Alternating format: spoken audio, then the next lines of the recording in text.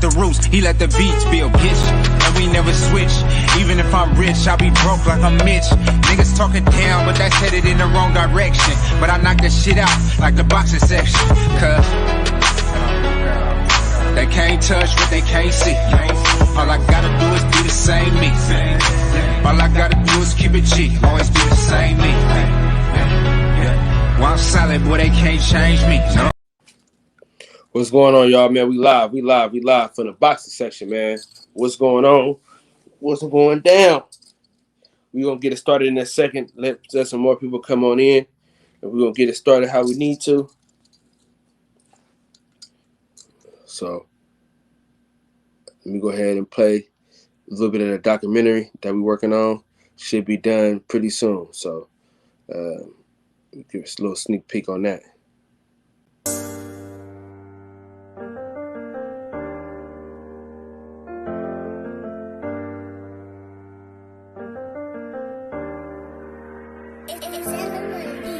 I talk that shit to my hood, how we done lost it all. Had some good and bad times, never thought we would fall. It's like we even up the score, then we missed the ball. Hey, what's up, UV? Hey, Actually, I was listening to your show all day. What? Yep. What's up, baby? See the camera? What you do today in school? What you do? In the streets and they what you do? I know you just do it. Race what to my do? Dreams down a long haul. Obstacles in my way, I start to fucking crawl. Gotta get it by any means, just a casting call. Free the gang that's behind the walls. Say it twice, let you know that I mean it, dog. Come from.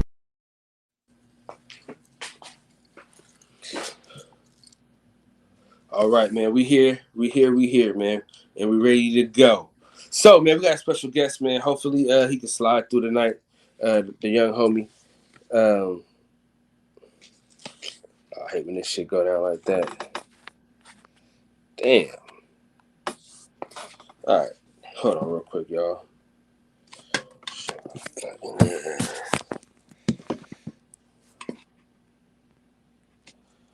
All right, we should be all right. We cool now. Okay, here we go. All right, what's up, Jalen? Big dog, what's going on with you? Kenlo Jones, what's going on, man? What's going on? Yes, sir. All right, man, we here. We're gonna get it started in a second. You already know what it is, man. This is MMA Thursdays, man. You already know how we getting down. This is another rendition of MMA Thursdays. We got DJ coming on in a little bit, so. We're gonna go from there. I want to talk about Canelo Alvarez real quick. I want to talk about how he is the biggest piece of shit in boxing. I want to talk about how the fact that he got everything that he wanted, and it still wasn't enough. You know what I mean? Got to give him everything that he wanted. Shit still wasn't enough, man. Q the guy, what's going on, man? Salute to you, my brother. Yes, sir. Yes, sir. No, I didn't see it. Who posted it? I'll look it up right now. Shit. Tone Brown, what's going on, big dog? Hey, listen, that's what I need. He gonna be on the show in a couple weeks. Either we're gonna do it. I'm gonna call him tomorrow. Because we're gonna talk about how he got robbed though. Damn, hold your head, nigga. That was some bullshit. Dude, they do American fighters like that every fucking time, dude. Dude, the dude thought he lost. The dude had his head down and everything, dog. Troy was like, he was excited. He knew he wanted to fight. And for them to just take that from him like that, bro, it's ridiculous. You know, you gotta damn near like knock somebody out. You gotta damn near knock somebody out to get the decision these days. You know what I'm saying? Oh, we got it. Well, they're talking about it, but I don't who posted it though. Y'all know I can't. You know I'm on my cell phone, man, so I can't jump around how I would normally jump around. But y'all can hit the link in the chat, but I can't get to it like that. Yeah, but I gotta talk a little bit more about my boy Troy though, man. He's a friend of the program and he should be a gold medalist, but he was robbed, and they gotta do better, man. And this is the thing about it too. They should have a cap on the age of the Olympics. As far as boxing, Dude, these dudes is 35, 25, like the old as hell. Still fighting young dudes. You know what I mean? And it's a faster pace. Like the pros is a whole different ball game. So when in the pros, he's a whole different kind of beast. He's made for that shit, man. 1-2 kid, what's going on, big dog?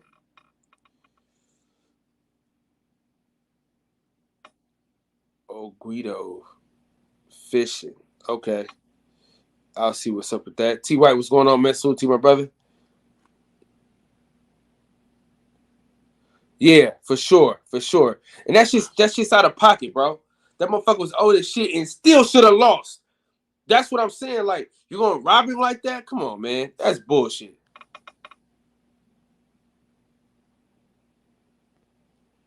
Dude, because it wasn't no way he was supposed to lose that, man. You know? It's just straight bullshit, dog. I don't like how they referee. I told him that today. I said, dude, I hate how they ref. They let a motherfucker lean on the motherfucking shit, dog. I don't fuck all that. I don't like that shit, man.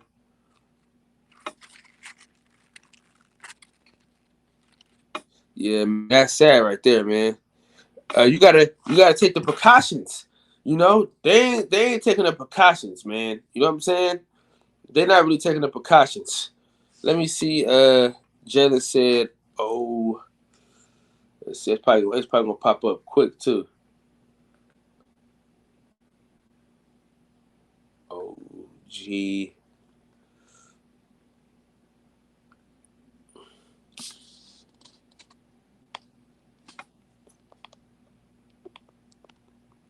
Andrew Charles, what's going on, big dog?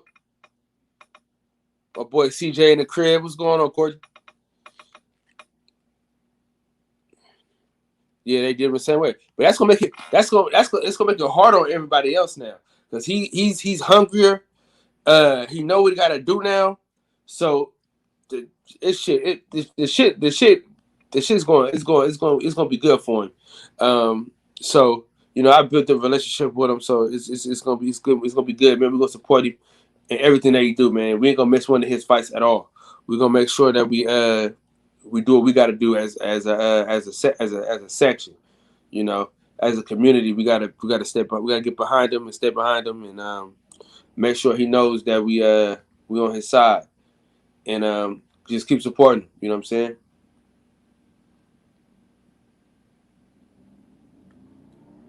Let's see.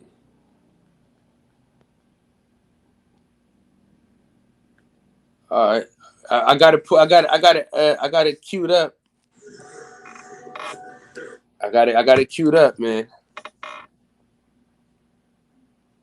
Big dog Willie, what's going on, man?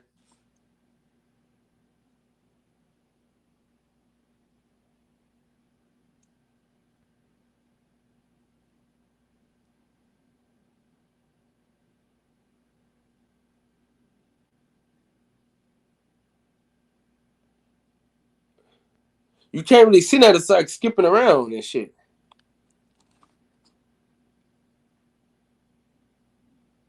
Man, you can't really see nothing. That don't really show us nothing.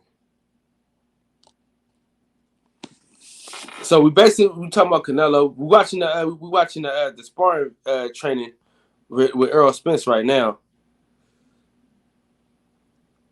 and you can't really see shit like that. It's not really clear, and it's like real choppy. It's like it's not. I can't really see.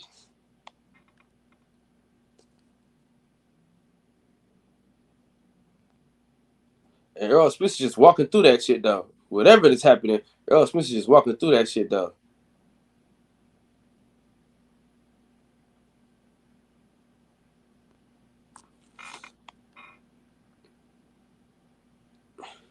Man, I'm hoping, man. I hope so. I hope this don't get postponed.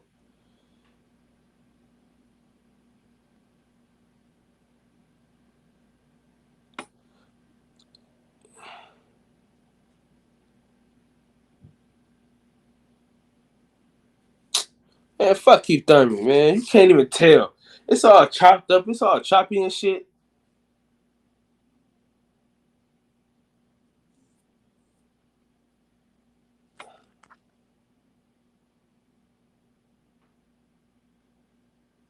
Man, come on, man. I thought it was a good video. You can't really see shit.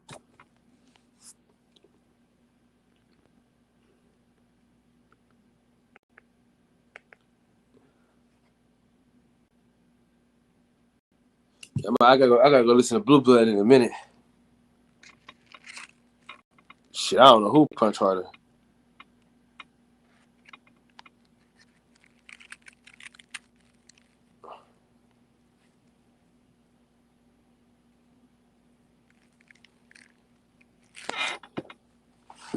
Just don't try not to book no flights until the week of, I guess. Damn, man. I want to watch Blue Blood so bad right now. But I don't want to get no strike. But I do want to watch Blue Blood hella bad right now. I'm not even going to lie. So, in about 15 minutes, man, the young homie should be getting on.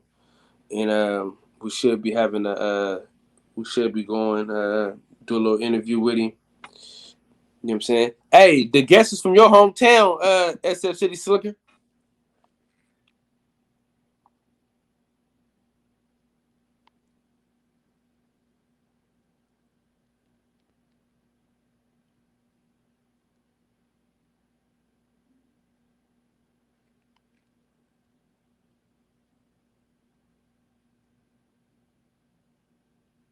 Yeah, but even then you really can't tell because it chops here and then it skips over to another part and it chops. So you don't even get to see the parts that Errol Spence did. You only seeing what the dude did, and I'm sure that they was just sparring longer than that.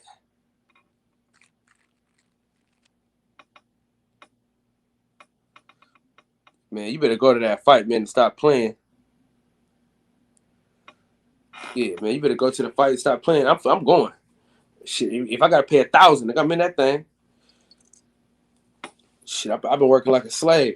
Shit, I'm working on my next week on my days off. I'm working on my days off. I'm working 7 days a week next week on my days off and everything. I'm doing like I'm trying to get it in, bro. For the next 3-4 weeks, I'm finna be getting it in, bro. I gotta get this ticket with this room and shit.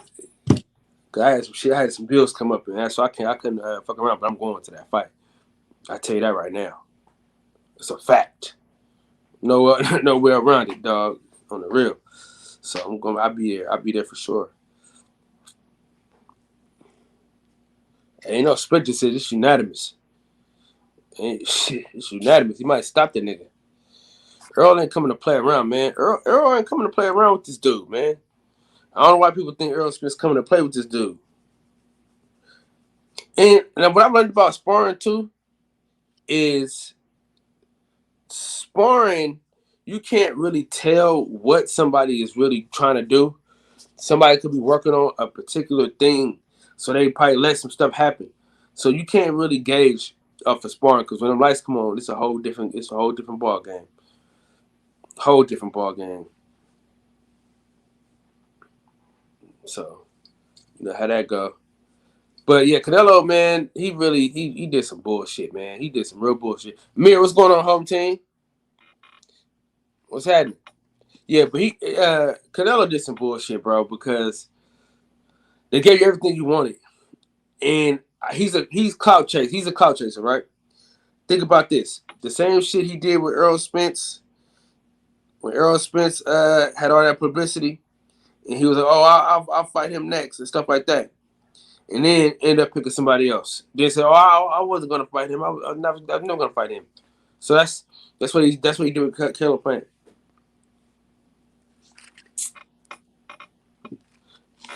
Nah, bro, he not.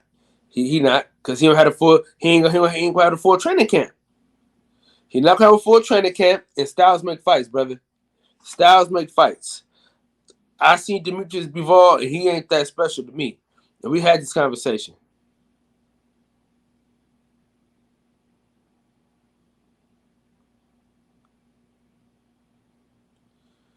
Yeah, definitely, yeah. Because Ronald Ellis ain't beat Canelo. I can tell you that right now. That's all the way out.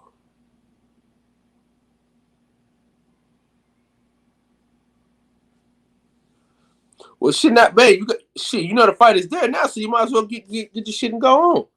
Let me put this link in the chat. If y'all want to hop on, man, y'all can come on and hop on in here real quick if you want to.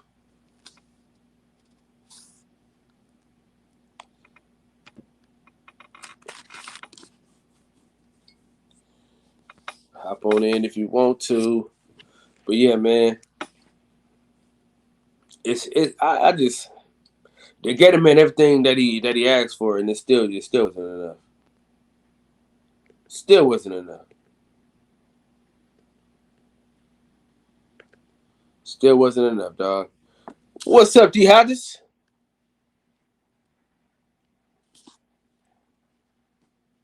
Recipe to success. Intuit QuickBooks helps small businesses be more successful. But yeah, man. Shout out to Blue Blood, man. Shout out to Blue Blood.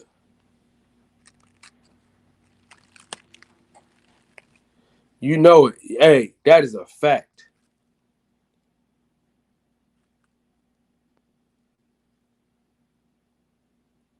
Nah, Bravo is a beast, but Canelo looking like a sucker. Yeah, hey, and you talking Brown Alvarez, so if you saying that, you know it's got to be some validity to it.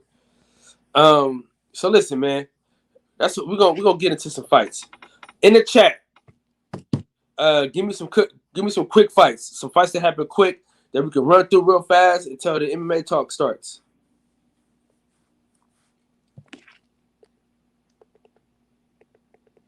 Put in the chat what fight y'all wanna go over.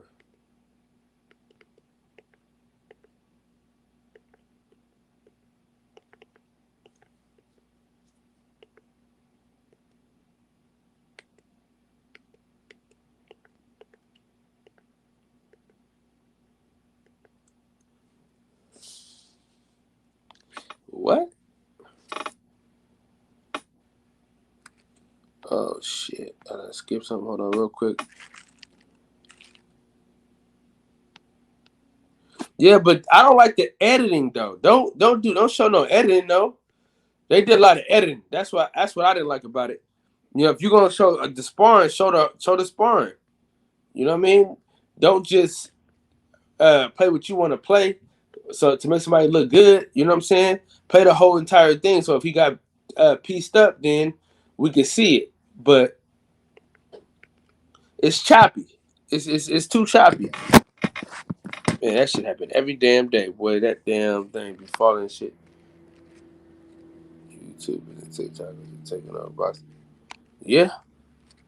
But they can only do so much, brother. They can only do so much. You know what I'm saying? They don't even know they really helping the boxers out for real. They don't even know that. Wilder Brazil, okay, okay, we can do that.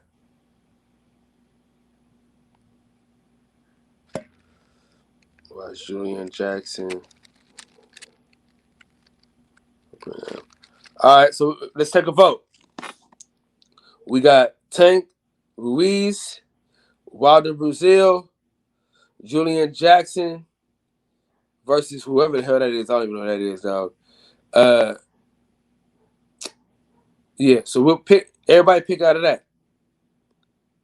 Suits my dog still, man. Hey, listen. Y'all pick a fight that y'all wanna watch real quick. It's gotta be a quick knockout, man. We need some quick knockouts. Matter of fact, we'll start with the first one. We'll start with Tank Ruiz. Since they're supposed to be quick anyway, so it's supposed to be quick. So we'll see.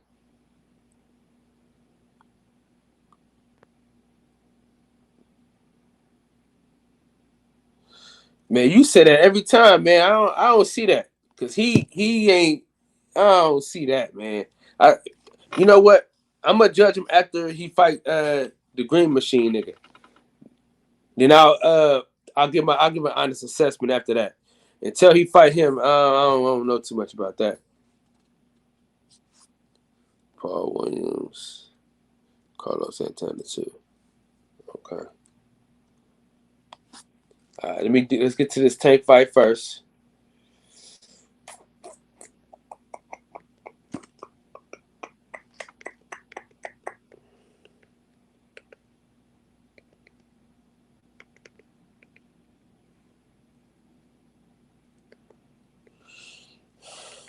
All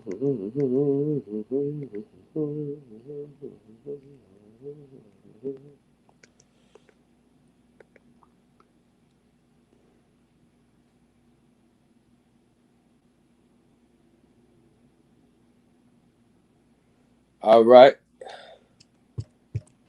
Yeah, so what so everybody we're gonna go to that's the fight we're gonna go to. Davis versus Ruiz, number 1, is gonna be Premier Boxing Champions. The video is 16 minutes and 47 seconds. So if y'all want to do that, let's do it. Everybody, let me know if y'all got it queued up, and once we get it queued up, we'll talk about it.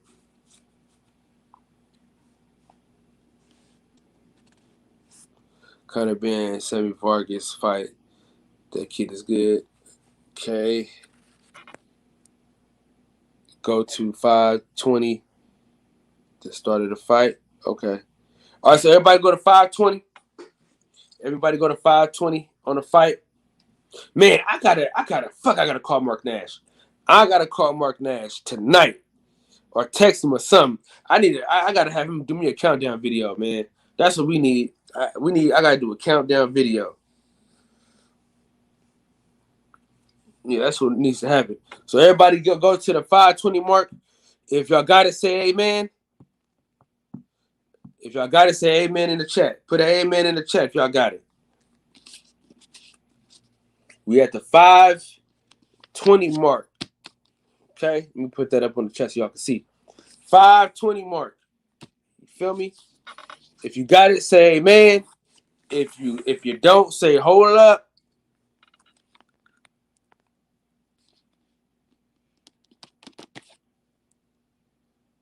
Yes, sir. Yes, sir.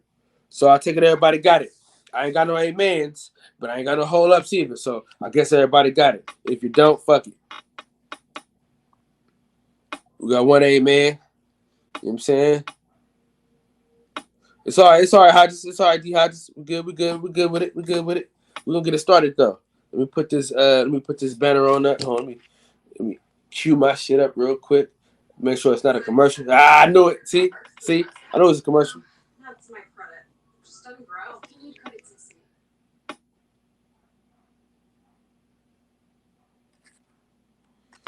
Yes, sir. Now, can y'all tell me what y'all think about what do y'all think in the chat? What do y'all think about Canelo's decision not to fight Caleb Plant? Do y'all think it was Caleb Plant that stepped got out of the fight? Or do y'all think it was Canelo that said, fuck that, I ain't fighting him? Adonis, Steven, Chad, Dawson, KO. How long was the fight? 1-2 Kid? Let me know how long the fight was. Hey, 1-2 Kid, join the panel, bro.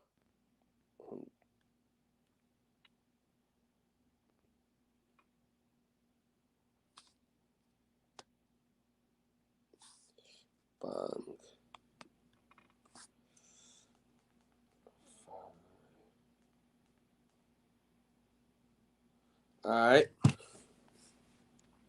Jafar, what's going on, big dog? Talk to me. Canelo don't want the test, and that's the problem. Yeah, that's what I think. I think Canelo's scamming us. Remember I told y'all. Remember I told y'all niggas. Remember I said I ain't gonna get excited till they get in the ring and fight. Remember I said that? Yeah, man, Canelo, man, he a fucking pansy. You could tell you a cheater. Look at his fucking body. Come on, man. You can tell. And he ain't lose no kind of, like, dog. You know, Roy Jones lost a couple of steps. He ain't lose no steps coming back down. Come on, man. That shit fucking crazy. Okay. All right. So, okay. I got you. We're going to run through the rest of these fights. If it's that fast, we'll get to it. All right. I'm going to put the timer up right now, and we're gonna get it cracking.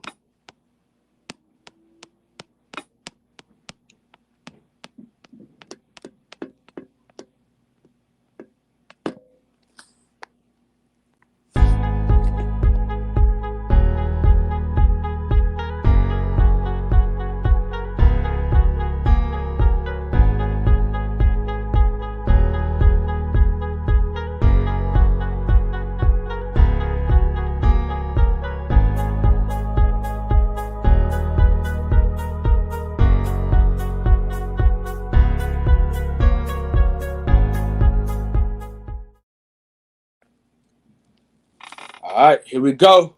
Here we go.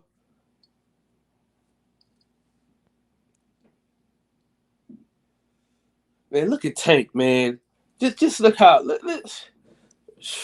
man, we forget how good he is because of those weight loss problems. But man, just look at this dude. Look how good this dude is, man.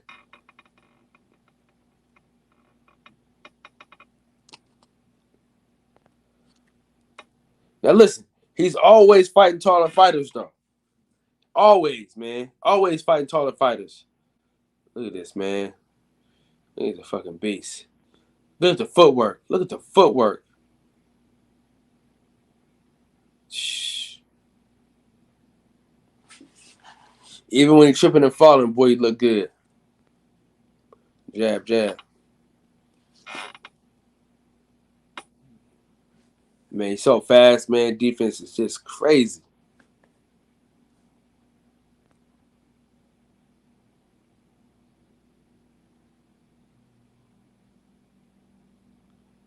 Man, everybody was in the building for this fight.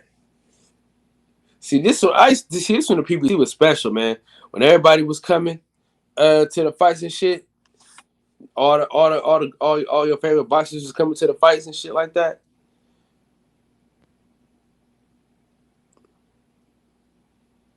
He caught Tank with a good shot. Tank head too fucking big though, man. I'm gonna tell y'all the truth. Tank head way too fucking big, y'all. Ain't nobody finna just get him out the way like that. Here we go. Oh, okay. We got the young. Hold on. We got the young champ in the building, man. We got the young champ in the building. Hold on. Let me give him a proper introduction real quick.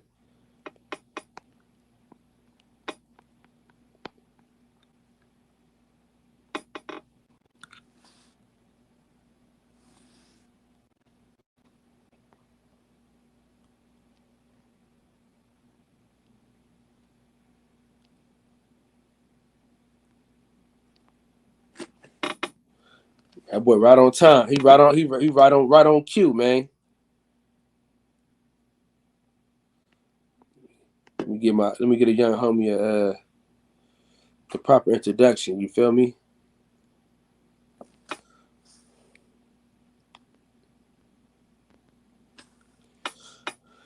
Whew, that shit was quick. That shit was quick. That motherfucker, he got to that motherfucker quick. This shit is over with, bro. Hey, Jack Reese, that's the first time Jack Reese ever started to fight that damn fast. All right, so we're gonna hop into it, man. All right, so listen, he is a national champion. He is a amateur standout. He is from the Bay Area. You know what I'm saying? From my part of the country, from my part of the state. You dig what I'm saying? Straight out of SF, the young homie, Steve Too Much Johnson. You know what I'm saying? Let me give y'all a little extra, man. You know what I'm saying? You see who he helped get ready for the Tank fight. You know what I'm saying? He was in the gym with him, so he got some clout and shit like that. Give it up for my homie. You know what I'm saying? Round of applause. A couple amens.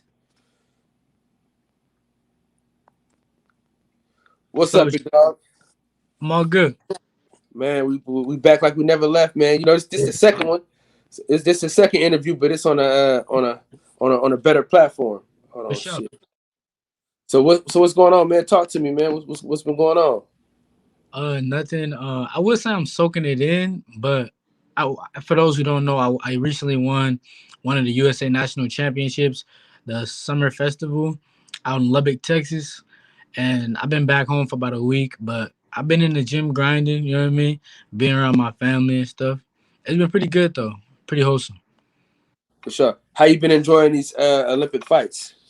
They've been interesting. It's a little tricky to catch them sometimes because they be at like 2, 3 in the morning. So like, that's always a little hard with my schedule, making sure I get up early and stuff. But I like it, man. I'm a fan of Duke Reagan a lot. Duke's doing good, and Tiger Johnson he's one of my good friends, and I'm really pushing forward for him. And Keyshawn Davis, that man is phenomenal. He's Yeah, showing some crazy talent out there. man, they robbed one of the homies though, man. They robbed one of the homies today, man. Detroit fight. Huh? I didn't. You talking about Troy Isaac correctly? Yeah, Correct. yeah, yeah. The boy Troy. You know he been on the show before, so you Yeah. know we got major love for him over here on this side. Mm-hmm. Hold your horses, Tone Brown. You know what I'm saying? But so yeah, I think they robbed him because the same shit that happened to you in Mexico, where the motherfucker knew he didn't win. He had his head down and shit, and while you were celebrating and shit like that. Give me a quick breakdown. What happened in your opinion? Like round for round, what do you think? So I didn't get, cause you know they don't show you the whole entire fight, Mm-hmm. so it'd be skipping and shit. But from what I seen, and how and you know the reaction, you could look at the reaction of a fighter and know if he won or not. So Troy was like celebrating, and the other dude was like looking around like damn, like I lost some shit. You know what I'm Yeah, saying? yeah. He wasn't, huh? He was already in defeat. Yeah, so he knew he was. It wasn't like you know how when a motherfucker know they won, they like yeah, let's get it. After he won, he was like he did like this, like thank you, like thank God, like that I won this fight because I don't think I don't think he thought he won, man. Yeah. But Troy said he started off kind of slow. When I talked to him earlier, he said he might have started off too slow.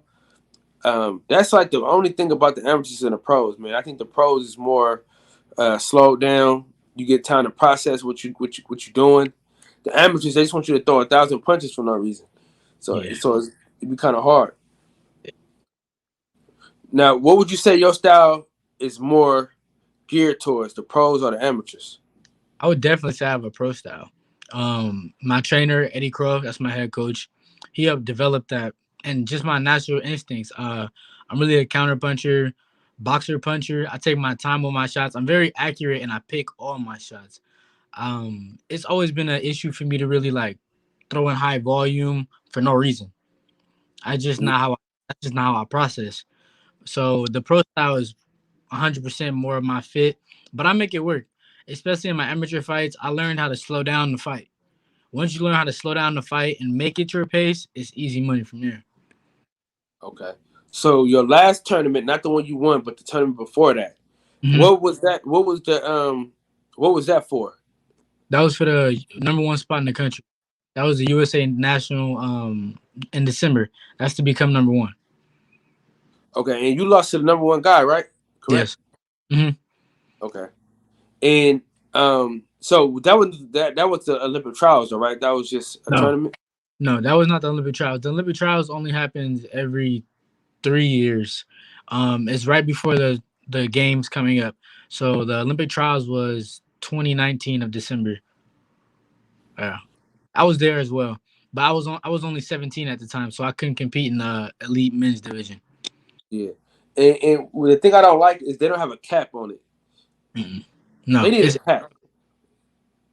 18 to 40, and then in foreign countries, well, now in America, I guess too, professionals can fight in the Olympics. And I felt like Troy, he fought a nigga that was 35. Mm-hmm. Then he fought a nigga that was 25. I'm like, bruh, you know what I'm saying? Like, come on, man. Yeah. Like, 35?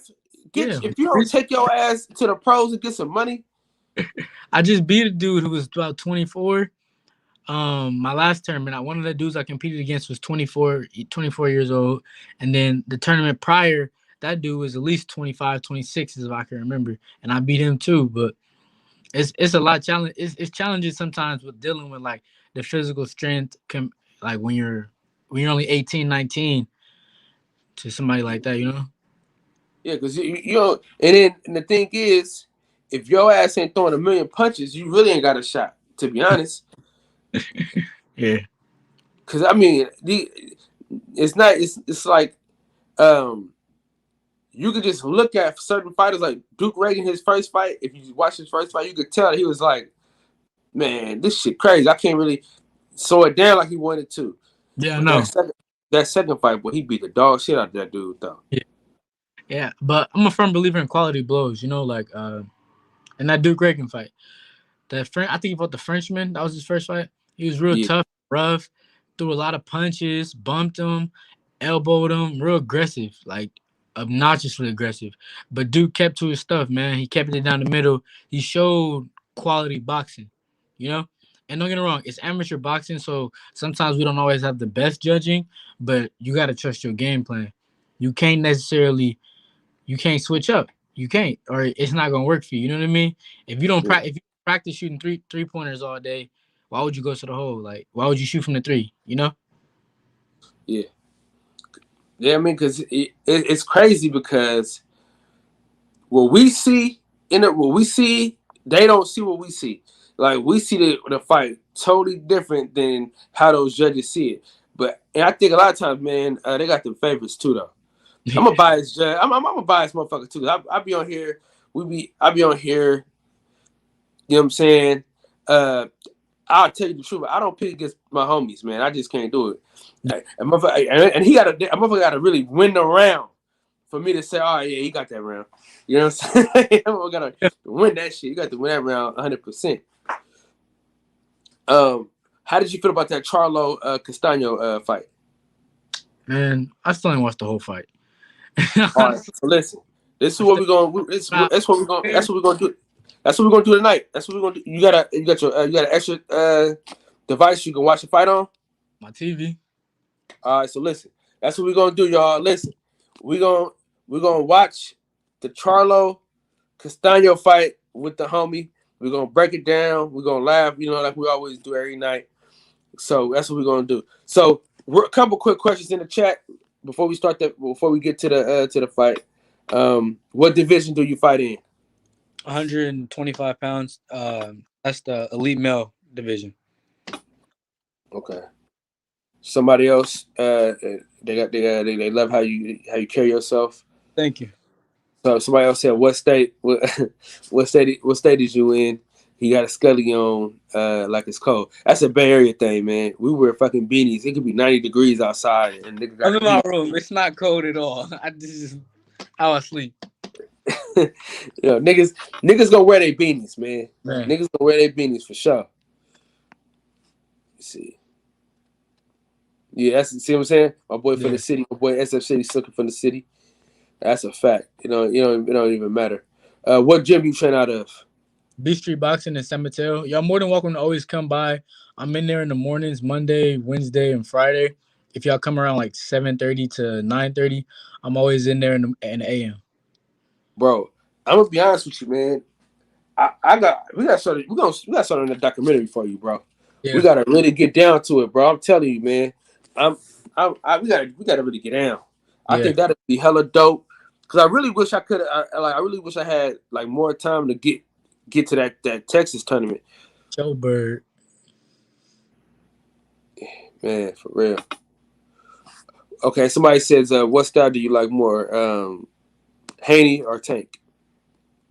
I'm a Tank fan. I like Tank. Yeah, and Tank. But I like Haney's boxing. He's a smart fighter. For sure. Before we get to, so let's do this. We're gonna watch this fight together, right? And then we're gonna play a couple. We're going like we did last time. We'll play a couple games. Your top 5. Put some pictures of some fighters up there to see who you like versus each other and shit like that. So what we're gonna do? We're gonna go to that Castano fight. Yeah, they gonna say my homeboy DJ said again because we don't watch this thing like 3 times on the channel. Yeah. So we trying to. Is there a fight that you really like that you want us to watch though? Either today or just later on.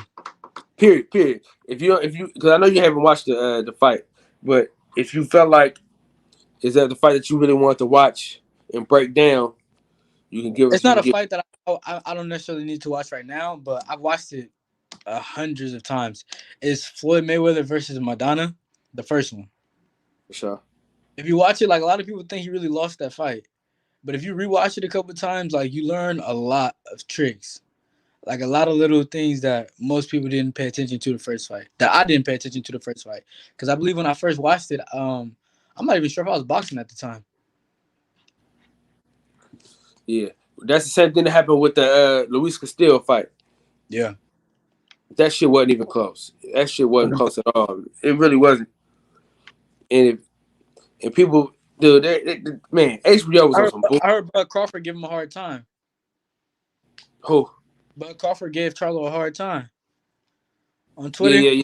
He did. He's He talking did. about not pound for pound and stuff like that. Do you believe Charlo is pound for pound? For sure, for sure. I think it'd have been solidified had he won that fight, like 1-1. You know what I'm saying? Yeah. I was impressed with the Devchenko fight. Me personally. That Derevchenko fight was a good fight. It was a good I fight. know about Devchenko. That's a bad man. It's a bad man, dude. Yeah, man. So we're gonna get to this Castaño fight because you haven't watched it, and then we can grade it, score it together. Because we really was like breaking it down, and I just think, man, I really think that I think he beat the guy, not by a lot, but I think he beat him though. So everybody get it queued up, man. I know we done watched it 100 times. You know what I'm saying?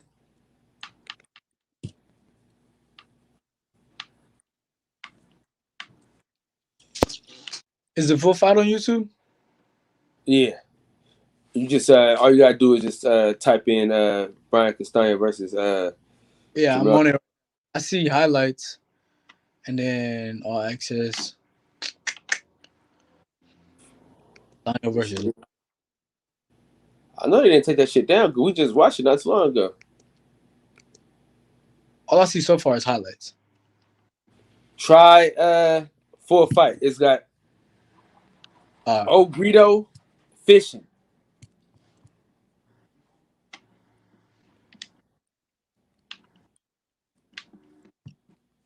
We're gonna watch that. We're gonna watch that fight again, man. We're gonna break this shit down and chop it up in live.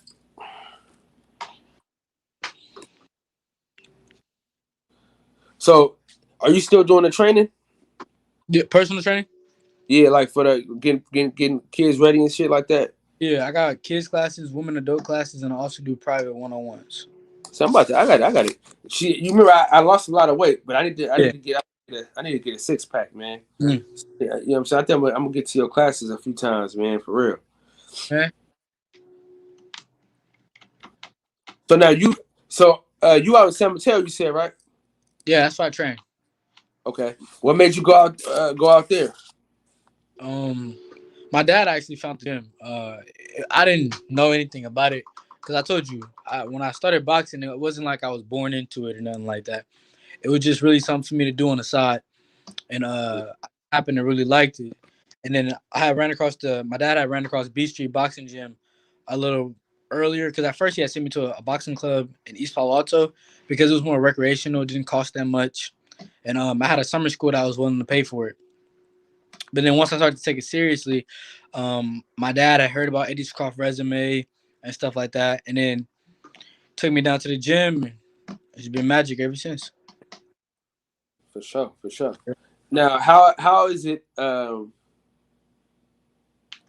being from the city and having Kareem and those guys give you so much praise? It's dope because like honestly, like when I first started boxing, I had a lot of respect for those people. I'm not saying I don't have any more respect, but I was just in awe. You know what I mean? About all those people like Kareem Mayfield, a lot of the Bay Area legends. And they show me a lot of respect these days. They all praise me. They say I'm the next up and I'm the truth and all these positive comments. But like it's just reassuring, letting me know I'm on the right path as long as I stay focused and stuff, you know? How hard do you think it is to stay focused? It can be extremely hard if you don't put yourself in the right position to stay focused, you know? It's only what you make of it, honestly. For me, it's not that hard because all I do really is train people, and hang out a little bit every now and then. But boxing is my life for the main part. So long as I keep first, it's easy. How important is it to have your dad in your corner? Extremely. For me personally, I'm not gonna say necessarily I need, but having my dad there is a X factor that no one else can provide. He's always been there. He pushes me to the next limit. I've been dead tired in fights, and he'll still somehow be able to get that extra juice out of me. Demetrius Bright, salute to you, my brother. Yes, sir. Yeah, I mean, how big was that moment, man? You got to break it down, man. You got to break that down for us, man. How big was that moment when after that fight? Because niggas don't understand the move that you hit was a classic Bay Area, damn near a town nigga move that you hit. You know what I'm saying? Yeah, Super hypey move. yeah, it What was was legendary. what did the moment feel like? I had to get low on him. It was legendary, man. Honestly, I was ecstatic, dude. I've been working my butt off since 2016 to finally grasp a national championship. You know what I mean? And everybody knows I'm good. Everybody knows I'm the truth. And for the people that doubted me and didn't believe it, I showed them. I showed my family, my mother. I put new life into my boxing career. You know what I mean? Like my Sure. father, once I turned elite, 18 and up, I knew I would shine. You know, I just knew it. It was destined. So I just got to prove it to a lot of people. Like for me, I had a dream about it. I ain't gonna lie to you, man. Like this may be weird, but if I have dreams about things, I know it's happening. I had a dream about 3 weeks before the tournament, that I won it. I said it's guaranteed. About last week, I had a dream that I qualified for 2024 Olympics. It's coming true, man. Everything's Man, falling. you becoming everything that you expected to be, man. That's a beautiful thing, man. Because see, you putting that work in. As long as you put the work in, shit, it's gonna come. It's gonna come to pass. Yeah. The You know, talent the work is necessary though. The work is necessary, for and you sure. putting it in. As long as you put that work in, bro, you're gonna be fine. And I got Um, a team too. They all keep me focused. You know what I mean? for From sure. everybody all around. My mom, my dad, my coaches, my girlfriend, anybody, they all just keep me tied up, keep me focused, keep me on the grind, you know? So man, shout out to Flavortown, goddamn it! Shout out to Flavortown. I've been trying to get down there. I finally got my car. I'm getting my ass down there, man. I'm getting my ass down. That shit be looking so good. Every weekend, y'all get down over there, man. I be like, damn, I wish I could get over there. So I'm gonna make my way over there, man. Shout out to Flavortown, goddamn it. I got to come see us. So let's hop. Did you find it? You found Yeah, the right one? I'm on it. Okay. So what we're gonna do? We're gonna put the timer. If y'all want to join the panel to chop it up with them, the link is in the chat, and we're gonna watch this fight and we're gonna talk about it.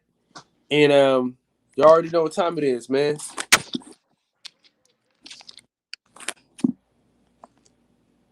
I was trying to get your dad on the other day, man, but you know I be going on hella late and shit. So I normally, so my homeboy Fred is normally the one that comes on at this time, but he on vacation, so I have him holding the slot down and shit. Yeah. All right, so I'm put the timer on. Let me okay this thing so I can see. Okay, no commercials. Let me see. Damn, this shit hella bad though. The quality. The quality is trash. Hold on, let me try to find another one. This one.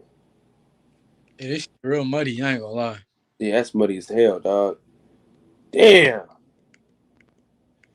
They must not want us to watch this fight, then, man. That's what it look like it's coming down to. All right, let Yeah, me this see.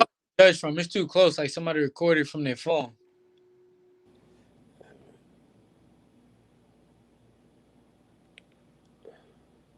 Oh shit. Yeah, we got to pick something else, dog. Watch the highlights. Damn. Them highlights don't do it no justice, man. Nah. Damn. I'm finna watch.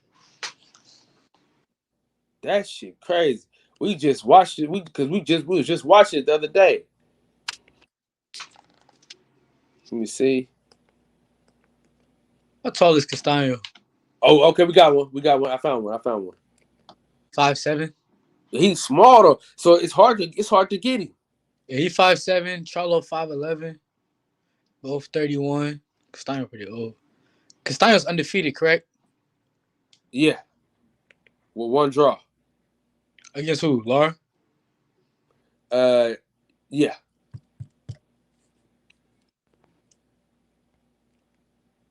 I think We found one. It's a Red Mist TV. That might be a good one. So what's your ideal weight class when you go pro? I still go back and forth with that between my coach and stuff. But for me, I'd rather go straight to 126, maybe 122. But my dad wants me to go to like 118. He wants me to start off at 118. I do too. Yeah. I do too. I do too. Wait, but Huh? yeah, at the time, you know what I mean. I'll take it. I'll fight at 118, conquer that, win at least a title or two, and then move up. My dream is to really become undisputed. I always want to be an undisputed champion. That means most to me, honestly. So if I can become undisputed, but at like 26 or 30, 26 and 30, that'd be amazing. For sure. Cause you what? You about how tall are you? I'm 5'4". 5'4". Yeah. Yeah, see, I like that because you at 18, everybody your height and shit. So you know the one thing about when you fought the national the last tournament, Mhm. it was a great fight, but that nigga was big as hell though. Yeah. You know what I mean? Because it was kind of like you was fighting for Fundora. You know, I'm like, Yeah. damn, this nigga big as hell. So what is the key in getting inside? Do you think it'll be easier to get on the inside in the pros, or do you think it doesn't really matter?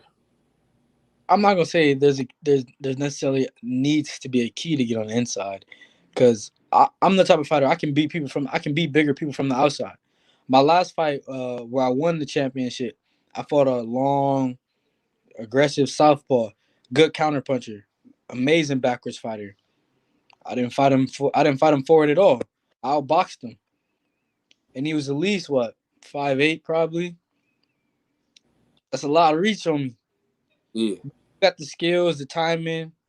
You can do what you want in there. You know what I mean? Now there's gonna be certain guys where you're gonna have to come in, and then there's guys where you can toy with them a little bit, depending on what your IQ level is on the outside. for sure. So the guy that you lost to in the last tournament, Hmm. how old was he? He's my age. He's 18. The number one, Yeah, where's he fight, from? Maryland. Yeah, the motherfuckers can fight out there. So, do you want to fight him again? For Like bad? sure. It's not even like it's not nothing about bad. I just know it's gonna happen, and I'm gonna show up. I had an off night that day. That's all I can say. Honestly, I don't dwell on like my past losses. I don't let them beat me up. I had an off night. We'll see each other again.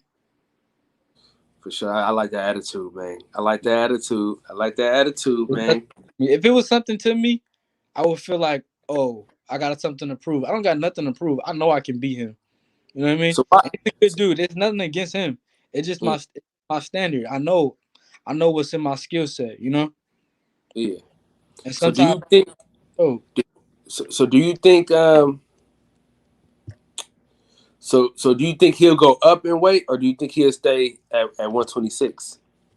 he might go up to 38, but I hope he stays. You know what I mean? I love competition. He's a good dude. He's actually one of my friends, to be honest with you. But Yeah, I love competition, like honestly.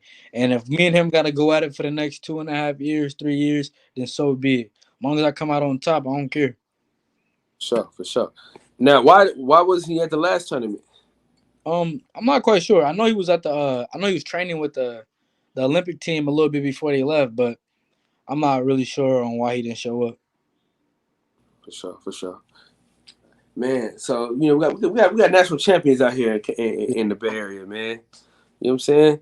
Um, let's see. They're talking about they want to do the Madonna one. We had that on the docket the other day. Let me see how this.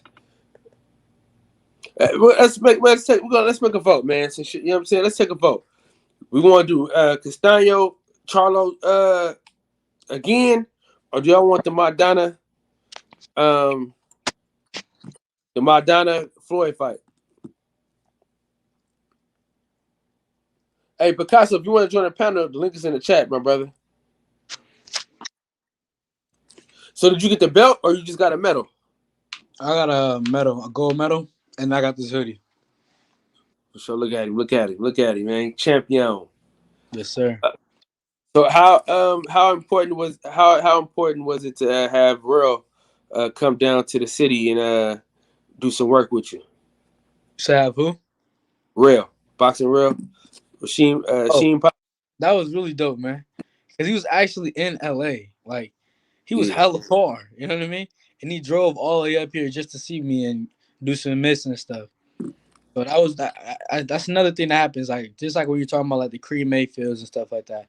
When people go out of their way to show me respect and show homage, that's like, it keeps me motivated. It keeps me, I'm on the right path. You know what I mean?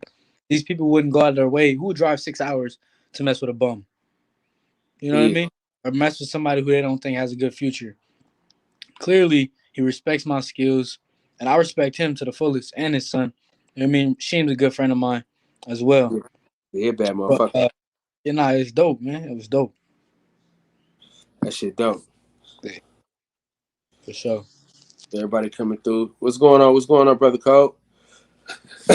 All right, so we'll leave it up to you.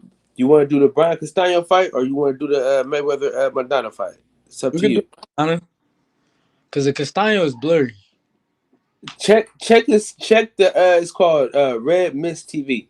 If you check that one and it's clear, let me know. I think it is.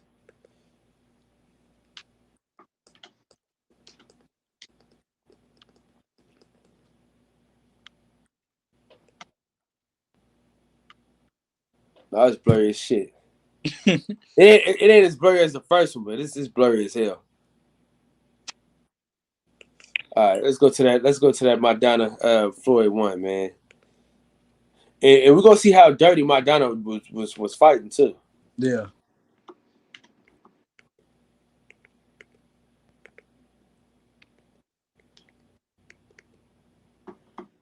Let's get to it. Let's get it popping.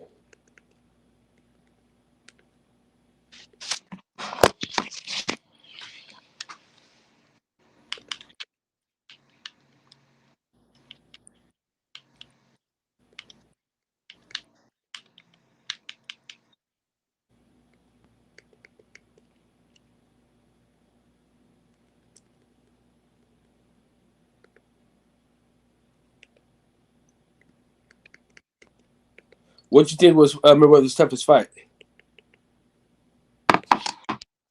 You said, what do I believe Mayweather's toughest fight to be? Yeah, I'm not sure, honestly. might have been. I think it was Cotto, man. Cotto kind of busted him up and shit. Cotto? I've heard him say that. I've heard him say Cotto's one of the toughest people he's ever fought. But I'm not sure, honestly.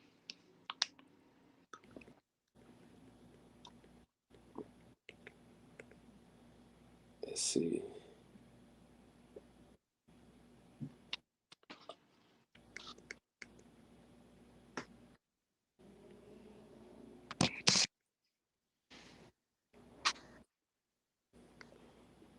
You ready to go? Yeah, I'm on it right now. All right. Let me click.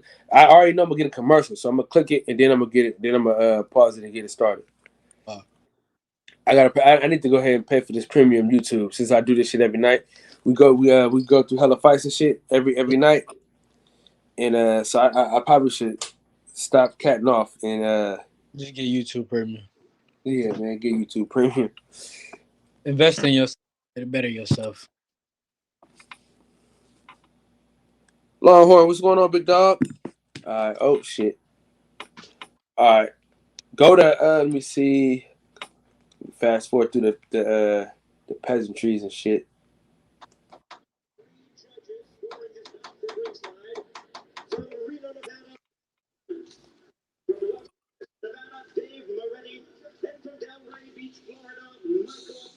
Turn it down just a little bit.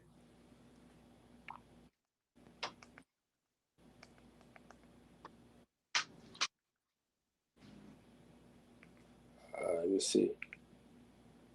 We're gonna go to like the 520, like 522.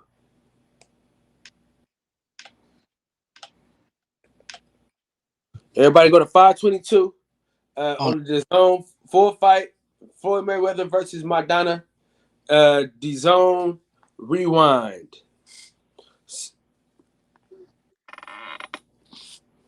Salute to everybody coming on in here, man. Shout out to the national champ coming on in, man. Now what's your morning regimen like? on a Monday, I wake up at like what 6:45, get ready, brush my teeth, and all the regular stuff, and then I go to the gym at about 7:15 to 9:30. That's usually my morning workout with my coach Freddie. That's footwork, strength and conditioning, bag work, and mitts and stuff like that. And then so that's Monday, Wednesday, Friday, and then Tuesday, Thursday. I wake up around the same time and I go to the track, or I have secondary workouts, or I may have sparring in the morning. And on Saturdays, I usually spar as well. Okay. That's And then when dope. I camp, I do all that plus my secondary workout. For sure, man. And then you training and stuff like that as well. Yeah, and then I have personals that I train throughout the week and stuff like that. But I put my boxing first, of course, so it doesn't really interfere too much. I make my own schedules. I move and pick things around. That's dope. All right, so everybody, man, 522. If you gotta say, man, if you need a minute, say hold up. Make sure y'all go follow me too on Instagram. Too much _ Johnson. Hold on. Matter of fact, let me make that happen right now. Sure. Make that banner. How many underscores is it? 1. Hold on. So it's too much the underscore, right? Hold on, wait. Too much is in TOO much _ Johnson. So the underscore come after the much. Yeah. Yeah. I can make this shit real quick. I don't have a laptop with me, man. Oh, good, brother. So I can't pull up your Instagram and shit. But I will do that soon though.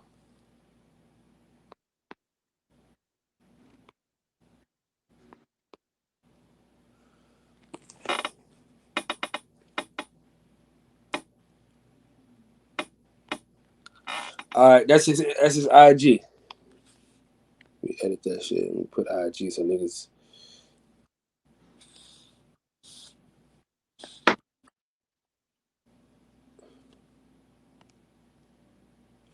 Now, do you have a YouTube channel yet? No, I do not. Well, Man, you gotta get one. we do have a channel, but I'm not active on it. You gotta get active on that thing. I'm not active. That's easy money. Fred is out for the week, man. Just come through here, man, and chop it up with your boy, man.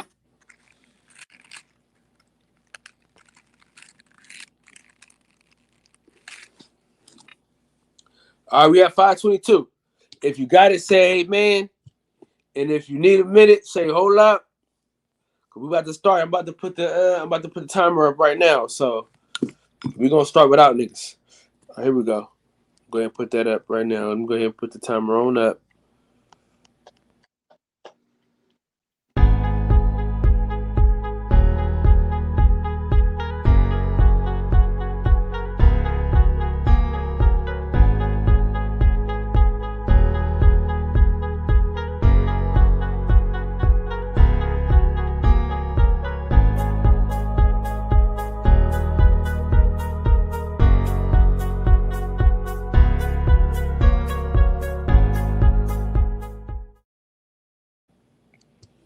All right.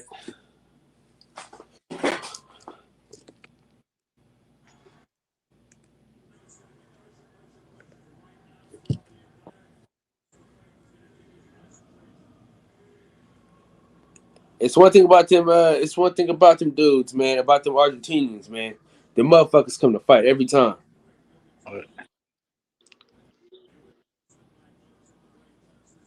Hispanic fighters in general, honestly, they come with a lot of pride. Somebody want me to ask you. They say, how good do you think Barrios is, and do you think he'll bounce back? I think Barrios, he's a talented fighter. He has certain limitations to his game, so sometimes he can be exposed in manners like in the Gervonta Davis fight. But he's a good fighter, honestly. So I don't know. To say he can't come back would be just downplaying his skill. I think he can come back, but not necessarily against Gervonta Davis. No, But there's no. more routes. You know what I mean? Maybe move up in weight. Even though he did get hurt by a smaller dude, I do feel like he may have drained himself to keep making 140. As far as I know, he's had problems making 140 in the past. Yeah. But Javante Davis hit like a fucking Max middleweight. different. Yeah. That motherfucker hit hard as hell.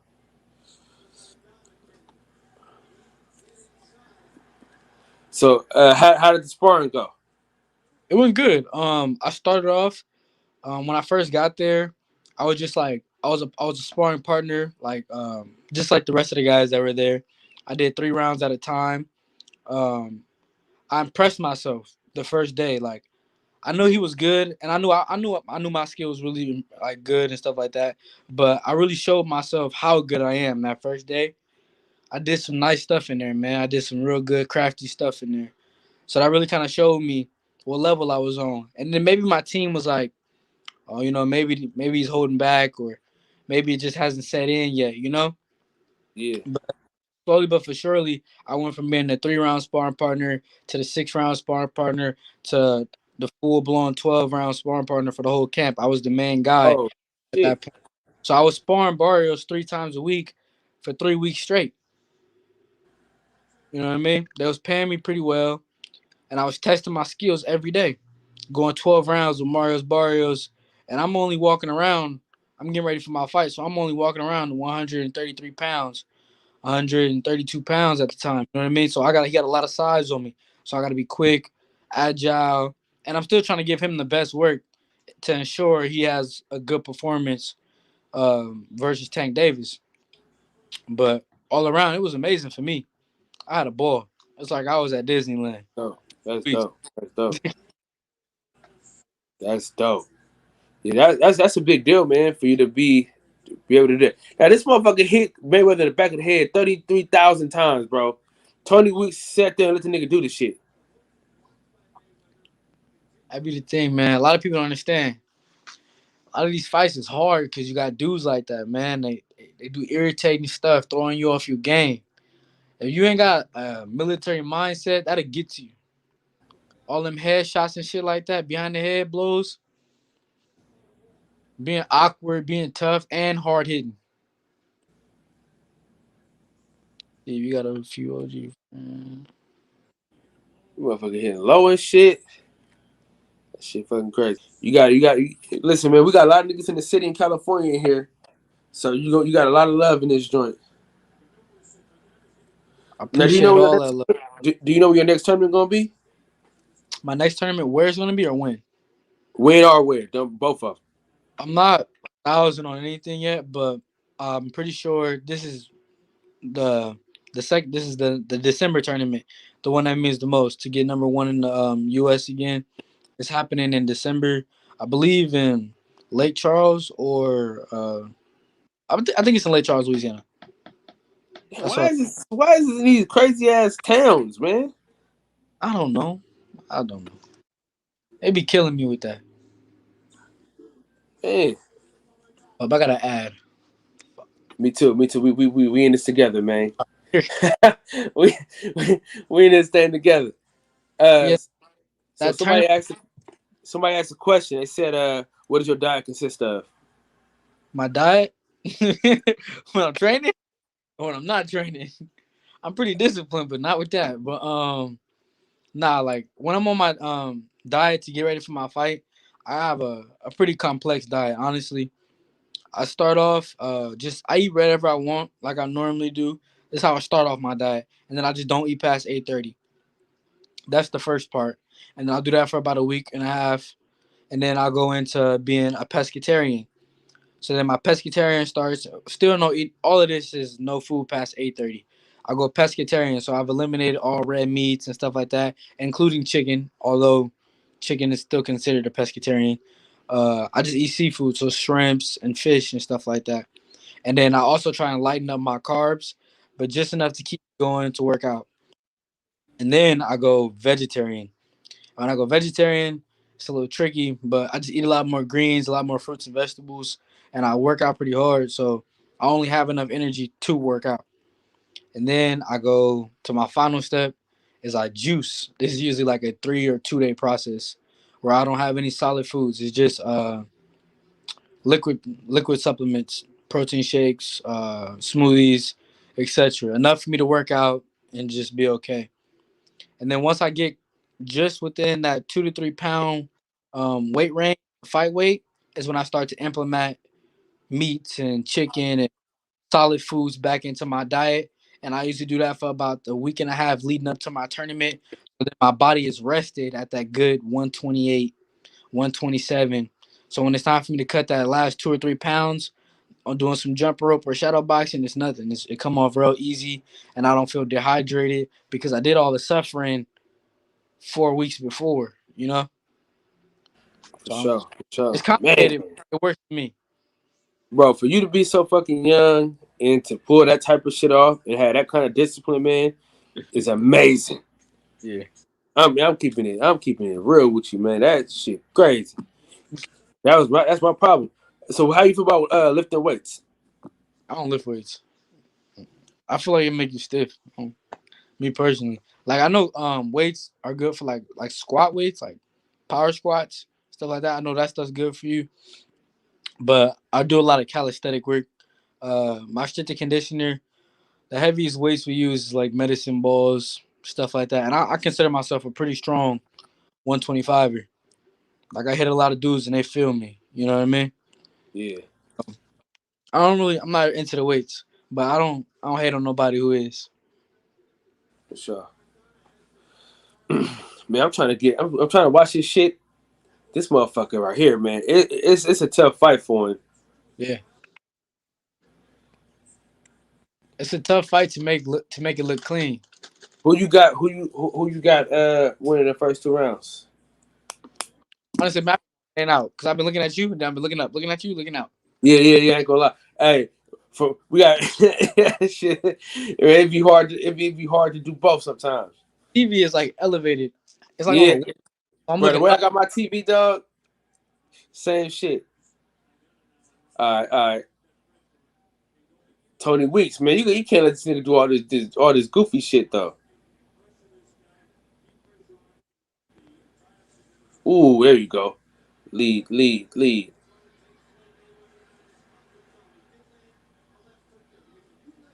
That lead left. Can't nobody throw that thing like Floyd throw that thing.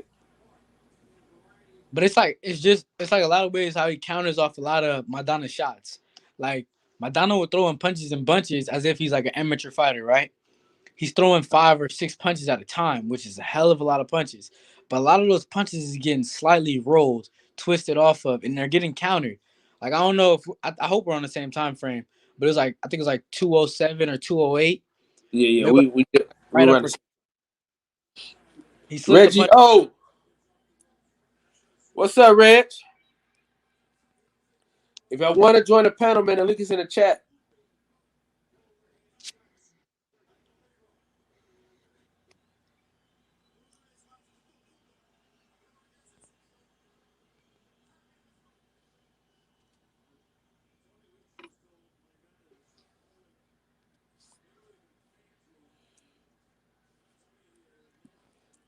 Somebody wants to know how much cardio do you do a week? My cardio, all Yeah. my all my training, all my workouts is high interval training. And when I run, I do long distance running, but when it's tournament time and it's fight time, I switch into my sprints. My what is it? 800-yard sprints. hmm Let them give me proper. I do my sprints. That's a lot of my cardio, but all my training is pretty much cardio for real. For real. I don't really do anything too slow paced. unless it's like shadow boxing. Yeah. How important is shadow boxing? It's the most important thing. What I believe is, and what some people around me believe as well, shadow boxing, sparring, and running. Probably So the what? most. Where do you put jump rope on that pedestal? Jump rope. Jump rope can be incorporated into your shadow boxing if you're doing it. If you shadow box, because you can shadow box in multiple different ways. You know what I mean? Shadow boxing ain't just one thing. It's complicated when you're doing it right, and it gets you mad tired. But jump rope, it's a good tool. It's a good tool. I'm not gonna say I'm the biggest fan of jumping rope, but it gets me going. You know what I mean? I do it because I know it's a part of the job. Somebody say you got to run like Merced. I do. You can catch me out there. What's today? Oh, you not tomorrow, but you probably catch me out there on Tuesday. Yeah, my boy SF City. So he from the city. For sure. I run like You Southpaw or Orthodox? I'm talking about. Woo. Now, can you switch it? You know what's funny? I learned how to fight right-handed. When I first went into the gym, I was taught to box right-handed. So I do know how to box right-handed, but I prefer southpaw. I prefer to stay southpaw. And when I do switch, I only switch for moments at a time, specifically to set up something or to evade punches. Not really to just box right-handed. I don't see many benefits in it. For sure. All right, man. Let's get some cash apps flowing, man. You know, let's get these cash apps going. Um, so what's up, man? When you gonna have that merch dropping? That Team No Smoke, man. People beat me up about this. Killing me right now. I'm working in it. I'm working on it right now, man. I'm working on it. I'm getting a lot of photos from my tournament filed into me. I got a couple T-shirts that I'm deciding on, and then there's some other things that some more pictures that are coming out that I'm trying to see if I want to use those instead. I wish I had a hat right now. We got hats already made for the tournament. Some TNS hats. They fresh. I got a fitted hat. My pops got a dad hat. Lil Frisco got a snapback. And Coach Joe, I think he got a snapback too. I think. Yeah, man. Let us know, man, so how we can support. You Um, know, I'm gonna be coming out with some merch real soon. Make sure y'all follow me on Instagram and keep posted with my highlights, my merchandise coming up. And if y'all like want to send any donations to help towards my boxing career, my Cash App is too smooth. It's too much. My Instagram too much, but you spell it with an X. So it's TOOMUXH1. Too much one, but with an X. yeah, we're gonna have to. Yeah, we got to for sure support you. Now, this is a shirt I got coming out.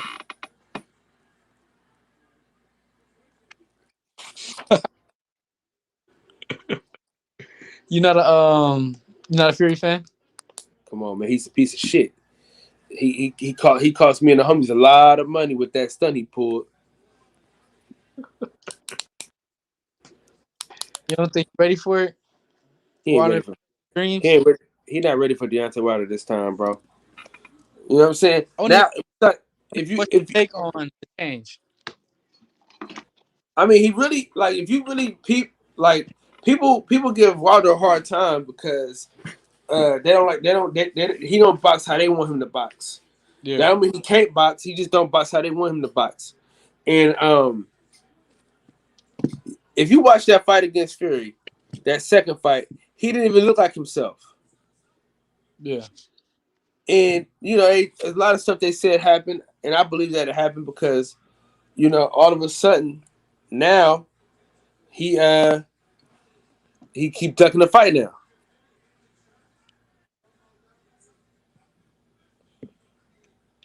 Man, I'm telling you, on God, not feeling that shirt, Kyle. Why not, Lil Ray? That's the best shirt I ever made. That's one of my favorite designs I ever came up with. He a piece of shit. Do you think he's talented? Huh? Do you think he's talented? Who? Fury? Yeah. He good. He good. He You good. know, I think he a piece of shit because people that look out for him, he don't look out for them. Mm. You know, people that put him in a position to provide for his family, he don't be looking out for him. So Yeah. I think he's a piece of shit. You know what I mean? He got some demeanor issues. Yeah, man. He just don't have the loyalty, man. He a piece of shit, man. You know what I'm saying? Deontay Wilder put that man in a position to feed his family forever. You know what I'm saying? And he decked out the first rematch. You know, took two other fights. Then he did the fight. Then he didn't want. Then he didn't. Look at this headbutt, man. This motherfucker crazy. This Crazy. motherfucker Madonna was on some shit, man. I'm trying to tell you, man. This teaches you how to box under the pressure. Stay composed.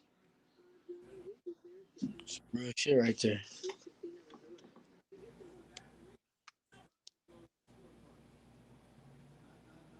Fury, Yes, I don't know, man. I think he's talented, man. I know you might see. I ain't gonna lie. That's a dickhead. That's a dickhead move. What he did and everything. And I'm really stuck between like the allegations on the gloves and stuff like that. I go back and forth for myself with it a lot. So I haven't really like had a set in stone opinion on it yet. You know, I hear a for lot of sure. different. I'm really open minded. Me as a person, I'm just an open minded person, and I'm no fan of cheating whatsoever. You cheat, you suck.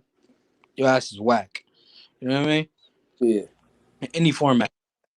yeah. Cheating in the sport, not cool. Especially a sport where people die out of pocket.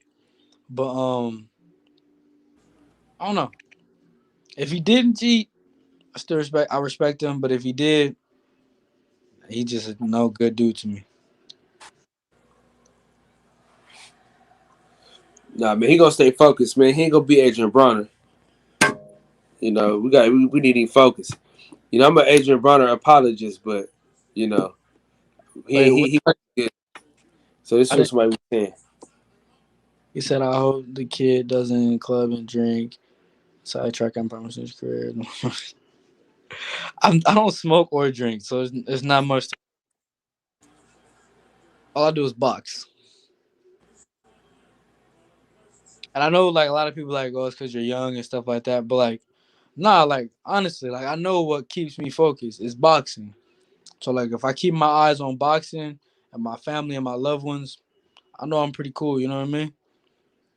I don't really So let stuff defer me, and I got a strong sense of character. Like I don't let peer pressure get to me. Like since I was like what in sixth grade, I got offered to smoke when I was like with a couple kids that I used to hang out with, and ever since then I just got offered and offered different things. You know what I mean? I've always turned my head and said no, and I wasn't afraid to say no in front of other people. You know what I mean? for That's sure. compared to a lot of people. Like they fold under peer pressure. They fold under being who they are. Yeah, you ain't missing shit. You ain't missing nothing. I'm You know what I'm cool. saying? Being sober minded is the best thing. This Madonna, man, he is one cheat motherfucker, man. I mean, this is some dirty shit we watching. You see that week I'm surprised he get a point taken away from him. back shots. Look at this shit.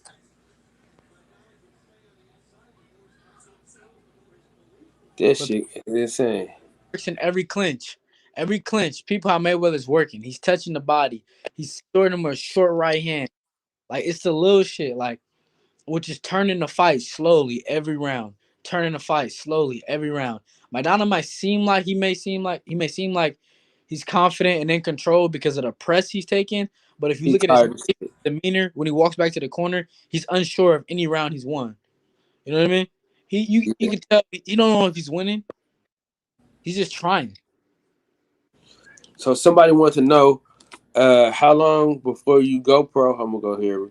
How long before you go pro, and will you start in Mexico or sign with a company?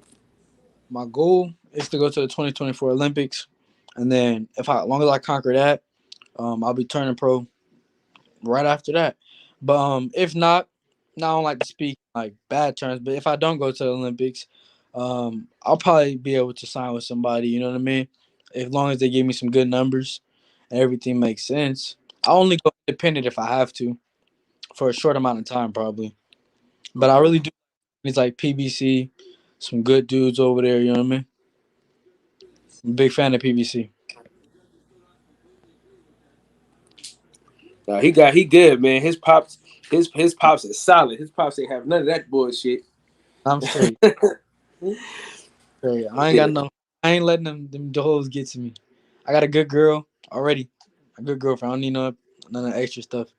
You know what I Cause mean? listen, if you can find something solid in your position, you hold on to that shit, man. Yeah, nah, for sure. And I take it as like it's little investments to myself. You know what I mean? Like I get a good girlfriend now. I don't gotta worry about a lot of other situations later. Put Yeah. myself in situations where I can get hurt. You know what I mean? Or end up in jail. Anything. You know, it's hard being a young black man. So like, you just don't want to put yourself out there like that. He from the city. He from the city, Kenlo. City He from man. San Francisco. Where I'm sitting What right part? now. What part of San Francisco are you from? I don't like to give out my specific areas, but I have a lot of family in the Fillmore, like the Western Addition, and in Hunters Point area. For sure. Somebody say you got a good head on your shoulders, man. For sure. Yeah, my boy's solid, man. My boy's solid.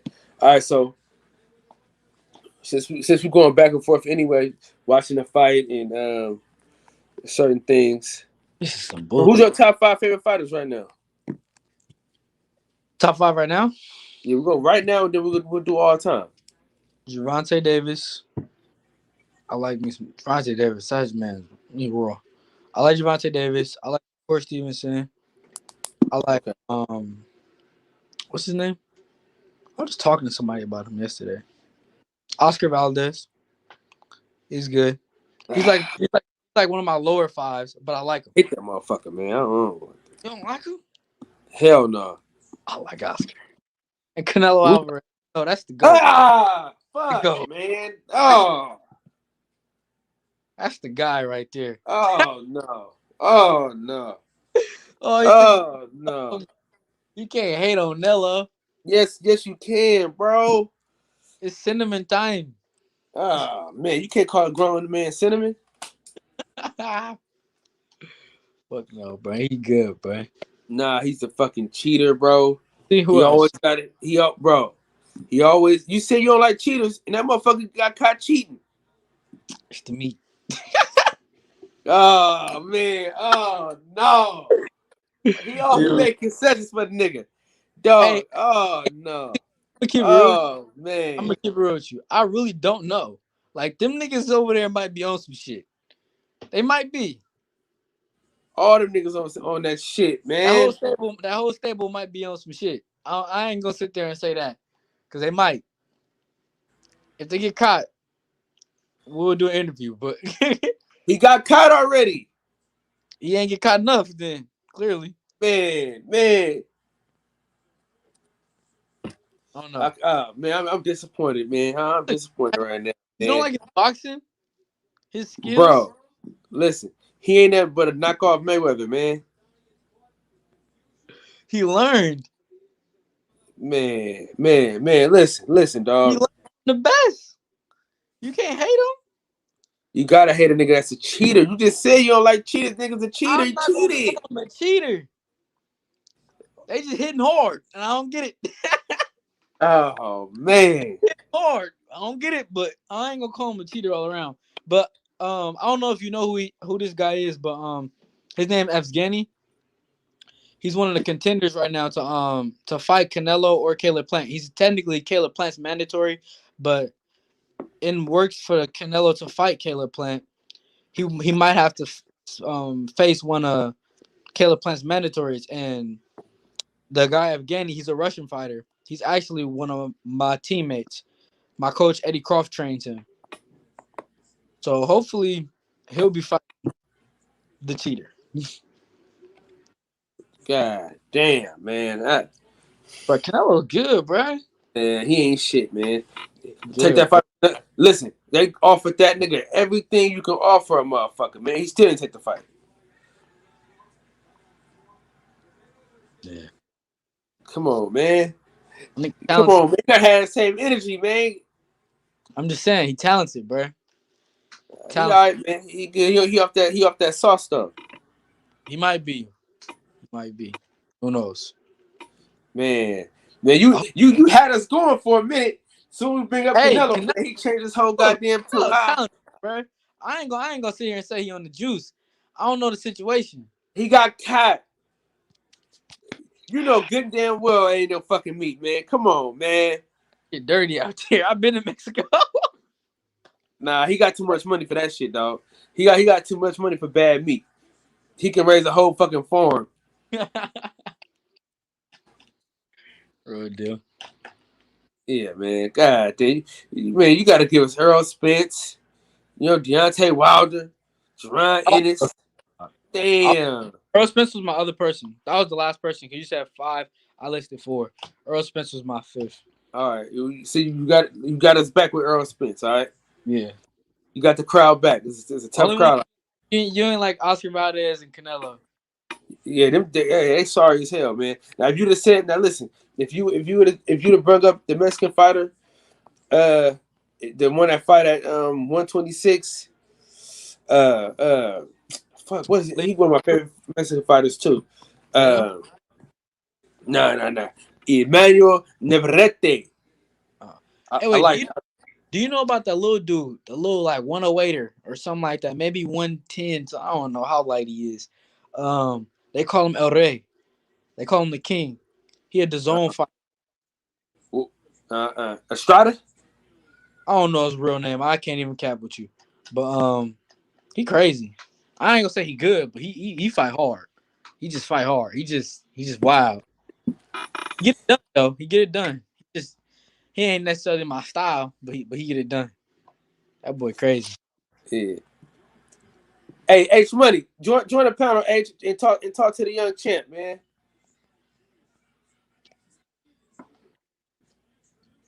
Let me put this link in the chat. For sure. We got I'm a big Pacquiao fan too. I like Pacquiao. I like him more now than I did when he was fighting. Like most. When Mayweather was around, you had to pick a side and shit. You know what I'm saying? Oh, for sure. I couldn't be Switzerland back in them days. I'm more Switzerland now than I was back then. I'm more of a neutral guy these days. But I for sure like Neverete though. I like how you fight. But the thing I like about Oscar Valdez, man, is he had a chance to fight Shakur Stevenson like twice, and he didn't do it. Then he had a chance to fight Jamel Herring, and didn't do it. So it's like, bruh. I think he'll beat Jamel. Man, Jamel Herring's a bad motherfucker, man. I know, but I think he'll beat him. Cord, I don't know about all that, but Shakur fucking monster, man. Give him a good edge. I give him a good edge. So I'm gonna give me your top 5 young fighters. Young fighters? Yeah. Myself. Yeah, myself. Javante. No, pro. We talking pro. Javante Davis, Shakur Stevenson. Who else is there? I like B-Hop. What's it called? What's his name? B-Hop. Chris Colbert. Yeah. I like Chris Colbert a lot. He's flashy, flamboyant, and he good, man. He's sharp and aggressive. Like he knows how to go for the kill, which a lot of these younger dudes really don't got yet. Is that snap to really break somebody's neck off? You know what I mean? He got that. Jerron Ennis. He flashy, nice, sharp with the snap. He's strong as shit too. Yeah. You know who I be questionable about, but like I still like watching him. Edgar Berlanga. I want to know what you. I like Edgar Berlanga though, man. I do. I'm just saying, like I just want to see more. Like I'm interested. You know what I mean? I'm a viewer. I'm a spectator. Yeah, he got a great trainer. Yeah. You know what I mean? He has a great trainer. So I think they're gonna move him along slowly. I don't think they're gonna rush him. but I think he'll be good. Yeah, I think he'll be good. for sure. Edgar Berlanga, that's a talented young man for sure. I like them odds on him.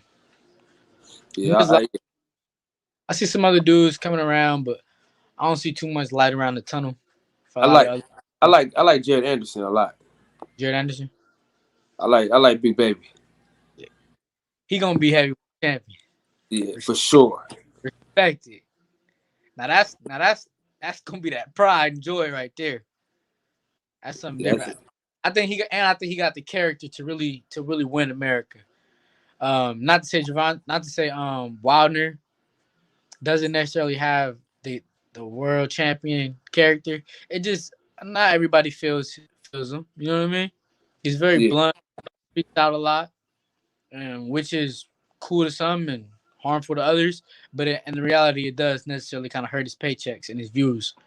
You know what I mean? yeah. Big Baby so far, he's been a great representative.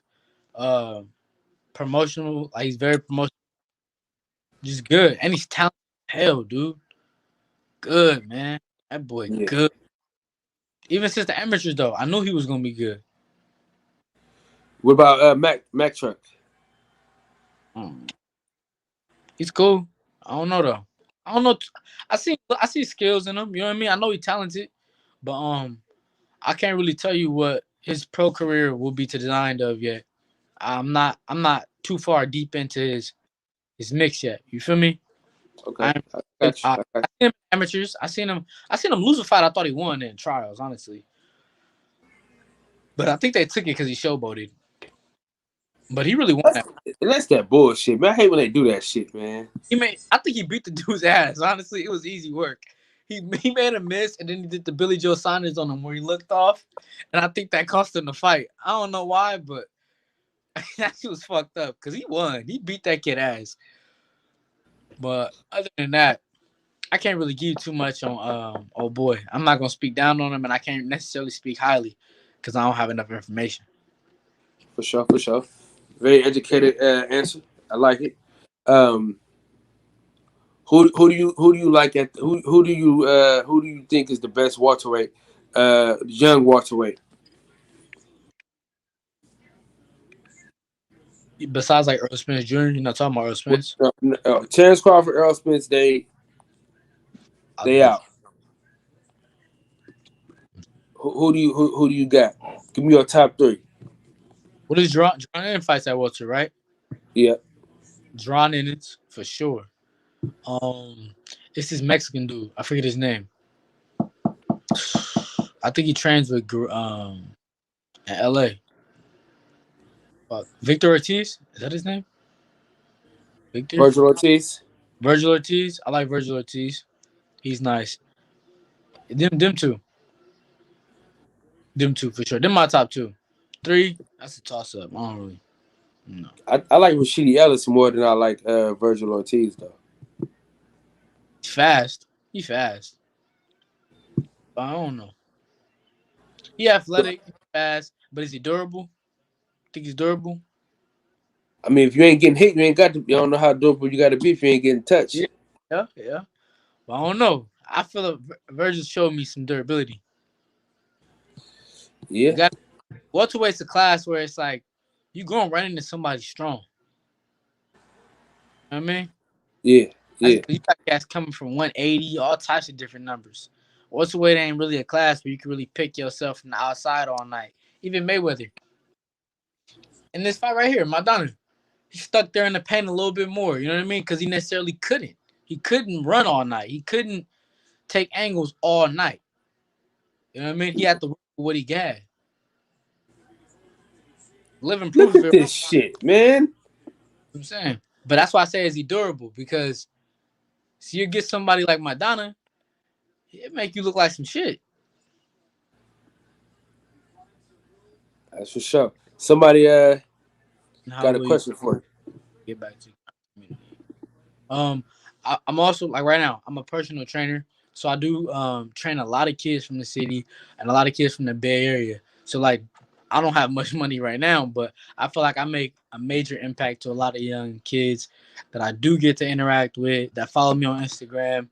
And I always try and keep like a positive mindset and be a good role model to those young kids. So I hope to later on expand those programs.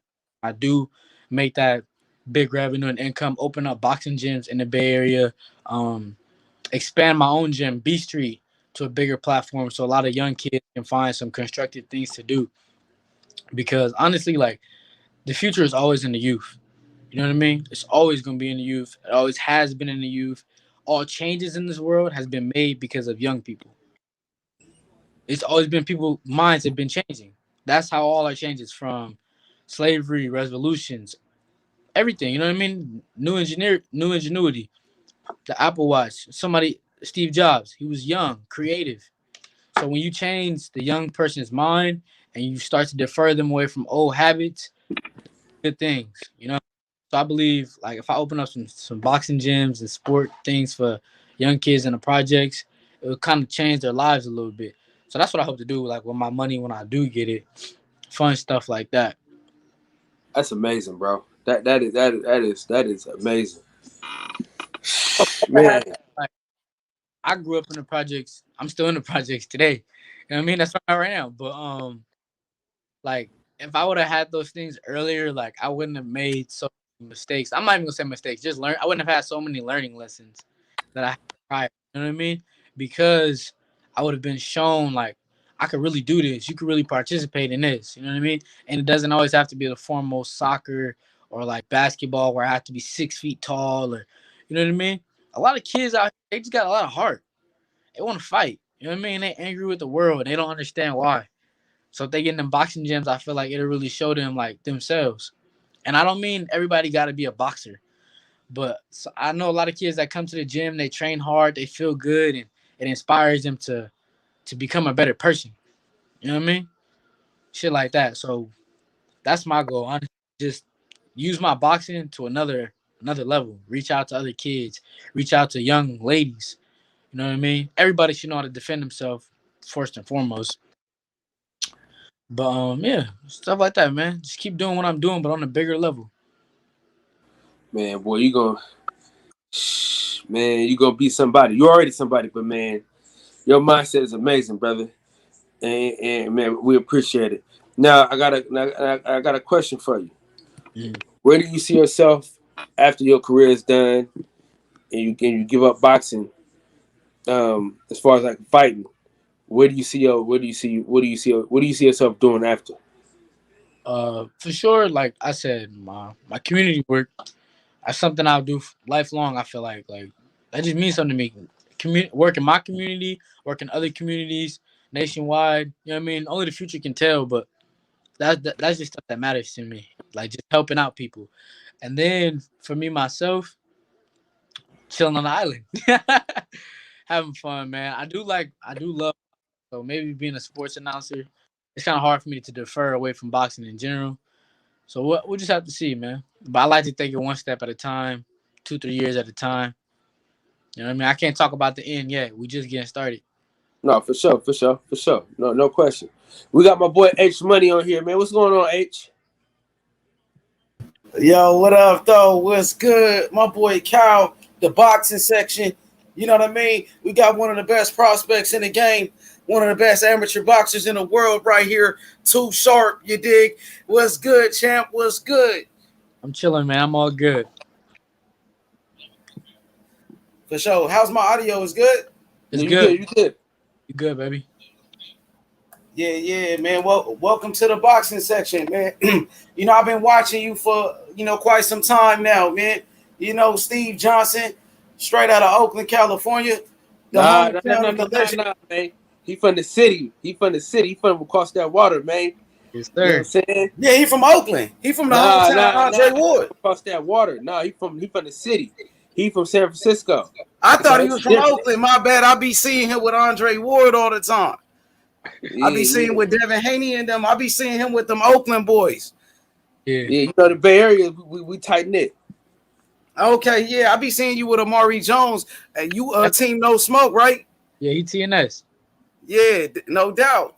No doubt, man. Well, you know what I'm saying? What's good though, bro? When you gonna turn pro? Hopefully, after the 2024 Olympics, I really want to be an Olympian, man. It's been one of my dreams since a kid. So, If that works through, then after the Olympics. But if not, then shortly before. So 2023 to 2024, you'll be seeing me in the pro ring. No doubt. So I seen you sparring with Mario Barrios. I know Yes. you was his one of his main sparring partners getting ready for Tank Davis. How was that experience with Mario Barrios? I was his main sparring partner, and it was amazing. It got me to a new level of focus. Like I said earlier in the live, I was sparring with him for 3 weeks straight, three times a week. So, and me being a smaller dude walking around at 133 pounds, 132 pounds, fighting somebody every day who's walking around 154, around there, that's a lot of toll on my body. So if I'm not mentally sharp and on my toes, I could take too much damage. So it put me on a new level. Honestly, it elevated my game. For sure. Who else have you sparred with? I've sparred Devin Haney. I've sparred who else? I sparred a lot of former pros around the Bay Area. I sparred Kareem Mayfield before, plenty of times, not just once. That was fun. A lot of young, good amateur boxers and young pros. I think they're called the Breathish twins out in Las Vegas. I sparred Emilio Vargas. He was good work. I almost sparred Shakur Stevenson, but I was like 20 pounds lighter than what I normally am. So I didn't get that day. Who else? I sparred a lot of dudes. It's hard to call. Yeah, no doubt, no doubt. So the first time I actually seen you, it was on Showtime. It was on Devin Haney's documentary. He had Yeah. the all access, and I saw you out there with Devin Haney. I think y'all was at Andre Ward's gym out there. Yeah. Yeah, could you tell me a little bit about your relationship with Virgil Hunter and Andre Ward? Is Virgil Hunter your trainer? No, sir. Eddie Croft is my trainer, but Eddie Croft has worked with Virgil Hunter for many years in the past. Um, Not necessarily on developing the career of Andre Ward, but a lot of his other fighters been his right hand man for a lot of situations. But Eddie Croft is my head trainer from B Street Boxing. I don't train at Andre Ward's gym, but um, Virgil Hunter's a very nice dude. He's welcomed me to his gym plenty of times, giving me opportunities to train there as much as I need to be. And I go there for a lot of top level sparring, like when I was with Devin Haney and stuff like that. And also, Devin's a really good dude. My boy Amari Jones, we all tied in. You know what I mean? They're really good peoples. Amari doing his thing with Devin in the pros right now. I'm mad proud of my boy. Couldn't wish him nothing but success. So it's all working out. You know what I mean? Yeah, definitely, man. I would like to see you, probably with Devin Haney Promotions when you turn professional. Just being from the Bay Area, Amari Jones is like a brother to you. You got a relationship with Devin Haney. I think it will only be right for you to put on that DHP shirt and be a part of that. I preferably to be a part of Steve Johnson Promotions or be signed to a major company. Nothing against David Haney Promotions. That's just my own stroke of things. You know what I mean? And I'm a big fan of DHP. I love what they're doing. I love what they're doing with my brother. I wish them nothing but success, honestly. But you know, he's a fighter. Amari's there. He has enough good fighters. I'm not trying to have us like make it too complicated. He is a fighter at the end of the day, and he's gonna do his best for him. And I'm just trying to do his best for me. But that does not mean we can't support each Yeah, other and all types of stuff. You know what I mean? It's still Bay Area love. yeah, he's a promoter too, though. That is major. You talk about Devin Haney Promotions, Devin Haney. You got Amari Jones, Derek Cunningham. Yeah. That is major. It's no difference than a Mayweather Promotions. You know what I mean? So we definitely got some of the best young fighters like Shamar Canal. But yeah, that's an opportunity. I think you should look into it. I know you want to do your own thing, but hope whatever works for you at the end of the day. Yes, sir. Yeah, Appreciate you it. gotta make the best decisions for your career at the end of the day. So, how is your relationship with Andre Ward? Have you spent time with him in the gym? I have not actually. I met Andre about twice probably. It was fairly regular. It was nothing to remember, honestly. We haven't had like any deep conversations like that, but because he's not really around the gym that often. Well, when I'm there, at least. The day he did come last time, I missed. I didn't come to sparring that day, my schedule had got changed. But I did happen to run into Andre Berto when I was sparring Mario one time during camp, and he was really impressed with my work. Me and him had a good little chat, and it was another sense of motivation. Andre Berto telling me that I got a lot of good skills and potential.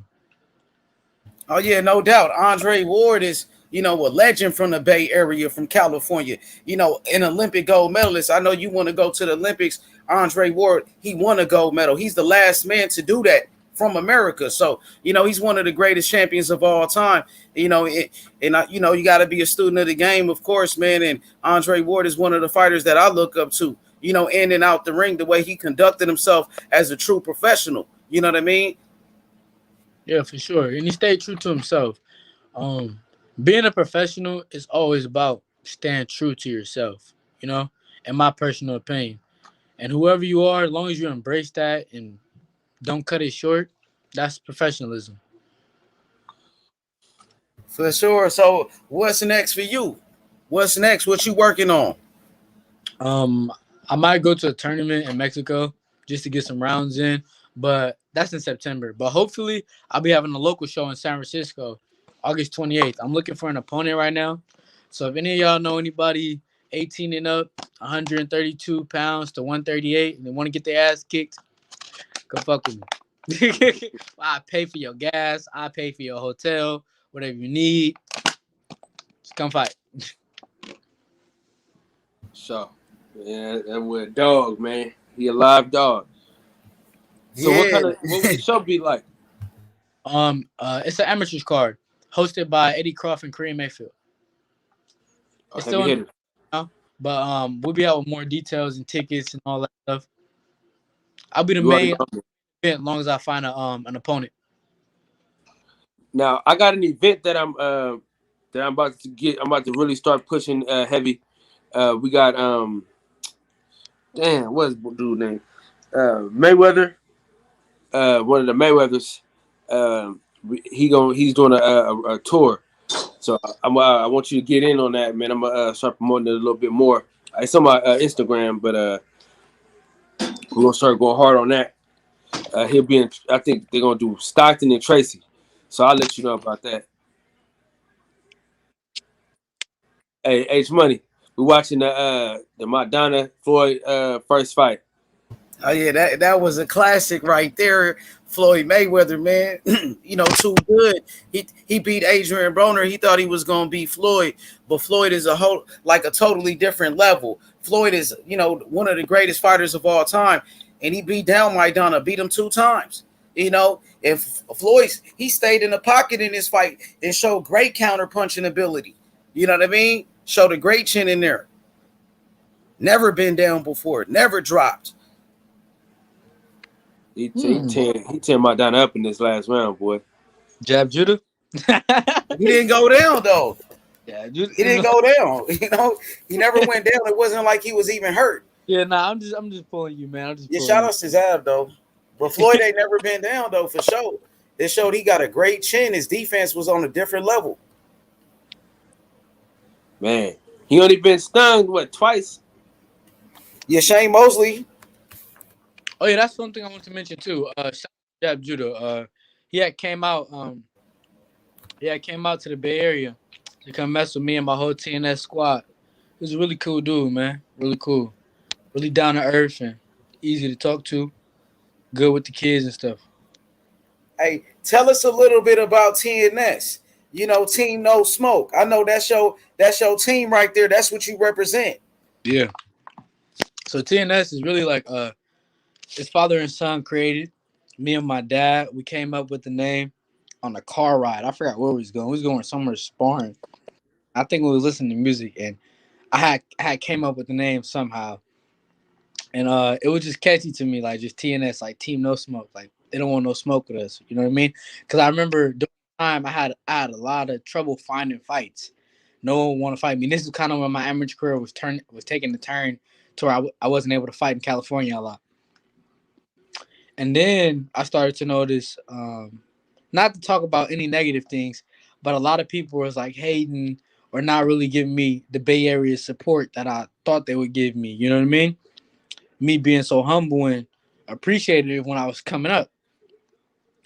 But I had a certain amount of few people that was around the Bay Area, and they was feeling me, and we was all working hard and trying to be good fighters and stuff like that. We didn't necessarily all go to the gym together, but we connected. We all had the same end goal to put the Bay Area on the map. You know what I mean? And we teamed up. That's when TNS first started up with just me, Steve Johnson, Dominique Reed. He was currently training with my coach Joe at the time, and then Amari Jones. You know what I mean? We was the front runners of TNS at that time, and it kind of created a bond to where like we learned how to support each other at tournaments, whether it may be money, flights, rooms, whatever it may be. You know what I mean? And we just been expanding it, support each other at the tournaments, cheering, all types of stuff. Because when we go to the tournaments at first, like it'd be Bay Area hate, like tension, like or just California tension, like Northern and Central don't fuck with each other, Northern and Southern don't fuck with each other. Northern and Northern didn't help each other. You know what I mean? We didn't cheer for each other or nothing. It was just too much hate. But you'll go watch teams like the New York Metro team. They out there cheering for each other, clapping, parading after they win. You know what I mean? So we felt like, fine, if it's not there already, we're gonna make it happen. You know what I mean? So we took TNS, even though it's a team no smoke may sound negative, it's really a positive thing. You know what I mean?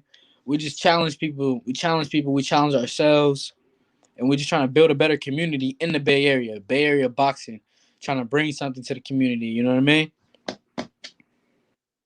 Yeah, I love it, man. I love the movement right there. You know, Yeah. that's strong right there, Cal. I'm telling you, he said team no smoke. He said nobody won't smoke with him.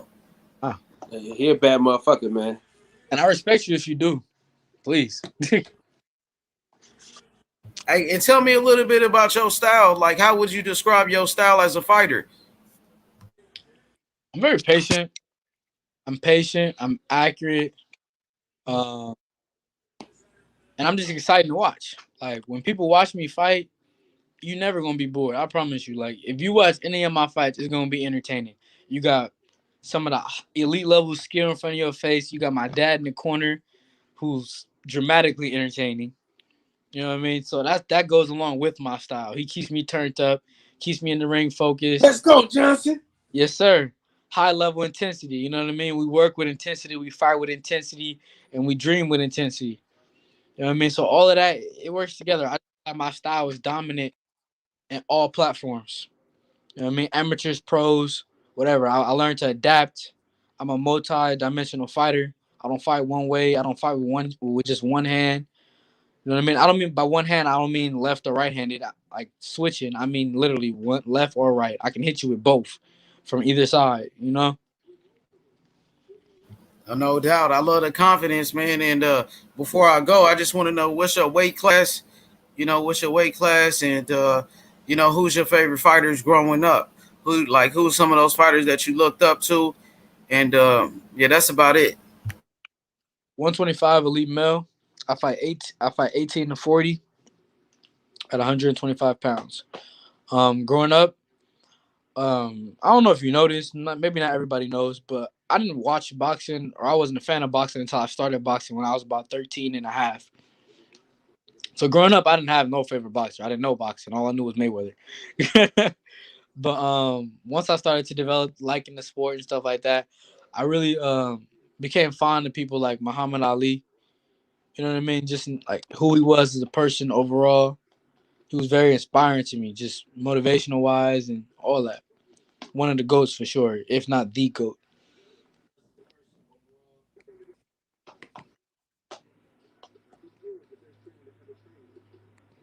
Hey, you still here?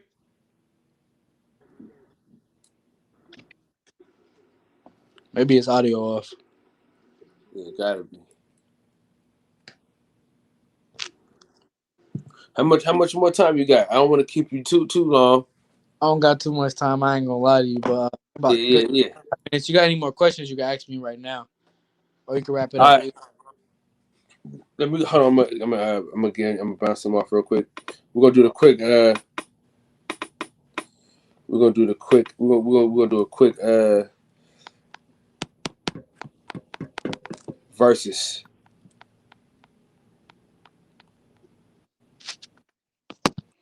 All right. Let's see. Let's get to it. All right, who you got? Crawford. All right, all right.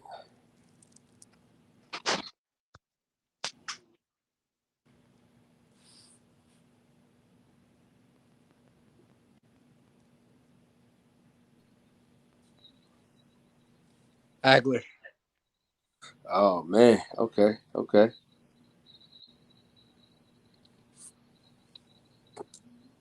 Floyd.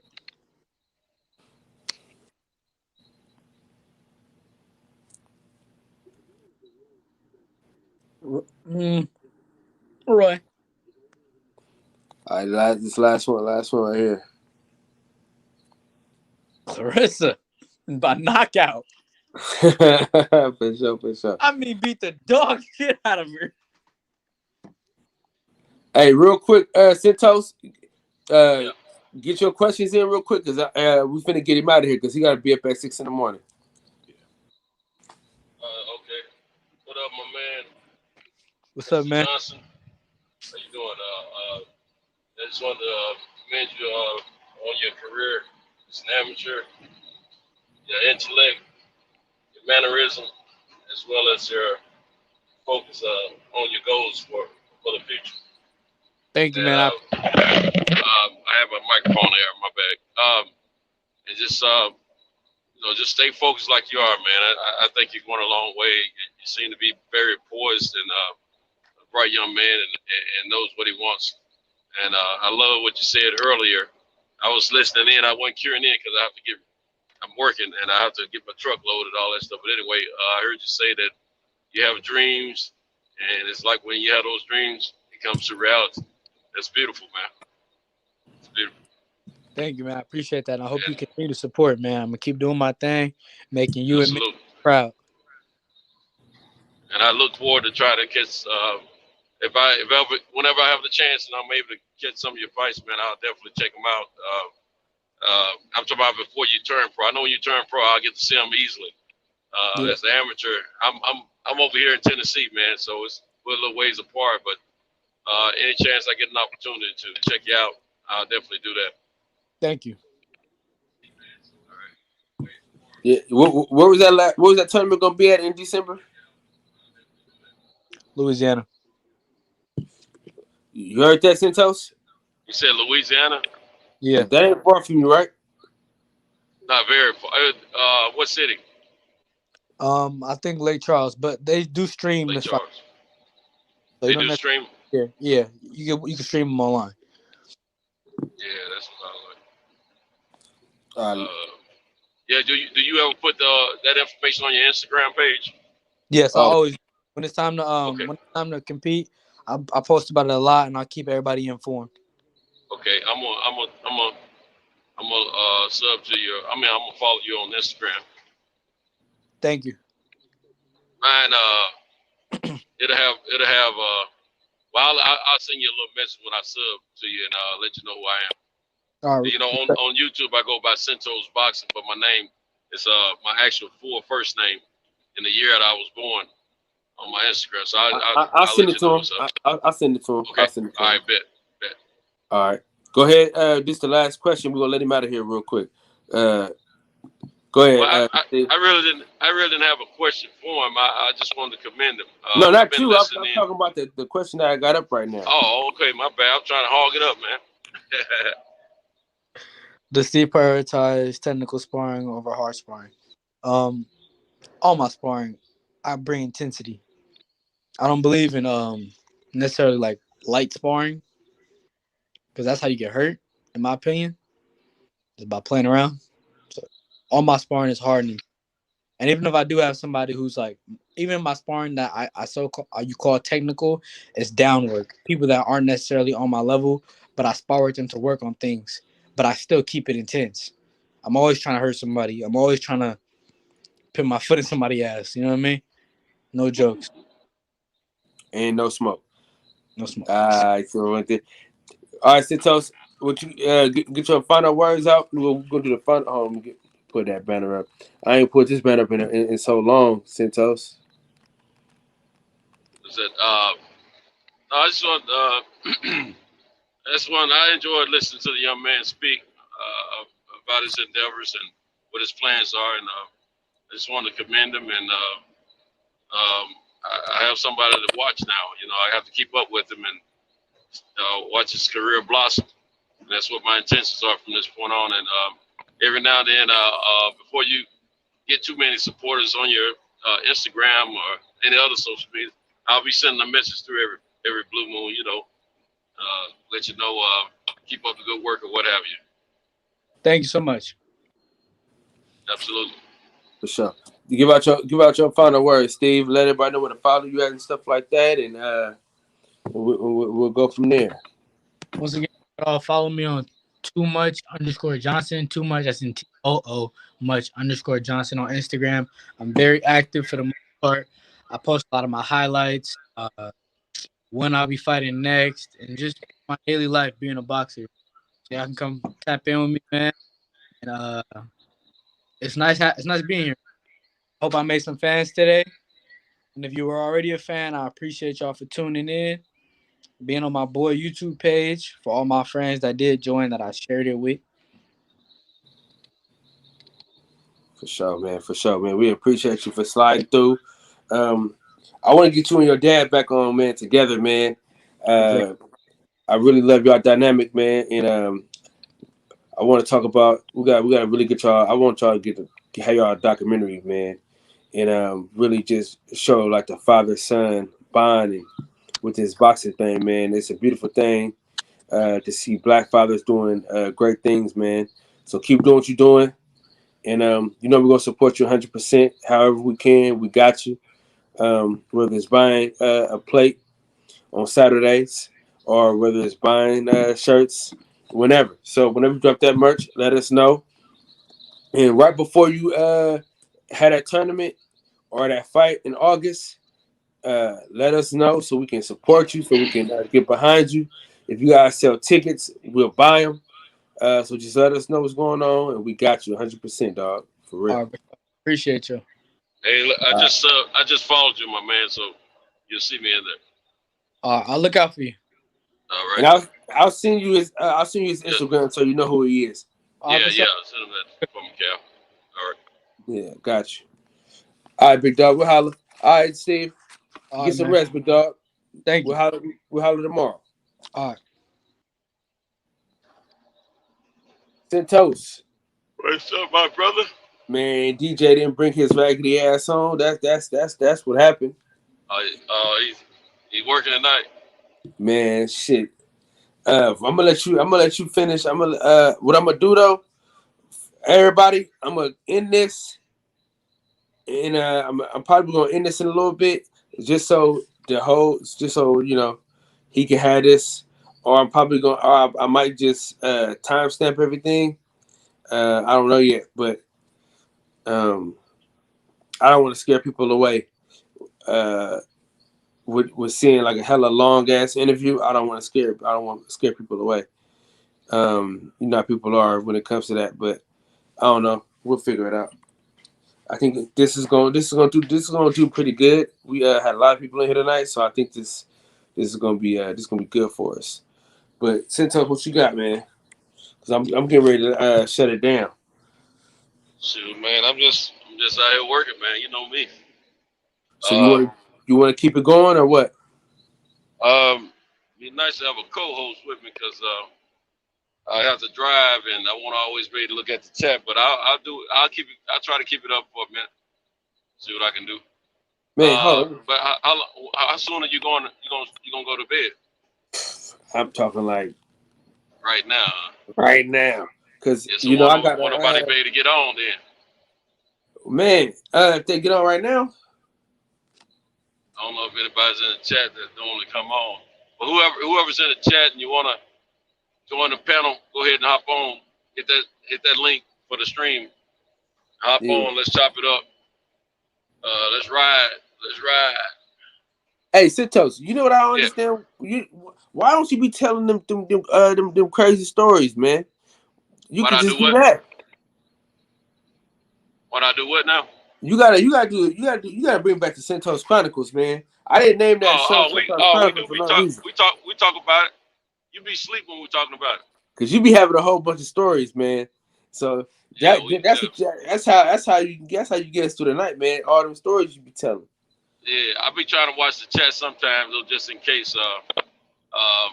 They got something they're trying to say to me. Yeah, we talk about. I mean, I you know me. I just start talking sometimes. Just keep rolling. Be in my own little world, Picasso, man. join the panel, Picasso. Yeah, that's one of my riding buddies right there, Picasso. Yeah, man, join the panel. Join the panel for this old ass nigga. we don't consider ourselves old. We consider ourselves seasoned. Seasoned means we taste good. You dig? Here you go with that bullshit. Yeah, man. I'm telling you, man. When I sweat, I smell like pineapples, man. I'm telling you, sweet, man. Sweet, man. I'm telling you. All right, man. In the words of the great philosopher Lil E, I want y'all to breathe air and live life. You know, it's always the truth and players meet. Thank y'all for breaking bread with me. Thanks to the guests. Thanks for everybody that supported the Cash App. Thanks for everybody that came through, man, and stayed for the whole entire time. I'm out. He's staying. If y'all want some great stories, Centos got them. Hopefully this nigga don't go into a bad spot where he got to call me and wake me up. Yeah, you know what? I am going to hit once in about an hour at Highway because I'm going that way tonight. I'm going to get back home. Don't text me. You got to call me. You know that. You be texting me and I don't I'll be trying to respect your household, man. But you know, I told you, you got one. Hit you up tonight. You got one or two calls. I'm going to give. Yeah, I'm trying to let them build up. Nah, I'll hit you up. I'll hit you up tonight. Because it's gonna be about an hour when I run into that spot. All right, for sure. Yeah, I'm gonna have it on in the TV and stuff on the TV and in my room. Okay. So all right, cool. It just be too loud. My phone be too loud. My daughter be asleep, and I don't want to wake up. Yeah, I know. That's why I be trying to respect. I know you got some kids, man, and you're a great father, man. I love that about you, man. But yeah, man, I'll hit you up, man. I'll try to text you first. If you don't respond in, then I'll buzz it. And then if you don't answer it soon, I'll just hang it up. All right, I got you, 100%. Picasso, what's up with it, man? Hey, Kyle, what's going on with you? Hey, man, listen. Do you got your wrench yet? I don't know. I'm gonna figure it out in a minute. Yeah, take your time, man. We got time. What's going on, Mr. Santos? What's up, Picasso, my brother? How you doing tonight, man? Back at it. Hey, hold on, real quick. Hey, D Hodges, man, get your ass on this panel, D Hodges, because between you and Santos and y'all crazy ass stories, nobody ever leave. So D Hodges, bring your ass, man.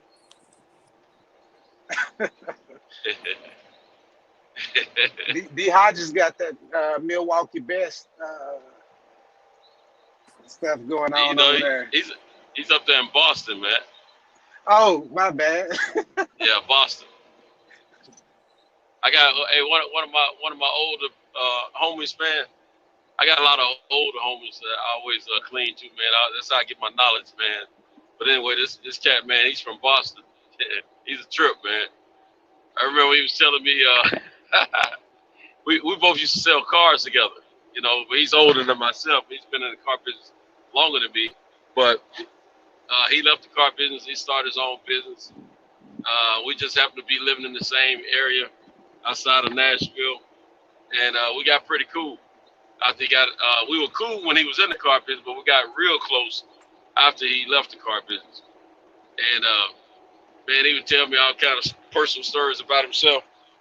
And he said, yeah, when I was, because he lived in Boston. He grew up in Boston, been to the military. He's lived in Canada. He's kicked it. He's done a lot of things, He said, yeah, when I was coming up in Boston, man, I used to be a cat burglar. So he was a cat burglar at one time, man. Doing them B&Es, man. Damn, he crack it up, man. But he's a good guy, man. He's been in business probably about 17 years for himself now. 16 or 17 years. And he's been an inspiration for me, man. So Yeah. we both Hey, yeah. is a cat? He said he's a cat burglar. Is that another name for a mystery shopper? Yeah, I guess you can say that. Yeah, mystery shopper. I like that. I like that. Yeah. Yeah, he's cool, man. I This always see cat, the good in things. You know what I mean? oh yeah, no doubt. Yeah, he's a good brother though, man. He'll do anything for you, man. When you're his friend, you're his friend. But Right. hey, we used to see each other at the gym sometimes at the YMCA. He used to love to shoot ball, man. He'd be the oldest cat out there shooting ball. He'd be the toughest and the most scrappiest guy on the court, man. Man. And he's not big as a minute as far as height. He was always strong and always kept himself in shape. And but he's not very tall. And man, they don't bar them from some YMCA popping on folks, man. He don't Got take that a couple old of man dogs. strength. Oh man, sure, man. And I used to sit back and laugh and crack up because he remembers some cats I had to do 5 years, right? He remembers some cats that I had to do some time with, man. Yeah. It just cracks me up, man. But yeah, he and I we get along so great, man. He's like a big brother to me, but he's more of the age of a father. You know what I'm saying? Mm-hmm. So we have a great time together, man. And we get together every blue moon. He recently got remarried, man, and he's happy as he can be. I'm really happy for him, man, because he wooed this woman for 2 or 3 years before they got married. Mm. And she's crazy about him, man. I mean, they got a nice little thing going. I need to call him, man, and hook up with him Yeah. for a breakfast or something. But he has a landscape service that he Okay. runs, and so he stay busy as much as I do. See, he's busy during the day. I'm busy at night, and then the evenings I'm sleeping. So it's hard for us to get together like it used to be. Grass and Who my trees baby? ain't gonna stop growing, is it? No, not at all. He don't cut grass as much as it's not as much of a lawn sir. He's more into landscaping, like designing and The bricks, yeah, structures. he gets like Yeah. like you can tell him what you want. He got this software that gives you a vision of what you're gonna get. Hey, show you how everything be set Can up I in your yard. elaborate? Can I elaborate Yeah, on go ahead. something where you said Yeah, that absolutely. it brought back this memory at this house I had in Grand Prairie. This it was a Spanish guy, they'll mostly do the landscaping in those areas. So this guy he come through. I say, all right, well, come on in, man. Let's sit down and talk about what you what you got, what kind of work you do. So he showed me the stuff. He said, and then after all of what he told me, $15,000 Yeah. was the price That's of kind what of he job was. my guy be getting. $15,000 was the price of what he was trying to sell me.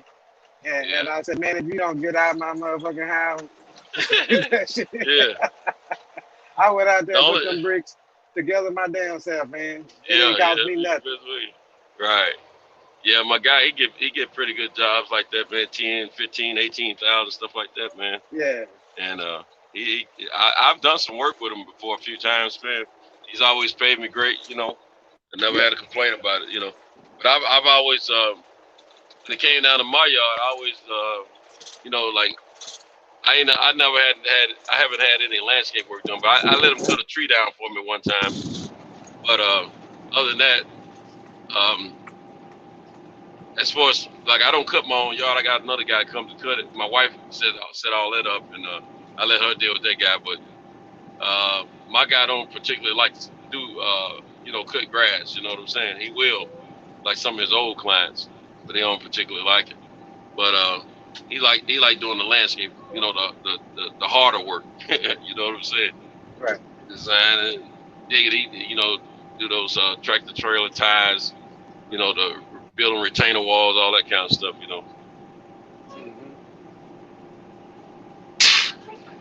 That's a good business. Yeah, he does his own taxes. He does everything himself. So I got I have a CPA. He does his own stuff. He get a lot of cash jobs sometimes. And what they do if they pay him in check, they go ahead and deposit it in the bank, and that's what they let the government know about it. If they pay him in cash, he may or may not report that, and a lot of times he might just put in a safe deposit box. I said, shoot, if my business was cash and carry, I'd be doing that too. Yeah. Sometimes. Hey, I was talking to a guy earlier. He had called me out of nowhere, which is how they do over here. And he was telling what brought you brought something to my attention when we was talking about people that we know from different companies, and you mentioned somebody that you knew from Esther's. Yeah. And I said, in my mind, I knew of a guy. Every time he called you, he'll have about 10 people on the phone, and you know, you don't you just can't come out and say whatever you want to say. You gotta already know when somebody call you, they got a few people on the phone sitting in the back, in the back row and all that. So you can't talk about nobody and no. I mean, anyway, be cognizant of what you're saying. Yeah, and we kind of cover ourselves automatically anyway because we talk about each other anyway. Like whatever I say about a person over here, I'll say the same thing to the face. So right. And because people have did me like that, and I told them, well, maybe it was meant for you to hear that then. Right. So I don't even go through all the I wish I didn't say that about this person. No, if it came out that I said this about you, to be. Yeah. I stand on it over here. Meant I to be stand said. on it over there. Yeah, because so you automatically got to be careful of what you be aware of what you say, what you put out there, because what you put out there is what you get back, right? So That's right. yes, sir. You know what? We got so many old school. I don't even feel like I'm that old. Man, I'll be 54 in a few weeks, man. On the 10th of August, I'll be 54, man. But like I tell people, man, I don't feel 54, man. I feel just as young. I feel like I'm in my 30s, man. I'll put it that way. And but my mindset is like a overlap of people older than myself, people my age, and people a little bit younger than me. I feel like I'm just overlapping 3 different generations, so to speak. Yeah. But no, man, I don't. I feel like I got a lot of years left to do different things. Not in the sense that I know I'm gonna live a long time, but in the sense that I feel good right now. I don't feel like I'm critically ready to be in retirement mode, or I don't feel like there's anything I can't do. I'll put it that way. I see guys, these young men competing in sport events and stuff like that, man. And when they're training and stuff like that, I still feel like I can keep up with some of that stuff. But in my mind, I know I can't. You know what I'm saying? I'm like, I ain't got that much bigger in me right there, But but my heart tells me I can do it. If I put my mind to it strong enough. But you gotta want to. You gotta really have that hunger for something like that, and want to, to really work. I don't push myself as hard at the gym as I used to. I'm hitting the gym here lately, and I'm increasing my workout as time progresses. As I feel better. But I'm not worried. So I used to superset everything. I used to just constantly work. I very rarely took breaks and all that stuff. Shoot, man, I'll take a break for about 10 minutes nowadays if I feel like, what I'm saying. Yeah. But that ain't normally what I'm trying to do. I'm normally trying to take like 30 yourself. seconds, no more than a minute. You know what I'm saying? But sometimes I get caught up, man. I grab that phone, man. Like today when I was working out, man, I had finished my back routine, but I was working my biceps. And I'd done quite a bit of curls already, but I was on the tail end of my workout. But man, I got to mess with that phone, man, and I had so many breaks in between that last exercise with my biceps. But I still got the work in though. You know, Yeah, I'm all about the repetitions, man. that's it. I put, That's how yeah, you get your I old put. man strength. That's it, man. And shape up, tone up, cut some fat. You know Yeah. what I'm saying? Yeah, I'm about to You, rep. I've been on a repetition like that for years though. Even when I was at my best, when I was younger, you know, I wouldn't, you know, put whatever weight I needed that was good working weight for me. But I like to.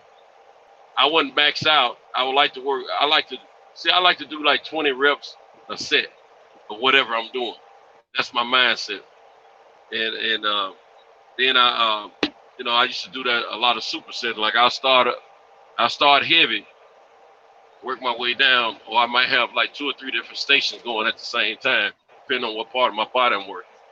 yeah. And so, you know, I just and that would be like one set. Like if I got 2 or 3 different sessions I'm working, it'd be like one set. Then I jump to the next thing, you know. Let But me ask you this: you yeah, one of them dudes that if you running you used to running this 10 miles around the lake, and you know, like if you get no, that wasn't me. halfway or that way, but check this out. So No, you said that wasn't you at all, right? no, I'll put it like this. the best I used to the most I've ever run was at one time was 5 miles Oh, nonstop. okay. That's when I was younger, but Mhm. now it was nothing. Now as an adult, um, probably as I think in my 40s and my early 50s. Well, I mean, I'm still in my early 50s. Well, I'm gonna say my early 40s to my mid to later 50s. I mean 40s, early 40s to mid to later 40s. Um, Normally, when I take a long time out of the gym and I start back to exercise, the first thing I do is I start running to get my body conditioned. I didn't do that this time, but the last time I did that was in 2019, and but I was in my 50s. But anyway, normally when I do that, I in my 40s and here of late, I would run 2 miles a morning, and I've always got this mindset that the day that comes that I can't just drop everything I'm doing and just run a mile nonstop, and I just don't let myself down too much. You know what I'm saying? So Yeah. I always knew I could push out a mile without too much of a problem, but I used to force myself to do 2 miles a morning on the way working out, and it used to get so good to me I didn't want to stop it, but I knew I had to eventually get back in that gym, pump that iron, and do my cardio and all that stuff. You know, that's what I was really missing. So when I would run in my neighborhood. That's what I would do. I would do those 2 miles that way. But no, I ain't never been no average 10-mile runner, man. I think most I've run that I remember, man. That's when I was in school in junior high, man. We used to have to run 5 miles a day, man. Man. So I that was about as much as I've done. I always ran that, but the lake that I ran around was 9 miles. And Yeah, you know what I was trying to do was trying to get you to uh, uh, uh, say that you this tough guy that if you had a bad leg halfway, you can turn around, but you choose yeah, to keep going forward, yeah. You want to even complete? if it was hopping across the finish line. Yeah. You We have know. a park. We have a pretty good sized park in Nashville. It has a lake. Uh, it's not an extremely big lake, but I mean it's big enough for a park. You know, and I think if you go around that thing, you're probably gonna get yourself about 3 or 4 miles. If you go around it completely. I never tried that. You know what? No, I take that lot back. When I was boxing, when I was a kid boxing, we used to have to run it. We used to have to run around that park, around that lake. And if I'm trying to remember, I want to think it's 3 or 4 miles. That was a once. I mean, during that time was the only time I've ever run that lake in that park there. Other than that, I've never run it since I've stopped boxing. I've always wanted to, but I hadn't. Now, see, man, I tell you, I ain't gonna lie to you, man. The last few times, see, I was living in Nashville at this time I'm talking about. The last few times I've been at that park, man, I want to watch them women too much. You know what I'm saying? Yeah. I don't want to Camel focus on toes. running. Yeah, everything they got to show. Yeah. Yeah. And see, I don't want to focus on running or any other exercise for that matter when I'm out there, man. I mean, you see a lot of people exercise, and I be wanting to do something too, but man, I be trying to see everything walking around, man. Oh Got to keep yeah. those mental pictures in my head, you know. Oh yeah. I don't get to see a barrage of women every day, so when I'm in the presence of a lot of women, man, I'm smiling ear to ear, man, because I'm feeling my memory bank. Right. Oh. Oh, you be taking a picture. Yeah, I be taking them mental snapshots, man. Yeah. Now your boy them did a hall pass, move hall pass. Old boy was he was blinking his eyes. I said, "What are you doing?" I'm taking photos, mental photos, or something. Yeah. Yeah, man. You know, I get that from the other drivers. You know, one guy I know he goes to the Wally World, and he Yeah, out there parking lot pimping, and yeah. he say like a woman turned him down. He said, "That's okay. I done took a picture already. I'm taking you Yeah. home. Okay. You take her home with him." I heard that. Man, I used to when I was in the car business. Um, whenever I got off at a decent time, I always stopped at Walmart before I went home. And I wouldn't be really buying anything per se. I'd just be walking around trying to take the ladies out, man. Cause I'd be wanting to wind down and all that kind of stuff before I go home. You know, that was like my little. So I didn't, when I was selling car, I didn't get a chance to mingle with what I considered the real world too often, because I was putting so many hours in at work. And the only people I was meeting and seeing were the people that were coming in talking about buying cars or what have you, and the people that I work with. So whenever I got off work, I go into Walmart. I treated it like it was a Saturday or a Friday night or something, because I didn't get to kick it like that. By the time I get finished working, it's time to get in the house, man, and rest and get ready to do it again the next day. Walmart was one of the places I've always liked to stop in and walk around, observe, and just in case something I was going to buy or something that, if I wasn't going to buy anything, it'd be like my walk in the park, basically.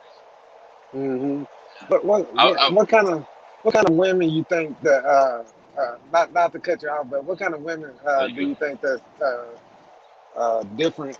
I mean, what's the difference between the women at the dollar store and the ones at the Walmart? Man, I'm talking about really, what you were saying. It really depends on the dollar store and the Walmart. Cause see, I'm gonna tell you, there's a Walmart a few miles from me, farther than the one that's closest to me. It's all about the community, the level, of the surrounding community, because this one Walmart that's on the Nashville side, that's not very far from me. They're a little bit more busy, and they have a little bit more. See, my Walmart is predominantly white area and Hispanics. Okay, and then there's another Walmart not too far from me that's a little bit more busy and bigger than the one I shop at, because my Walmart's the oldest one out of these three I'm telling you about. Now these other two, it's a mix of everyone, but the quality appearance, I'm gonna say the quality appearance of the ladies that I see in these other two Walmarts are probably a little bit. I give them a better grade. They look they look a little bit more attractive to me and those other two. They come to the store they don't try to look too lazily or anything like that. And see, my area is a blue collar area, and a lot of it, we got a mix of different financial levels of people, and man, some of them coming up, man, they looking any kind of way, you know what I'm saying? And with the underwear on. man, they come in them old pajama pants on, man, like they at home or something. I don't understand it. And walking all on top of the bottom of the pants and all that, you know. You still see their panties and everything, you know what I'm saying? It kind of look a little unsanitary to me when I see all that. Especially when they walking on the ground on top of the pants, you know. I don't like that, man. Yeah. But you know, sometimes I go to those other Walmarts, it seems like the women be a little bit more fully dressed and ready for the date, you know. Yeah. You know what? You've been to these stores. It could be a one of those little small food. Got food, got wine. You know, they sell veggies and flowers and all kind of gifts and stuff. Them type of store. They look like they real homey. Like you can just wake up out your house and then walk right. You know, whatever you got on, you can walk in there, grab what you want, like you went in your kitchen. Or, you know, and they dim the lights in there and everything. It looked real uppity. Ambience. Yeah.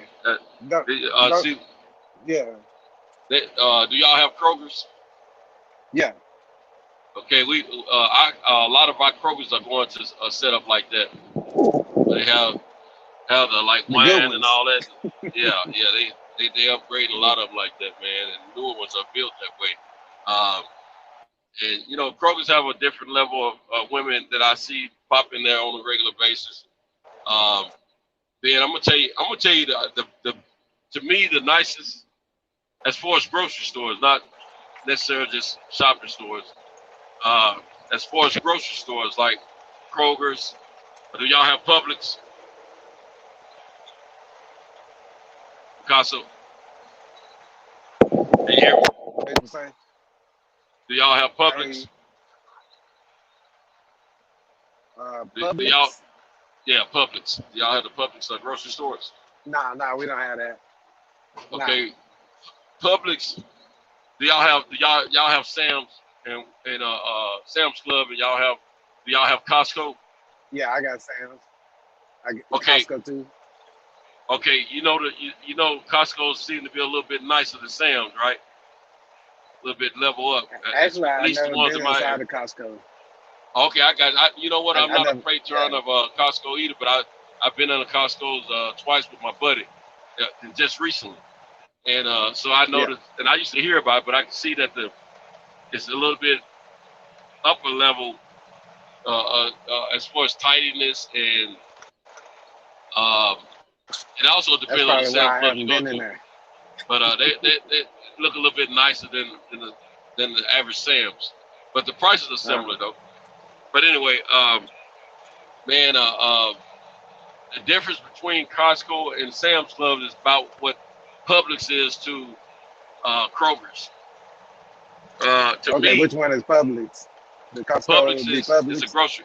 Costco and Publix, I put them on the same level. The average female that goes into Publix is a little bit more expensive than Kroger's. Mm-hmm. The service is really good though. Mm-hmm. But at the same time, you're gonna pay a little more there. But man, let me tell you, the average females that pop up in the Publix back in my area, and they on a different level, man, opposed to Kroger's. Yeah. You know, basically Kroger's is more your blue collar type people. Yeah. Publix is more the white collar type. Oh, okay. I mean, anybody can shop it, you know. So how do they shop? Do they come in there with underwear on and both? Oh no, they a lot of these women, they wearing gym attire, but they wearing that sexy gym attire, them spandex tights. Yeah, spandex. Yeah, man, they come in like that, man, like they just left the gym, man, and man. But see, most of the Publix in my area are smaller than Walmarts, and probably a little bit smaller than the average Kroger's in my area. So I can't blend myself in as well without people notice I'm walking around looking. Right. You know Oh, what I'm saying? yeah. So Well, I can't got a walk lot around of as often. yeah.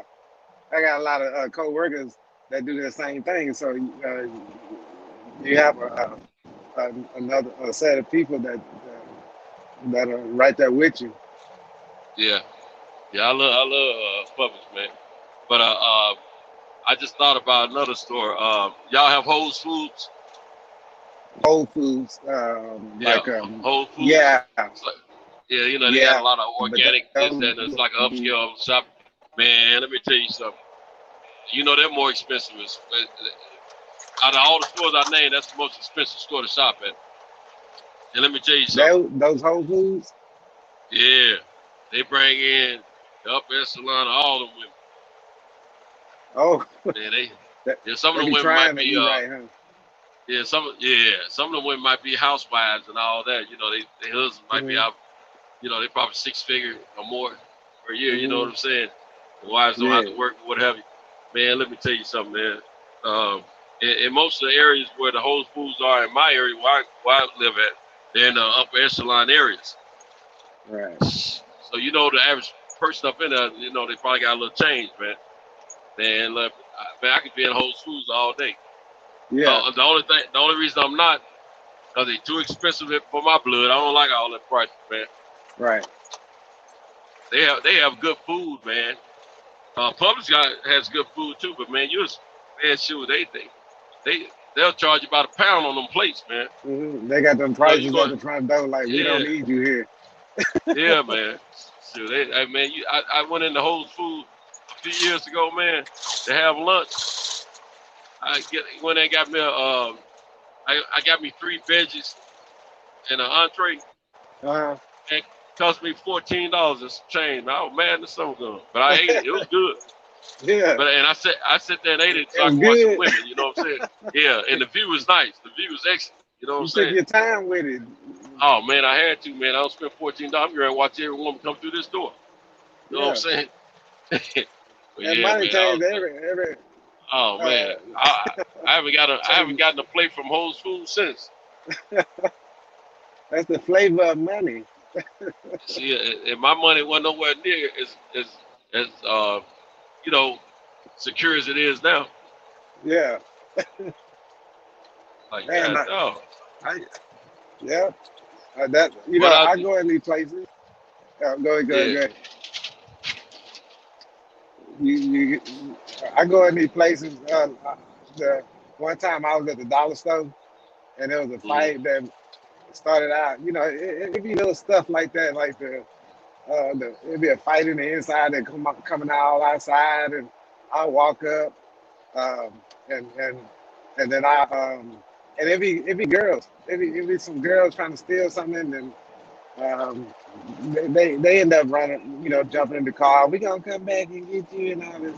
And I go in and I talk to the lady at the front desk and I say, hey, if y'all need somebody to teach you how to fight or something like that, just holler at me.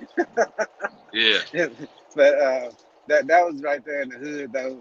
But I'll see a lot of the girls. They come out like ghetto. Uh, um, I don't want to say ghetto is bad. It's not really bad. It's just the way some people will carry it. They'll carry it in a slouchy way, and right. I don't like that stuff, man. and some people can say ghetto, and they can be real fine women that come into a ghetto store. You know what I mean? So it could be the woman is ghetto and the store is not. The store ghetto and the woman is not. But I'll go in these stores and I see this big difference, or sometimes a little difference, and I'll go, I wonder if a lot of other people notice this. Because mind you, we go to stores in all these little cities, country towns. big cities, we go in stores and seeing all kinds of different kind of flavors of camel toes and moose knuckles and everything, and clams. You know what I'm saying? So uh, you can't put your finger on uh, what's good and what ain't. If you looking at it, but you probably like me myself. I just say, you know what, I can't touch it, but I can look. You know, because I don't. If I try to touch it, then I'm gonna mess around and get that package and you can't shake. You know, so uh, I just I just look and move on because I already know it's a trap.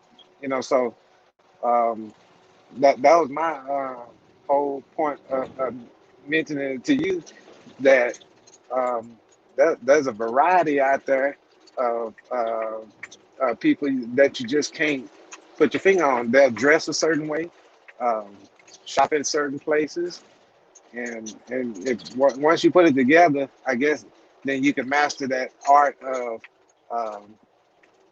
um, knowing what to get, what to walk up to and talk to, instead of wasting your time with somebody that's just gonna uh, somebody that laid out a trap for you to come into. If you see where I'm coming from. Hello, hello, hello. I know you probably there, but I can't hear you.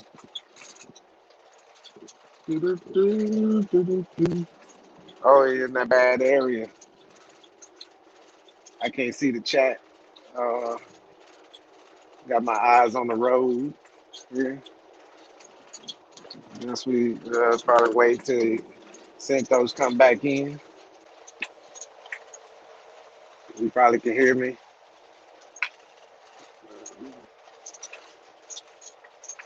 I hear late night driving. Sometimes it can be stressful, but I don't let it get to me. As long as people don't get in my lane, and we good. As long as I don't run over somebody walking in the dark and like this fool right here on the bicycle. Stupid ass. Riding on this bicycle in the dark. Yeah.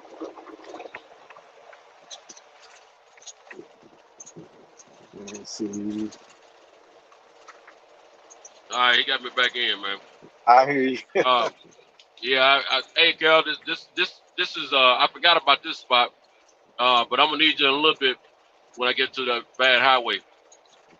But yeah, man, I heard you say something about somebody riding a bicycle late at night. How's that? Let me As tell you long as I something. don't. I don't understand some of these folks, man. I go to these little small town, man.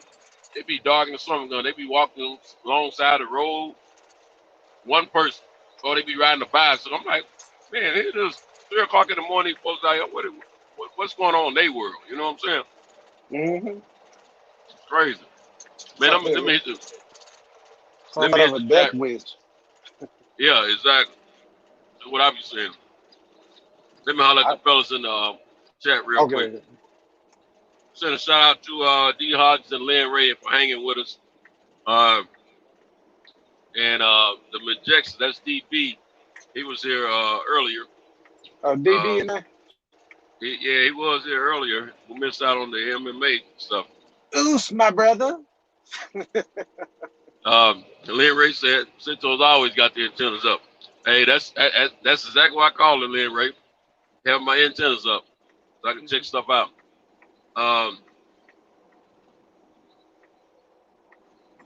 Let's see. D Hard said, I only walk.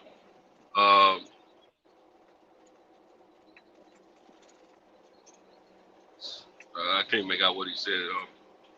But anyway, they keep the check going, and they were talking about the grocery stores. I know D Hodge said something about when you go to Whole Foods, you better have some food stuff because they're too expensive. And Lynn Ray said something about in Buffalo, New York, we have Tops and Wegmans Dashes, Super Walmart, and Save-A-Lot and Aldi's. Yeah, we have Save-A-Lot and Aldi's as well, and Super We have them Walmart. too.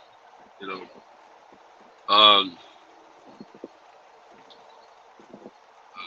but I just wanted to send a shout to that. It's too much for me to go through. I'm gonna have to keep up with it from this point on because I'm way behind. But anyway, they got another. God dog it. David Salas, he's in the chat. Said, sounds delicious. I think they're talking about some food or a restaurant or something. You talking about the But moose yeah, knuckles or the probably so. clams? We probably are. Yeah. Yeah, which one delicious? The moose knuckles or the clams? Or the You said camel toe? clam? Yeah, clams. Yeah, I ain't had none of them. The snapper. I was snapper. Man, they chatting so aggressively, man. I can't catch up with all of it. I'm just I keep an eye on it from now on, though. But yeah, Oh man. yeah, you get a collection built up after Right. going through these stores, different kind of stores. Y'all keep Yeah. hanging with us and keep chatting, and I'm trying to catch up and blend in with y'all and recognize what y'all saying sometimes. Okay. I got too far behind y'all. I got a lot out there, but we appreciate it, of course. But yeah, man, I love looking at ladies, man. I'm gonna tell you what I did. Back in 2019, one of my close childhood friends. He's a little bit older than I am. He's like a big brother to me. Me and his younger brother, we're real close. But as we became he's like a big brother, to me as well. And we had a lot in common. We had a similar field. We kind of live our lives real similar, as far as taking care of ourselves. But one thing he didn't do, I found out from his mom, because he ended up dying. He wasn't taking his medication for high blood pressure and things like that. So his mom got on me, and she told me, if they don't diagnose you with high blood pressure, you better take that medication. That's what happened to your brother. He died because he refused to take his medication. He died 2018 at the age of 56. Man. I heard that. So anyway, he was living in California at the time when he passed. I was taking some time off work, so I went out there to pay my respects and hang out with the family and whatnot. And man, while I was out there, I was staying in Torrance, California, another part of LA. And out in Torrance, I was staying at a Marriott. My hotel was right across the street from the mall. And I can't think of the name of the mall. It might have been the Mall of Torrance or something. I don't know. But anyway, man, I was trying to find some strip clubs online that I can go and check out. I was gonna get an Uber and go to them. But man, I didn't see anything in the photos that looked like, what I was looking for. I didn't see any dancers that looked like what I was looking for. So I was like, hold on. So I was like, damn. I said, shoot, in order for me to see what I want to see, I probably had to go to the hood or something. And being that I was by myself, I didn't want to take a chance on going to the hood by myself, not knowing anything on anyone. So I didn't go to the strip club. But that mall was a pretty good sized mall. Man, I go to that mall, man, I'll spend 2 or 3 hours in that mall walking around. 200 or 300 dollars. Just looking at women. I heard. And then when I get tired of walking, I'll find me a chair somewhere where I know it's a high traffic going through a certain area. Yeah. I'll sit in the chair and I look at them while they walk by, play with my phone a little bit, look at them while they walk by, doze off a little bit, open my eyes, keep on looking. I enjoyed myself that way Yeah. when I was out there, and I had a good time doing that. It don't take much to make me happy, you know what I'm saying? And you know the women in California, on the average, is a different variety of women versus where I'm from. We have some beautiful women where I'm from. Don't get me wrong, but the lifestyle on the average of what you see in a state like California is a little bit different. You know, you got your Latinas, white, black, you know, Asians, but all the women in LA pretty much are trying to have a certain look, and no matter what race they are. Yeah. So that's one thing I did appreciate. I mean, shoot, they all trying to look cute. You know what I'm saying? You know what I hate about when I was trying to holler at a girl? Like I was getting a room at the Westin out there in LAX. As soon as I got in there, I'm starting to get my room. She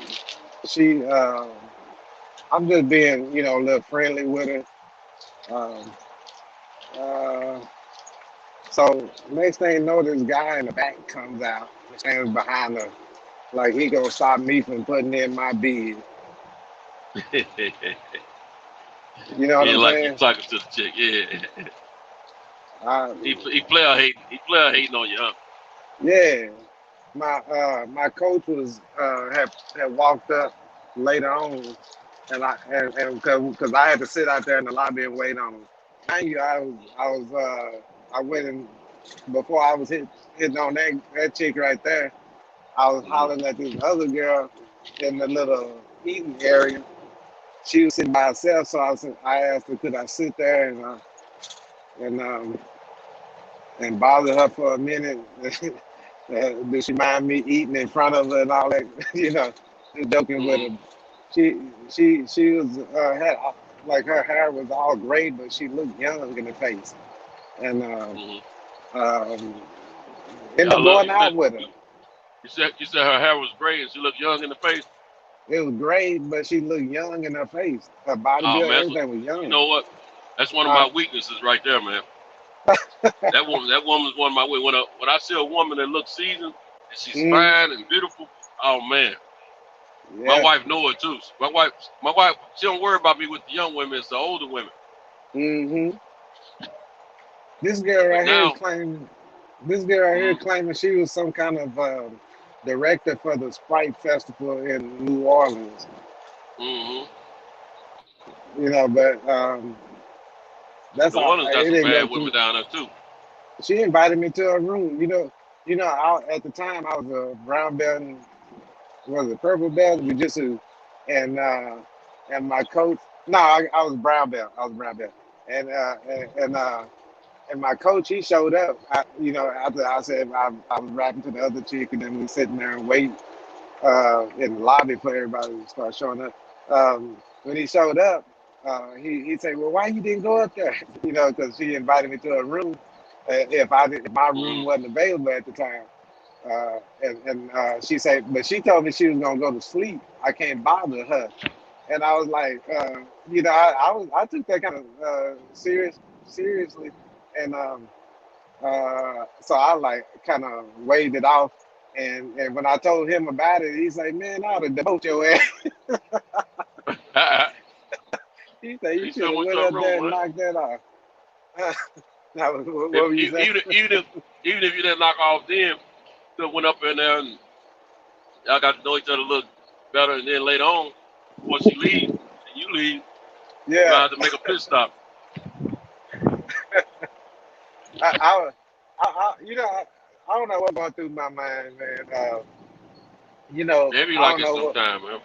Yeah, Man, it let me be tell some you something, weird man. stuff. You be thinking one thing, you come in on this Mm-hmm. one tempo, yeah. So everything you flowing on this uh, one frequency, and then you go into a place, and then you start seeing damn near like in LAX, damn near every other girl is nice, and you want to holler at them, see what y'all about. say what's up. You know, it ain't gonna hurt you to do that. Right. And like I said, you're gonna get some dudes that just gonna pop out of the woodwork every time you try to put your bid in. And and like, you know, so when you at work, that's why, you know, you at work, you doing your deal, and then you're not even changing your program, even though somebody even broke into your program, you still keeping the same frequency. That's just how I am. I guess my, you know, me going out there for a tournament anyway, I was probably Mhm. on some other kind of thinking. Yeah, your mentals. You focus on the Hmm. on the on the mission. Exactly. That's I see. It take a guy like me to understand that. See, I've been in various situations with females, and I didn't make a move on them, and it just I've had some of them come back to me later on and say, "Why you don't find me attractive, do you?" I'm like, "What you mean? Yeah, I find you attractive. So why you ain't try nothing? Why you ain't try to make a move?" I said, "I ain't that type of dude. I like females make they move first. You know what I'm saying? Hmm. And that way I can't get no recharge. But at the same time, I want a woman to respect me, and I want to respect her. You know, if I really like you, if I don't Right. care nothing about you, and we know it's just all about getting that freaking on, then whatever happens, will happen. You know what I'm saying? Right. That's very true. If Because I like a however you woman, start out, I don't. Yeah, I don't want to think about her not being respectful of herself. yeah, If I plan to kick it with her a little bit, you know. yeah. If she started out like a little uh without showing her respect level is there, Yeah, she just ready to give then it to me right off the cuff. I can't. so I can't respect her and yeah. stuff. You know, So when you go respect her knocking her enough that every down, time I see her, it's time to yeah, get busy. You know what I'm saying? Because yeah, they ain't. I mean, you know, you really want to try to develop a relationship with somebody, particularly with them. They ain't the way you want to get to know them. yeah. I don't want to be looking all upside her head like you dirty. Yeah, or wondering which when dudes walk in the room, how many of them she been with and all that kind of stuff. Like she don't invite you somewhere. Hmm. Oh See, yeah, women sneakier than men. not no Real. more to No, me. they wide open. They wide open. They You try to hear be, me? but look, Yeah. right, right. But see, when you walk in the room, I mean, when you kick it with a chick and you go somewhere with her and she know a whole lot of people and most of them are guys and she got to give a hug to this guy, that guy. Let me tell you, women they can be in the room with several different guys that they've dated in the past. Um, be cordial with them and everything, and it don't even bother them. Hmm. Fellas, when we out with a lady and we see some exes, even if we on good terms with them, we ain't trying to be seen. Sweating. We trying to dodge them. Yeah, we Yeah. sweating bullets. You know what I'm saying? 'Cause we can't pull off like they can. Women, they can smile and act like ain't nothing ever happened. Men, Hmm. man, we try to stay as far away or even try not to be seen as much as possible, man, because you don't want your ex asking you about this woman in the past and all that, or it may be something about the female you don't want to talk to her. Not that you're mad at her or she's mad at you. You just don't want to, deal with that. It's just something we ain't built like that. You know what I'm saying? Right. But yeah, women they can pull that out. They smooth, man. They're real smooth. 'Cause it's been some women I know I knew on a personal level, not in a relationship, and I knew all these cats that she had kicked it with. I mean, it's been several of them like that, and they just comfortable in the same setting with all these guys. The guys don't know, but her and I know. You know Hmm. what I'm saying? Yeah. I've dated some females that has told me how they don't kick it with some fellas and told them about this, that, and the third. And we're in a situation like that. I figure if she tell me about two or three, that means it's probably 4 or 5 more up in there she don't gave it to. You know what I'm saying? Especially if they Right. so super happy to see her, got to get hugs and be all personal. You know what I'm saying? I'm like, that nigga don't have stuff. Hmm. You know, you know what I'm saying? That's what I think, man. I can say this So right here without fear of contradiction, right? That if a woman in a populated area tell you that she's only been with two guys, it's probably 14. It's probably what? 14. Yeah. 7 times that number she say. I tell you what else I'm not good at either. I'm not good. You know, it's bad enough to be in the same room with exes, but when I'm out and about, and I hadn't seen a chick I used to kick it with in a long time, you know, then also she see women a person they like hugs. I ain't never been big on hugging. You know, if I ain't in no relationship with a woman. Mm-hmm. Cause to me, if we used to kick it, and it was good. She probably gonna wanna, either one of us gonna catch some feelings for that little physical contact, or have a mental thought process. I'm gonna get cut off in a minute or two here, man. Okay. I'm gonna hit Cal up and let him know this is the main how I was worried about. But anyway, yeah, I don't like all that, man. So now if it's a female that I was just cool with that I ain't never kicked it with, yeah, I can give her a hug easy, no problem. Of course, I give it a church hug because it might be a big audience that we're around, or the fact that I've been in that friend zone with her on the respect thing. You know what I'm saying? Yeah. You know, even though that if a woman tell me that I'm in the friend zone, I tell her that however you want to label it. I'm that sounds like I can hit anytime I get ready. You know what I'm saying? I put it like this: if she married, um, if she and I don't act I don't act like a friend. I keep my distance. Um, Sometimes they want to tell you some of the negative stuff that's going on in their life just to get it off their back, but they actually putting that on you, and you're gonna end up carrying that on your head, even if you don't think you are. If you have like Yeah, I'm say getting in the 10, friend zone on this highway. yeah, if you got 10 friend zone girls 10 girls that did put you in the friend zone, and say by It's not, each one of them will call you at different times and tell you their problems, not so even if friend you zone. don't think it, yeah, all them problems are stick right there in your head, and you'll get to a point to I, where you'll tell them, look, I got to cut you off. I hear. Hmm. You there?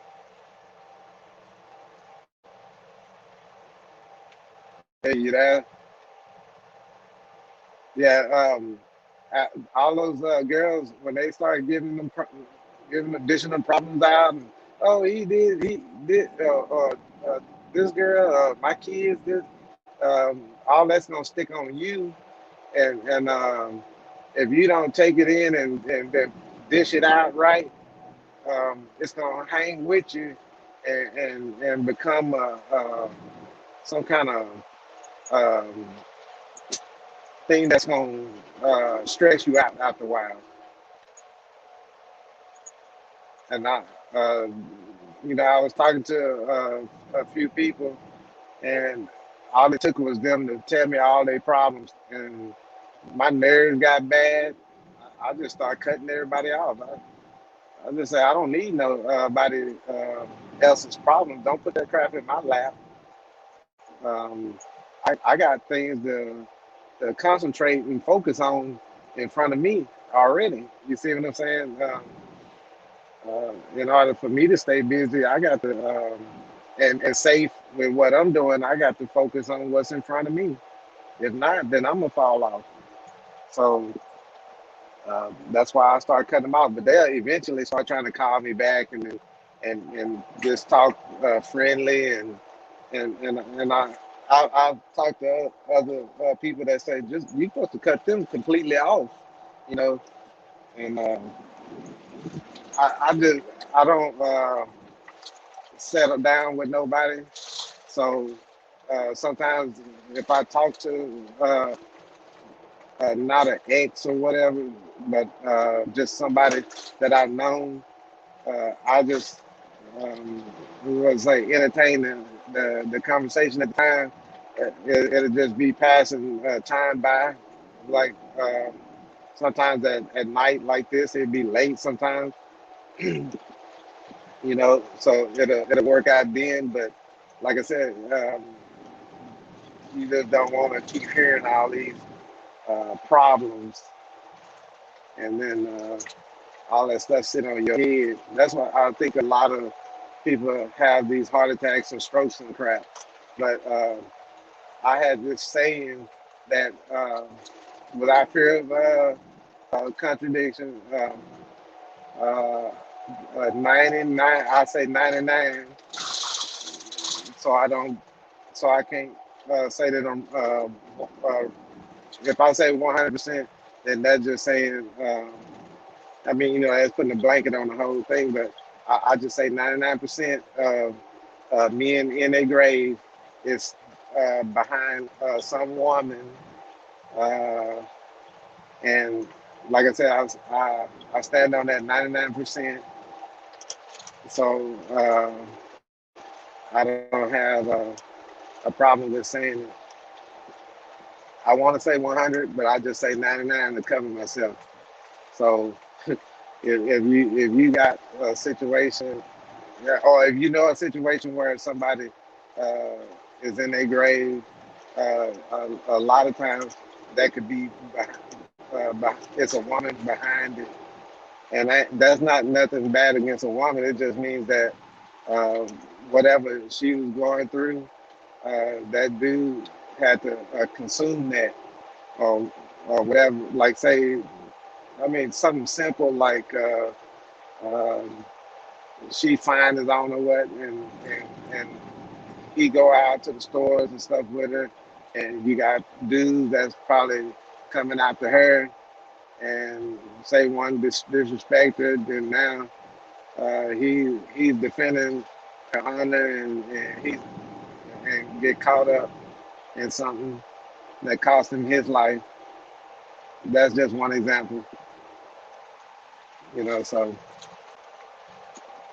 um, you there, Santos? Yeah.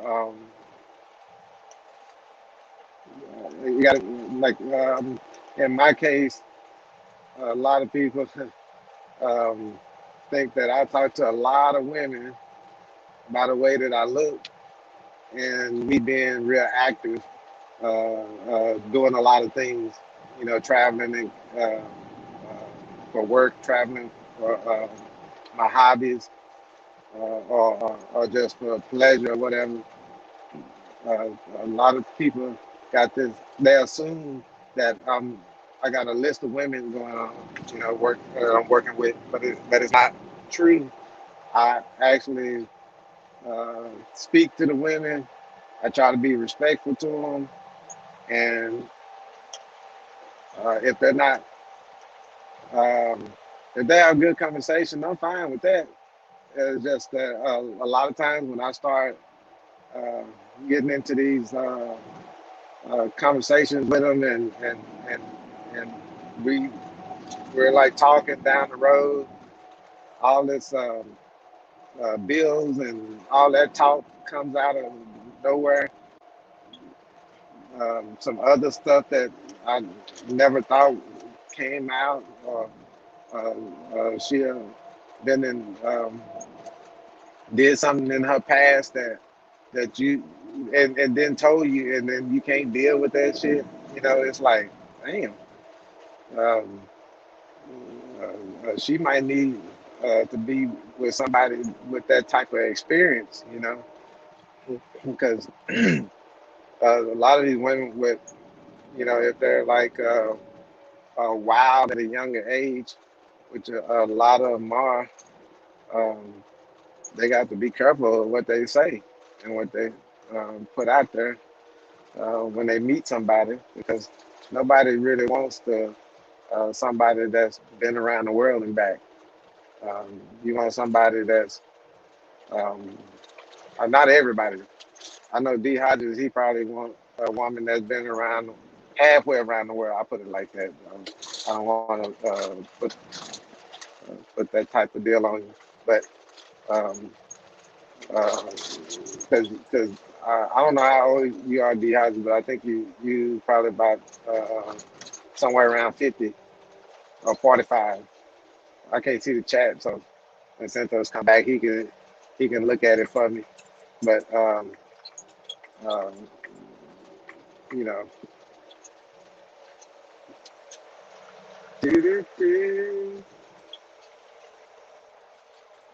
but I'm looking at somebody in front of me turning, and I'm just you got to keep my eyes open, so I'm just jumping lane to lane here, trying to get out of people's way and go around people so they don't stop. Some people had it like this guy right here had his signal light on and almost come to a dead stop in the middle of the road because I'm behind him, so he probably got like a little attitude or something. So and he acted like he was finna turn and get off the road, but he not. He right there beside me, just so. Um, um, we talked about the. Word. I'm back now. Thanks, There you Kyle, go. man. I appreciate you, bro. So was that guy? He got you back in. Yeah. I should be good from now. How's he getting you in? Like, is he sleeping or what? On. He said he was gonna have it on his television. Oh, I'm texting him. he watching TV and with the kids. Yeah, And, see what I'm trying not to call his phone, man, because I know he got a family, you know. Gotcha. But I text him these last 2 times when I've gone out, and he got my message and they put me back in. Okay. I was wondering. I said if I pass out and sleep, I'm gone. Yeah, he'll be out in a minute. Okay.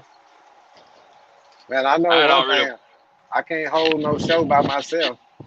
Hey, let me see what the chat said, man. I knew I was gonna be blacked out for a portion of this highway, so I wasn't gonna have any connection.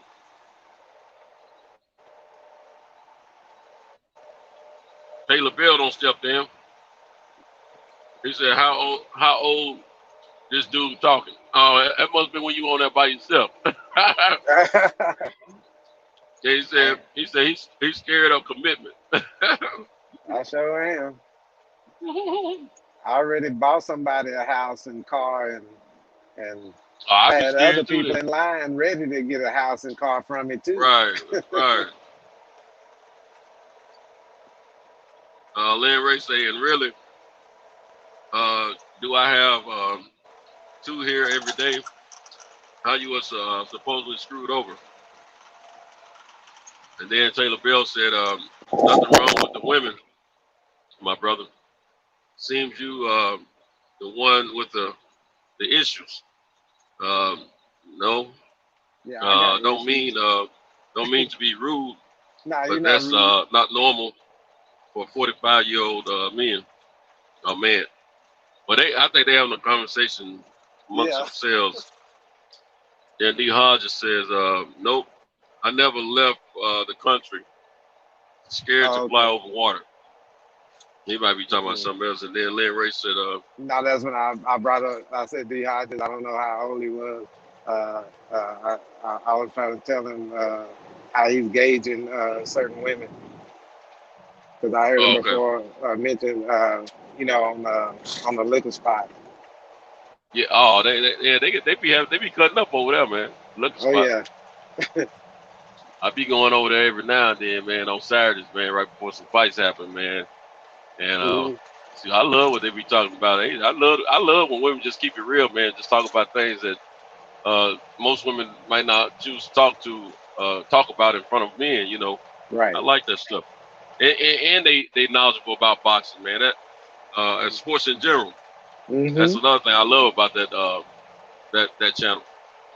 You know what I had said that probably got everybody scrambling around right there. I said that without fear of contradiction, 99% of men in the grave right now are probably in there behind a woman.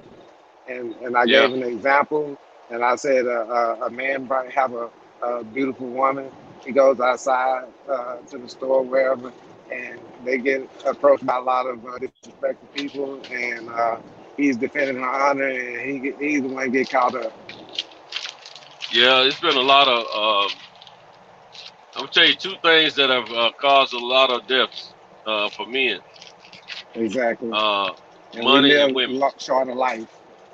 Yeah, money and women, and a lot of times, the average man is trying to get money because he's trying to, impress women outside of the fact that he's There you also go. trying to take care of his responsibilities. But, if you think about it as a man, how well off would you be knowing the provider that you are now as a man and have been for the last several years, however long that is? Think about how well off you would be financially if you didn't have to take care of a woman or be involved with a woman. If you can just, knock women out whenever you feel like it, take them to dinner, move it, Mm-hmm. just date them, opposed to buying them. Mm-hmm. Man, all of our bank accounts would be positive. We all have a few, thousands or hundreds of thousands or millions in the bank. If you think about the average dude, most guys don't need a whole lot to make them happy.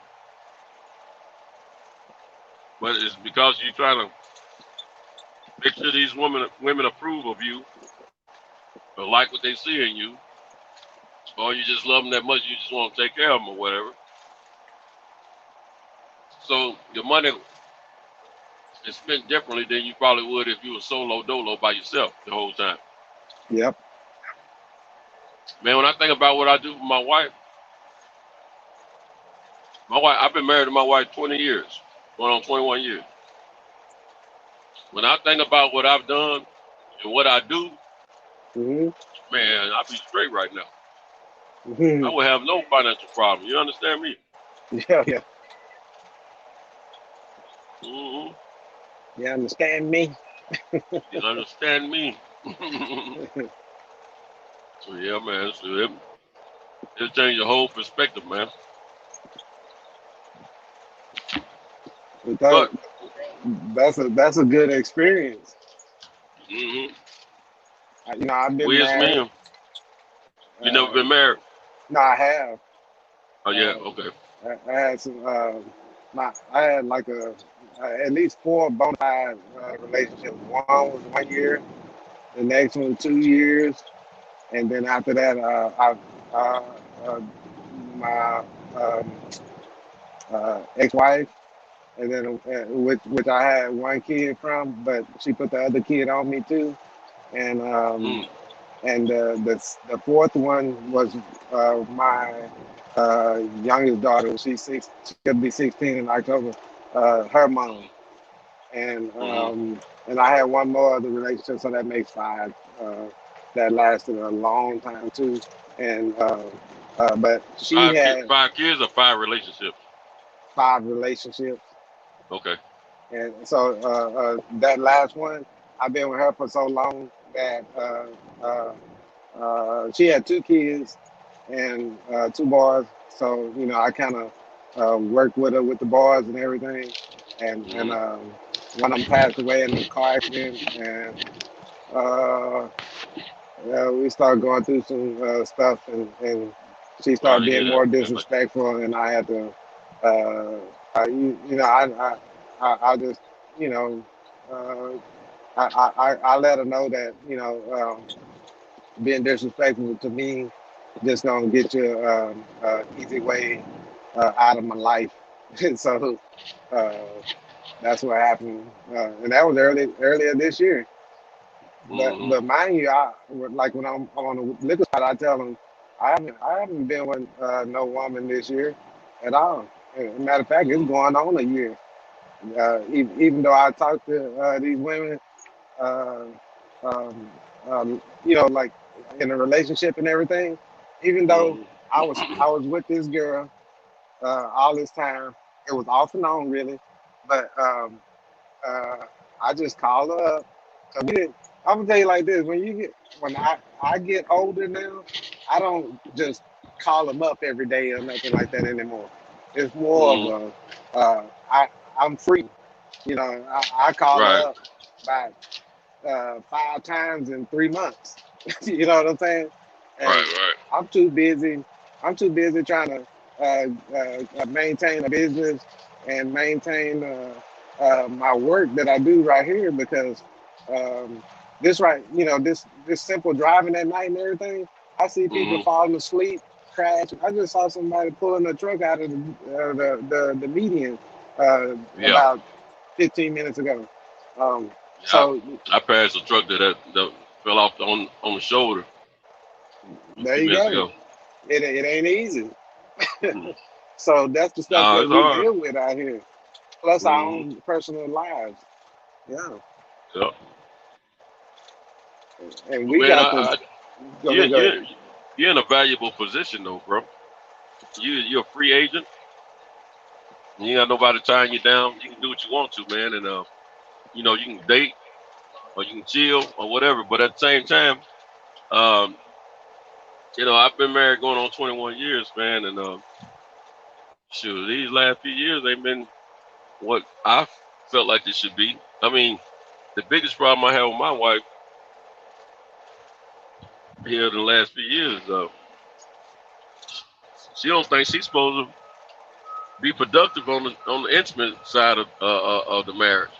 Hmm. And Maybe she retired. She feel she retired. she don't mentally checked out, pretty much. I'm now I'm younger than my wife. Don't get me wrong. I'm younger than her, Okay. but see,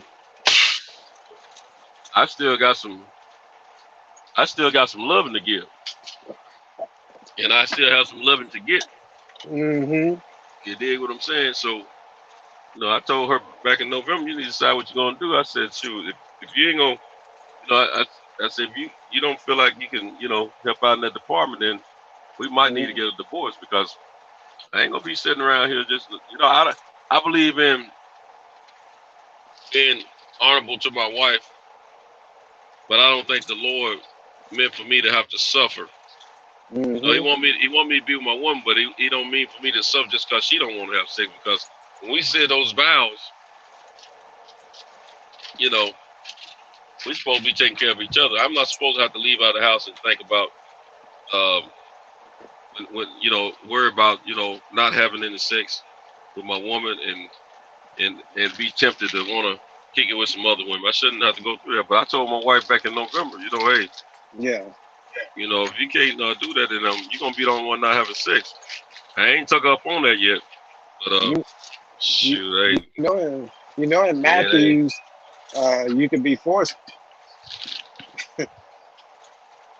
I've heard that. I hadn't read it though, but I've heard. Yeah.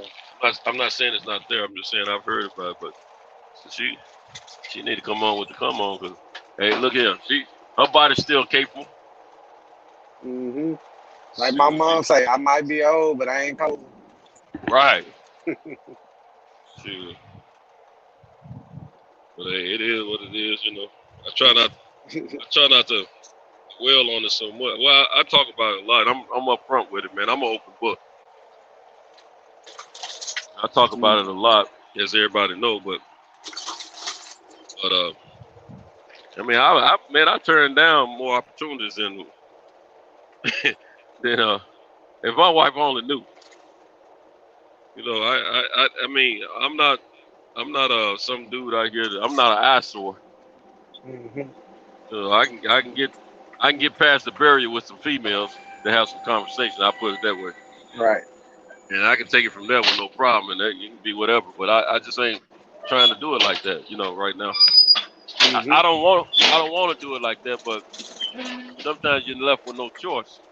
Right. You sound like me. If I move, when I move, I'm gonna move with a purpose. Right. Exactly. I'm gonna be honest with you. I got a feeling she's thinking I'm doing something now already. I'm just saying that because of some things how she's interacting with me Right. right now. It don't even. at this point, 20 years, it shouldn't even. Right. A person should already feel like if you are, then that's just what's happening. If you're not, Hmm. hey, there ain't no sense in worrying about it because this is the thing right here. If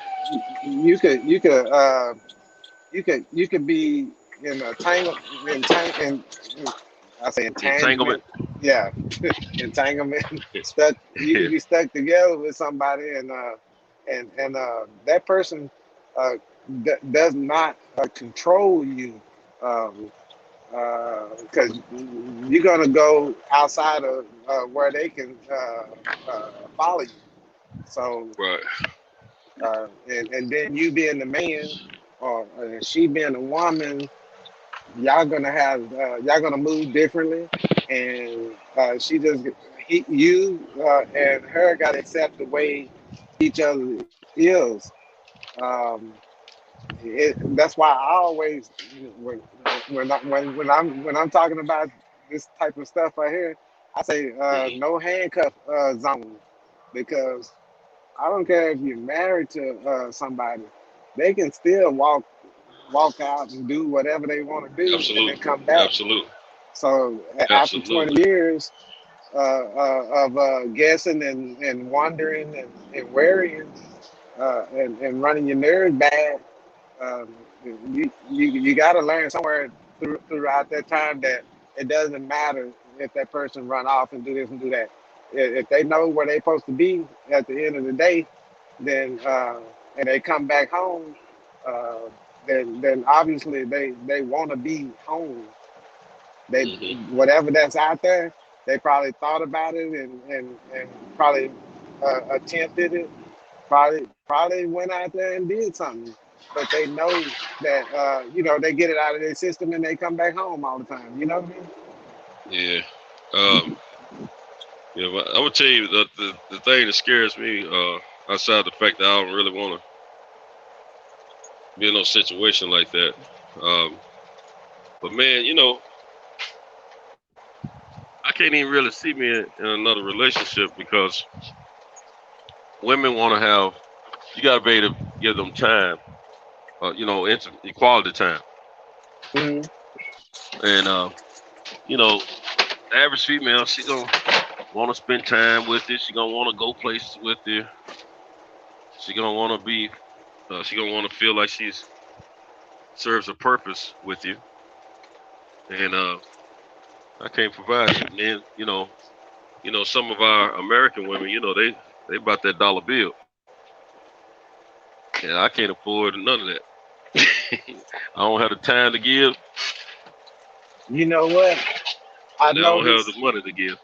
You know what I noticed, especially in my experiences. If you Mm-hmm. give a woman everything she wanted in life, she's still not Still gonna be ain't. satisfied. No, not completely. No, she's still gonna find a way to disappoint you, man. Exactly. So And they knowing probably say that, the mhm, same thing about us. If they give us everything we ask for and want, shoot, they they ain't gonna can't be say that about satisfied. me. But that's right. You know what I'm saying? That's what I'm Yeah, thinking. So I'm yeah, gonna tell you, man. Some women complete you, man, and some yeah. don't get you. Period. And I got to make some changes here. They Because got a big mess up in here. I know for sure. If I'm sitting in the lady chair, I got my little drink right there.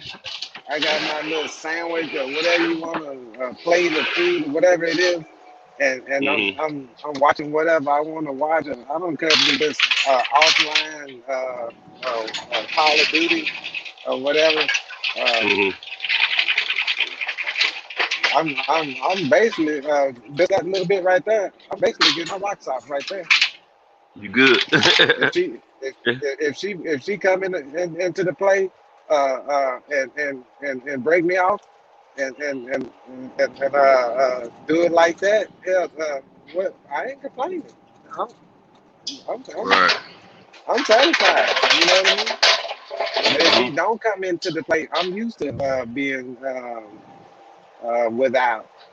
You know what I mean? Right, right. And see, I'm one of those type of dudes too, man. I'm different from most guys I know, where I can go without the sex if I wanted to, but I'm married. I choose not to. I don't want to go without it. You know what I'm saying? Because I'm not getting it like I should be getting it. You know what I'm saying? But at the same time, my mindset is this is something I'm supposed to get. I told my wife, you know, I didn't just marry you to look at you and take care of you. Shoot, there's a couple of holes you got in your body that came with you. And I was planning on filling them up, you understand me? Right. You know, I told her, man, you know, yeah, I love you. I didn't marry you just for sex, but I figured that I wouldn't have to look for none either after I got married. You know what I mean? Right. So I don't know, man. Well, hopefully we get this thing. I don't even know if we can get it together, man, on that part, because it's been too long now. And it ain't like it's 100% not happening, but it ain't 50% and it ain't 30% either. It's like 10% of the time. You know, that is not enough for me, especially with the efforts that I put into this relationship. Don't tell me I got knocked out again. No, that ain't me. I'm good.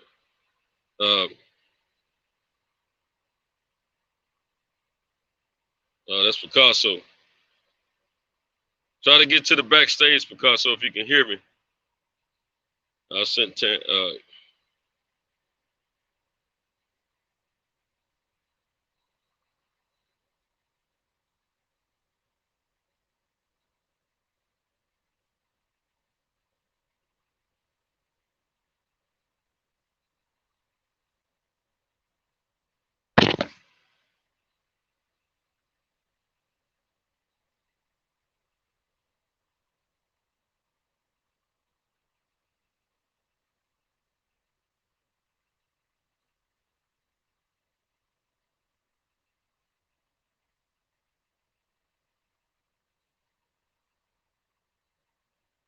I'm still here, gang.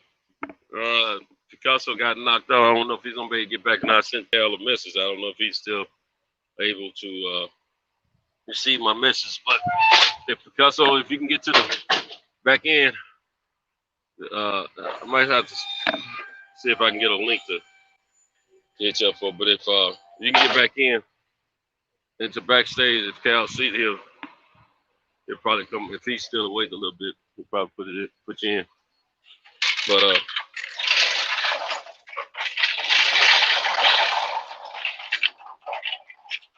yeah, but it's relationship's something else, you know. And no relationship is perfect. I can promise you that. Now, I don't have the major problems, major average problems that a lot of people I know have, but I just got a few little problems that I think they should be, you know, changed. But it is what it is. I'm going through my thing. Other people going through their things in relationships, and relationships are what they are.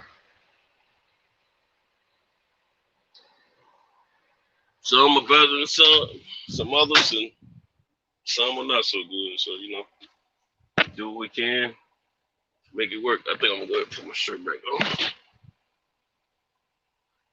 I've been running around with my, as they call them, wife beater. I still call them tank tops, so they ain't never been in to beat no wife. And it won't ever be. So I don't like to demean myself with that. I still call mine tank top, you understand?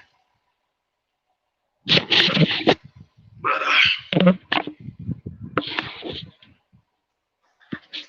man, Picasso, I miss you already, brother. Look like it's me in the chat. Let's see. Send me a message, Picasso, if you're out there, man. If you can hear us. Beatbox, welcome aboard, my brother. These females don't want much for real. Lynn Ray, keep it trill. My showpieces Roger, I don't know what he's talking about there. Road, a rod that I don't know what you're saying there. Taylor Bell said, "Yo, especially if you work the night shift. I used to work the night shift and sleep all day. Wife complained we don't spend enough time together. Yeah, yeah, it could be an effect, but my problem started before I took the night shift. Shoot, I was working during the day, man, off on weekends. And shoot. Matter of fact, my problem started before I before I've been in business 6 years, and my problem started before then.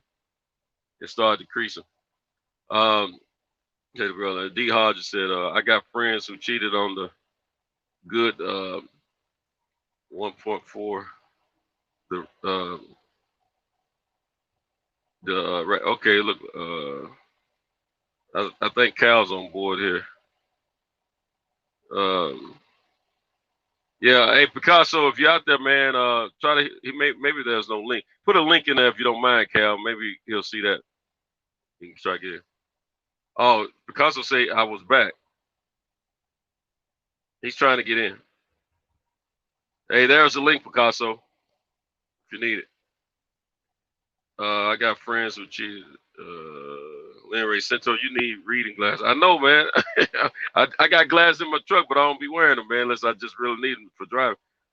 You butchering that chat. I know, man. You know what? I'm about to blow this thing up. But look, D. Hodges said, I got friends who cheated on the good 1.4. I don't get that. The ratchet 1.4. I mean, I think it's a error, not on his behalf, probably auto correct or something. And he said, one, shaking my head. I don't understand that.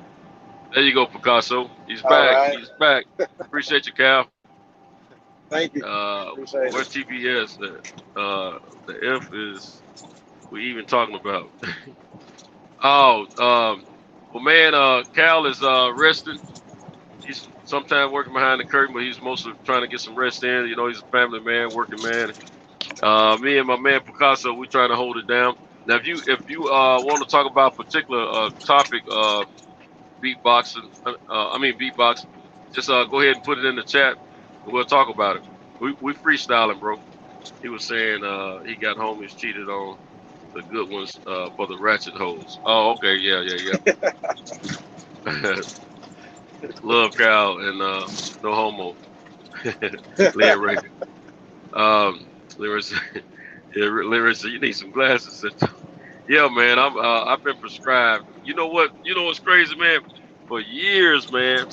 For years, I always had great vision, but I knew my vision wasn't as good as it used to be as of a few years back because I had an injury to one of my eyes playing basketball, and I think my eyesight started declining from there. But it stayed good for a while. But then, when I was in the car business but my last 10 years in the car business, I started selling cars via the internet.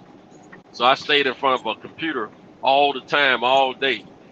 And I think the computers have ruined my eyes, man. And so I have a stigmatism. It has to do with distance. You know, they prescribe me glasses so I can see better distance wise, especially when I'm driving. But, you know, just I don't be wearing them, man. But I'm going to tell you something I discovered. See, I found I was old in 2019, man, because they prescribed me some glasses. They put me on blood pressure medication, gave me some cholesterol medication, some medication for vitamin D, all that, man. I said, sure, I get myself in shape and start, you know, making my regular appointments to the doctor. Then I get my annual. I find out I'm old. You know what I'm saying? Yeah. And this wake up call. Yeah, this is after I done lost about 30-something pounds. I'm looking at my abs again for the first time in years. You know what I'm saying? And, oh man, that's my head up.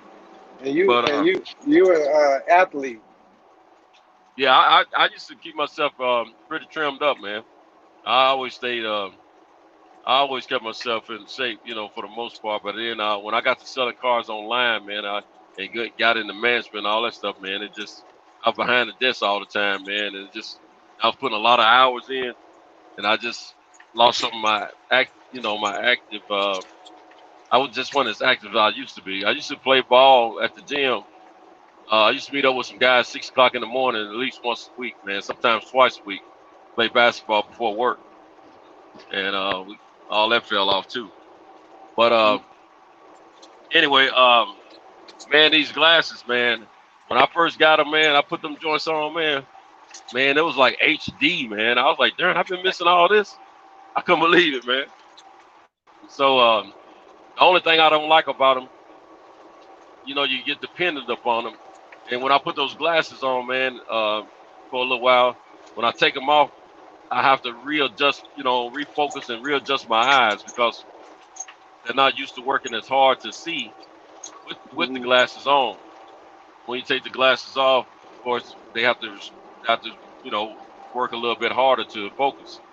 So it takes me a minute or two to get back into reality focus when I take the glasses off. But man, when I first got them, man, every time I walked in a store, you know, we were talking about watching ladies at the stores and stuff. Yeah. Every time I walked in the store, I made sure I had my glasses on, man, so I can see them figures like I used to from a distance. I used to be able to spot women from a mile away, man, and see the curvaceousness of the body and just detailed visual. You know what I'm saying? Right. See, without them glasses, I can't see all that now. Right. So I put them glasses on, I can see all that stuff. I'm like, yes, Lord, look at them. I can see off to a distance. You can't even tell I'm looking at her. You know what I mean? Yeah. But yeah, man, I love all that stuff, man. I was just shocked. But I'm gonna have to give me some more glasses, man. I screwed my nicest pair of glasses, man. I screwed them up because I was driving some rental trucks last year, man, and the glasses kept on falling on the floor. And one time they got hung under a seat of a rental truck that I was in, and it about crushed the case and the glasses. If it wasn't for the case, it would have damaged the glasses all completely. But the lenses got like stress fractures in them. Yeah. So I gotta go. The frame seemed to be all right, so I'm gonna go get that's the most expensive part of the lens anyway. You know what I mean? Yeah. So I'm gonna go get the joint redone, man. Plus I want to pick up another pair of glasses. But I'm supposed to have bifocals. The first pair of glasses I have, I bought them over the internet, and they don't fit on my face as well as I thought they would. But they have the box shaped bifocals in them, and I don't really like that. I'm gonna go for the so I didn't get bifocals on this second pair, but I do need them. So I'm gonna get the bifocals without the line, the progressives. Right. Yeah, I'm gonna get those the next time. That's what I got on right now. Yeah. You know, we can't take no DOT medical exam without them glasses, man. Right. so legally, I gotta take my test. Yeah. See, I keep mine in the truck with me because I know I have to have them. Then they look at my license, they gonna know I'm supposed to have corrected lenses on. Exactly. I got a few pair of shades, a couple of pair of shades because I'll lose them. And as far as the regular glasses, I got like a few of them. I didn't broke one, so you know I'm a driver. So if I gotta make my money by driving. So if I break my glasses, and I only got one pair, that means I gotta schedule an appointment. And just say right now, at this time, your appointment could be like 2 weeks off, and then once you take the test, you get your eye exam, and then it's another week or two after that before you get your glass. But I know there are other faster ways of doing it, but that would be the typical wait time for me if I only had one pair of glasses. But, but I keep two pairs. Yeah, that's what I was gonna say. It's best to get 2 or more pair, man, because you never know what situation you may be in. The hardest time for me to see, man, is like dusk and dawn. When the sun is getting ready to come up, it might be a little cloudy. That's a hard time for my vision. And in the evenings, when it's turning dusk, about to get dark, that's a rough time for me to see. But as far as like night vision, I'm cool. Day vision, I'm cool. It's just as far as that part is more of the distance, you know. Yeah. But for the most part, I'm cool though. But man, it's at dusk and dawn, man. So sometimes I have to break them glasses out, put them on my face, man, and so I can, see decent. They got the kind that when light hit it, it changes to tint. Yeah. I might get those next time too. Cause Mm, I know my partner I was telling you about earlier. That's where yeah, his are. His eyeglasses that way. So my wife wear glasses, and she's had multiple pair like that. Where uh they change the tint. yeah. Now I'm telling you, my wife she don't take her glasses off, but till she go to bed. You know what I'm saying, or get in the shower or whatever. But me, Right. I just can't. I just haven't been able to get used to wearing them all the time, man. Now when I go to church, we got a big jumbo screen. Well, I ain't gonna say jumbo, but we got a big screen Yeah. in the front of the church behind the pulpit, Hmm. like for scriptures and songs and stuff like that. And my glasses serve me real well when I'm looking at that. Oh yeah. But I gotta take the time out to go. The reason I hadn't had these glasses redone or bought a second, a third pair is because of COVID. Yeah. They just recently started letting people, come in to shop around and freely like they used to. But Exactly. I'm gonna get all that taken care of, man. I'm a procrastinator for one thing. That's one of my problems. Same I here. should already, yeah, I should already had put a crew of guys back together and have my trucks rolling, but I've been procrastinating like crazy, man. You know And what? You doing other things and prioritizing right, and putting it back. Not hmm that not you.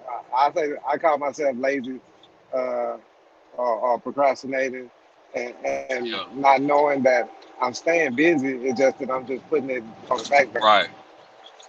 Yeah. I'm just, I'm at the point of my a point right now that I'm just doing enough to pay the bills, enough to stay to survive and keep the doors open on my business. But I ain't doing as Mm, much as I could be doing. You know what I'm saying? yes. I pick up a few extra jobs every now and then, just on accident. Like I may get a call from some old clients for some Okay. deliveries.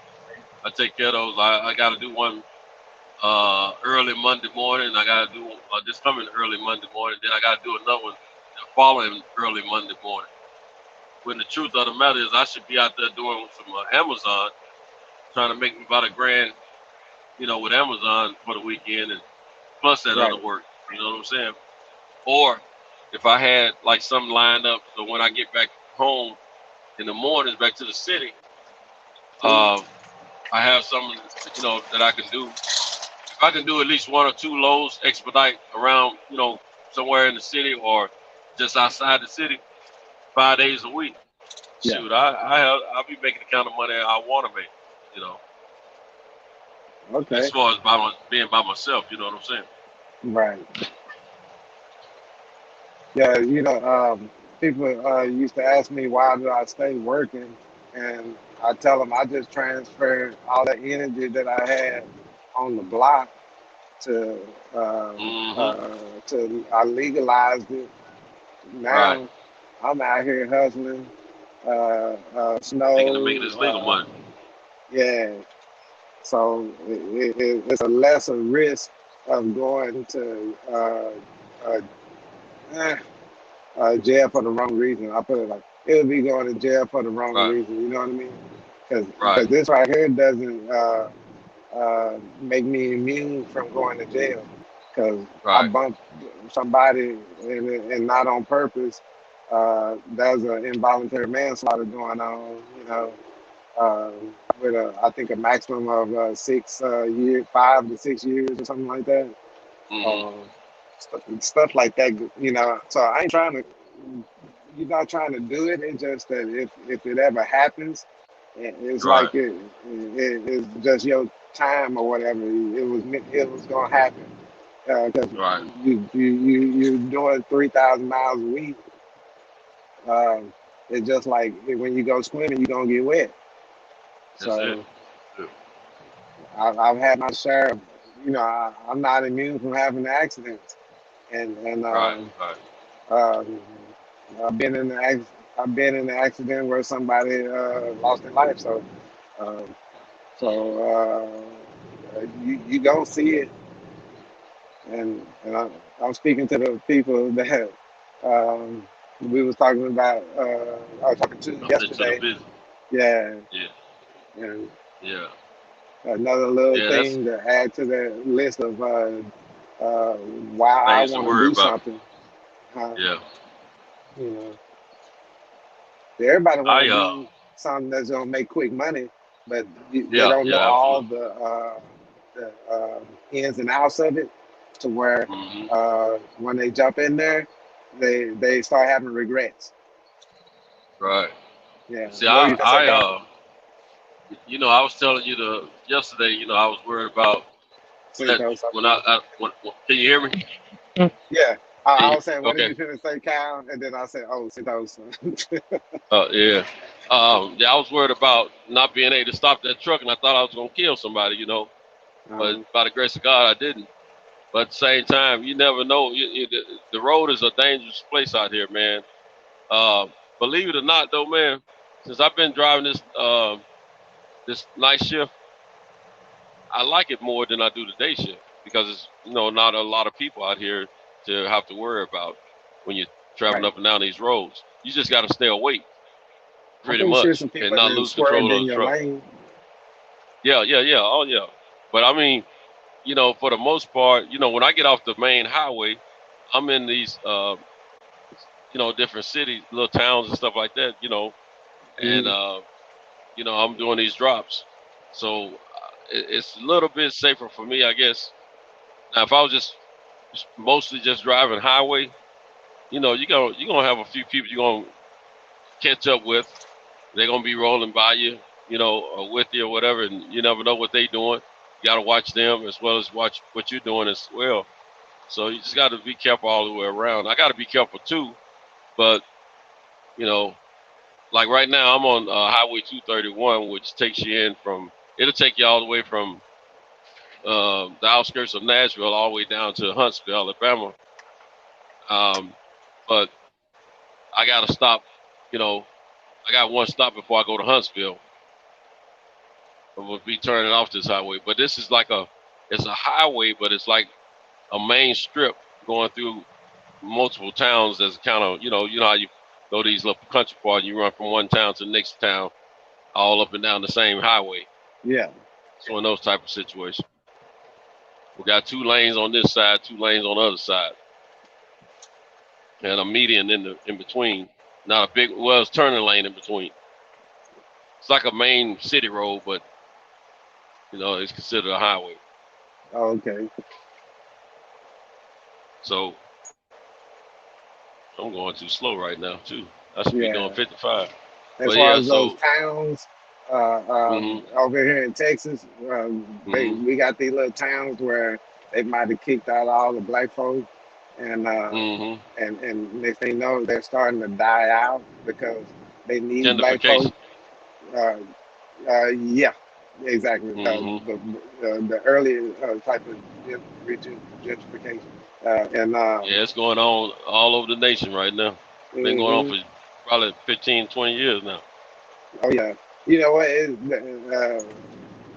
been going on back the 1920s and all that, back in Tulsa Yeah. or the Mississippi, all of those places like that where black folks got ran out of Oh yeah, yeah, yeah. thriving Mhm. thriving towns and everything. They were making money, so the other people they just couldn't have that, so they had to come in and put a wrench in the program. Uh, it's true that without us, they'll wither away. You know what I mean? Mhm. After generation, these little sundown towns, Yeah. they end up being ghost towns. Mhm. And Yep. normally they'll use the word ghost towns for a place where they killed a lot of black folk and Yep. and they're just saying that that's the ghost of them. You Yeah. know. 100. Yeah. Yeah. You're right about that, bro. Yeah, man. When I'm riding up and down these highways and byways, man, I see a bunch of wilderness, untapped landscape.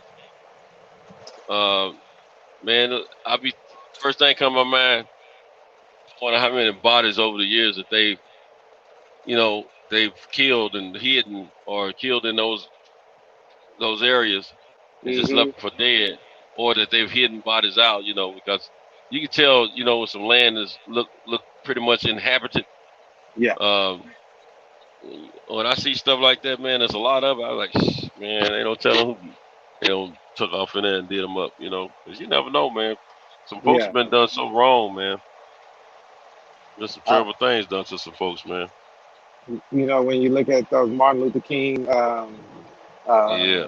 where they marching, you Mhm. see it's dark skinned black folk, along women, Mhm. and, Mhm. and, and men, along the high, back then, the stretch of road that they got back then, there was probably a road about to be a highway. Um, they had, matter of fact, it was probably 50s, 40s, or something like that, right?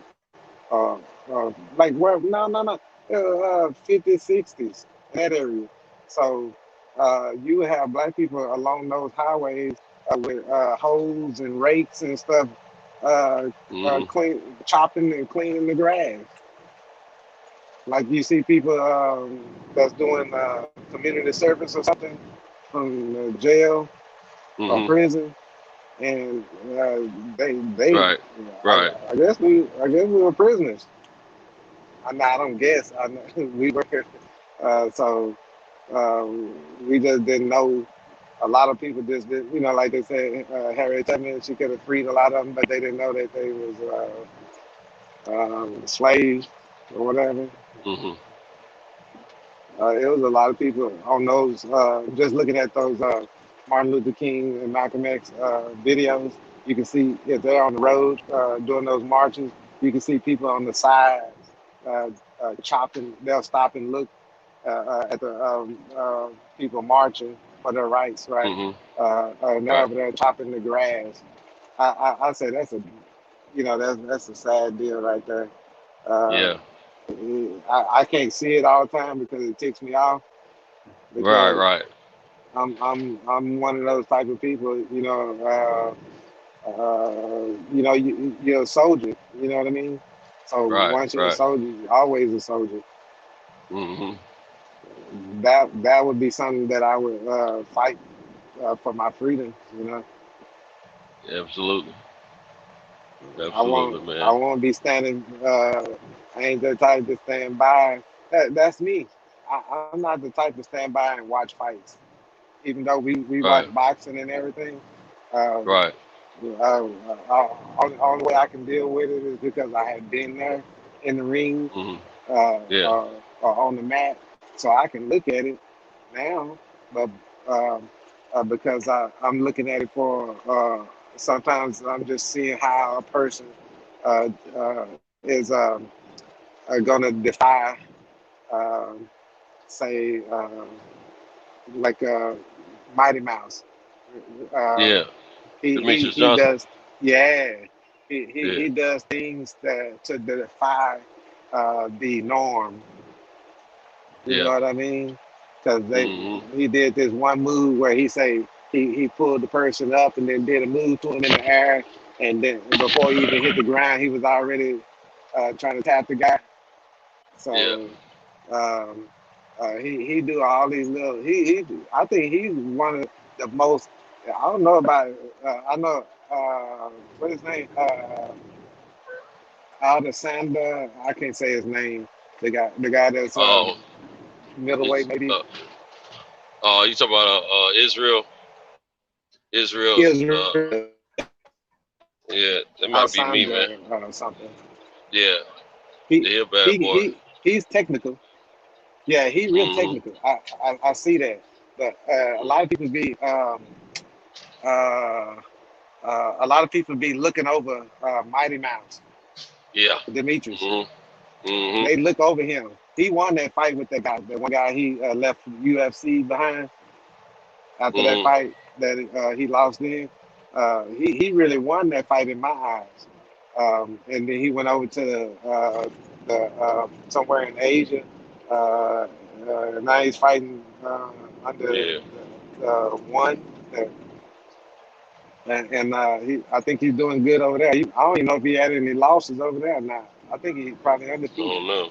Is he with PF1? That the one like 0NE1. Oh, one. Yeah. Yeah. He was fighting under them, but he's a real he's the most technical person I've known, man. because he mixes. He actually he all that jumping in and out and creating the distance just right, and he not scared to bang. I mean, dude, just I be watching how he's technical, how technical he is, because I think he the most technical fighter out there in UFC. And he's one of the best. Demetrius Johnson. He's one of the best that I've seen do it consistently. Exactly. I mean, he was a bad boy, man. I'm gonna tell you, man. They didn't market him right, man. With UFC, if they'd they'd marketed him the correct way, gave him some strong cards on it when he was main event. Shoot, they probably still have him over there at UFC, but they talk about Dana say he didn't know how to move him. I don't think they tried as well as they could have. I think they did him like Simone Biles, in a way. Yeah, he was so good. They want to start hating on him. Tell you what,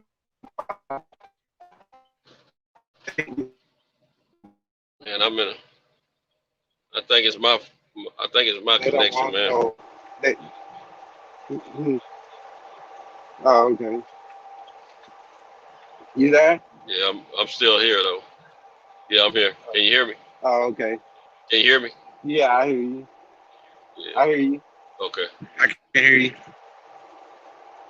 All right. Yeah, they just don't want somebody with the wrong complexion to have a flawless record and become the face of whatever that particular sport is. Man, there was this white cat.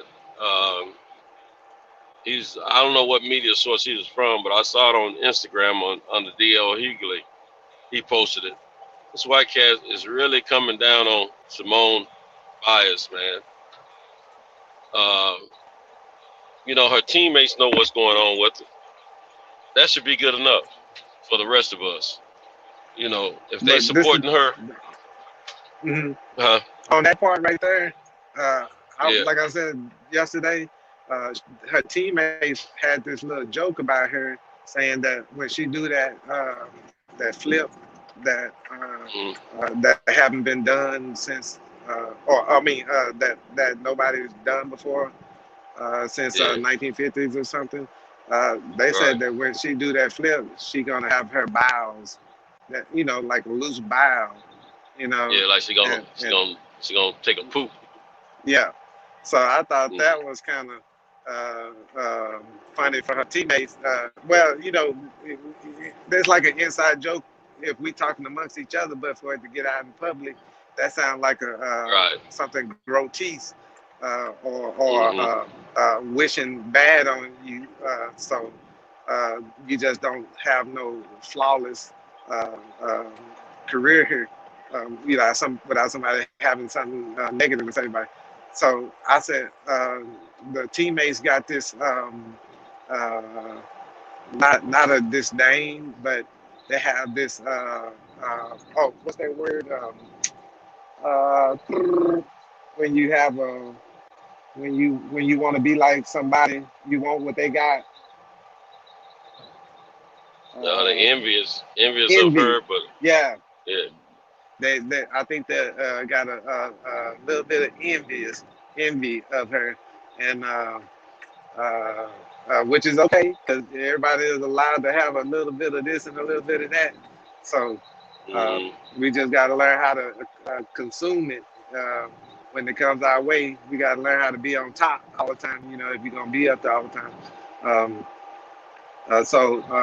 I think that along with when she was giving her say on it, her response on that she could give out, you know, without saying anything bad about anybody.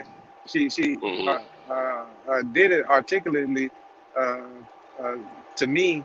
You know, I don't want to say she sounded intelligent because she is intelligent. So I don't have to say what's already understood.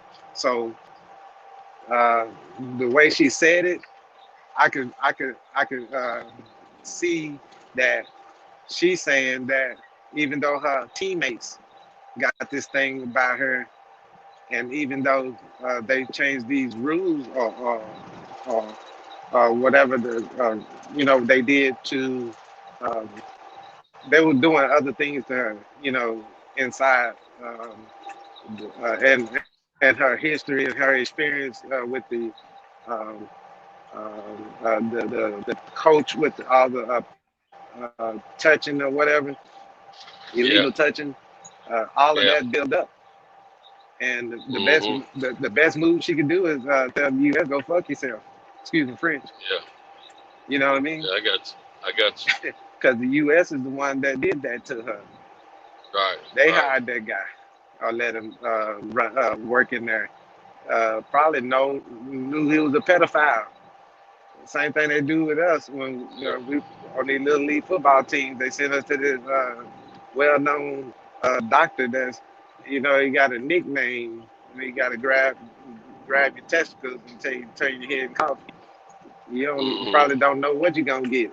a kid, you know. So that's what I had to say about her. Her friends, even her teammates, they got a little envious.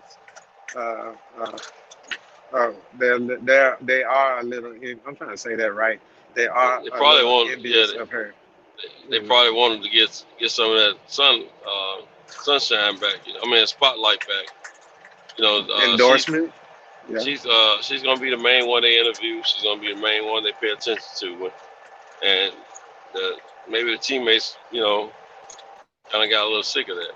They should be endorsing the crap out of her because, I mean, you know, everybody should be out there looking for to put their logo on her.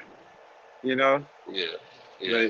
But we don't see that. And you know, Adidas is remember Jesse. You know, Jesse Owens um, wore those Adidas, and those Adidas was that the guy Adadi or whatever that had a shoe, had a family business in I think it's Russia, but wherever Hitler is Germany. So the guy What are you talking about, Deodora? Yeah. They made that shoe too. See, that was a family-owned business. But then when he had Jesse Owens wear the shoe, and then Jesse Owens blowed everybody out on the field, right. all the black people started wearing what Jesse Owens wore, and he kept Adidas in business. So Hitler got upset with that, and he actually had the Adi guy. Uh, enlist in the military and fight for the country, right? I don't know if that was to make him some kind of a big time guy, or just get him in there so he can get killed, you know, in the war. And but the guy made it, but he still had a family business. The business went downhill, and I think Hitler was trying to destroy that too. But it was black folks that kept it alive via Jesse Owens, and then as time went by, you got Adidas coming back with Run DMC and all this good stuff. So, Mm-hmm. I mean, I wear Adidas. When I heard the story, I was like, I could throw all this stuff away, but I paid for it. Um, I don't support that the the bad part of that history. I don't, but it's still there. And and you know what I found out about all these companies today, they they Mm-hmm. they came from bad places, from doing Mm-hmm. other bad things, and now they're turned over a new leaf, and and and and now they're cologne places like Christian Dior um, was the ones that was supposed. I guess was it the ones that the company that was making the gas chambers for the Jewish people to go into. I can't remember the name of it. Christian Dior is the name of the uh, cologne, but they was making the gas chambers or the gas or whatever back then, Mm-hmm. and now they're a cologne place now. So and look at what I just told you about Adidas, where they come from to now. So you know, I try to be mindful of what I buy. Um, um, Try to study everything that I can possibly do. And that goes back to what you were saying when you was procrastinating. I could see you wasn't procrastinating. You just had so much on your plate that you prioritize some things to the back burner. You know what I mean? Because I'm busy every day, 24/7. I'm doing, and you know the name Picasso. Yeah. When I was younger, I used to draw here and there to have a peace of mind from what I was going through in my life at the time. But I actually read up on Picasso and then listened to in the documentary about the guy, and I think his name is really Juan Pablo. But he even admitted um, uh, over there by Granada. Well, no, is it Granada, Spain, or something like that? But um, no, that's another story. But over in that same area, that's where he grew up at. It was two places that they mentioned there that he grew up in one and he moved to another one and he lived from there.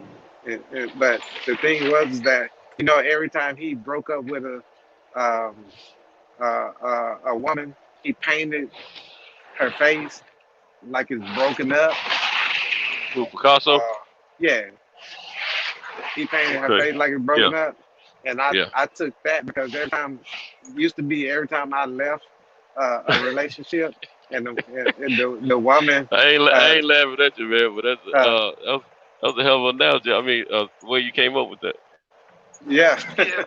Yeah. uh, the way he broke up with the woman, he would leave her broken up, and that's kind of how it was with me. Uh, they would fall off, you know, because like I Mm-hmm. was telling Mm-hmm. you, my ex-wife passed away, and she was 4 years older than me, and she passed away at Sorry to hear that, man. 44. Yeah, uh, She was sick. I, I couldn't. Something wrong with her lungs, and she didn't even smoke. One of her Oh parents wow. did, I think. Um, but she was probably around people that did. Oh, it could have been something else. You know what I mean? Because it just could have been something else. Going to Were the y'all still hospital. together, or y'all split up at Nah, that nah. time?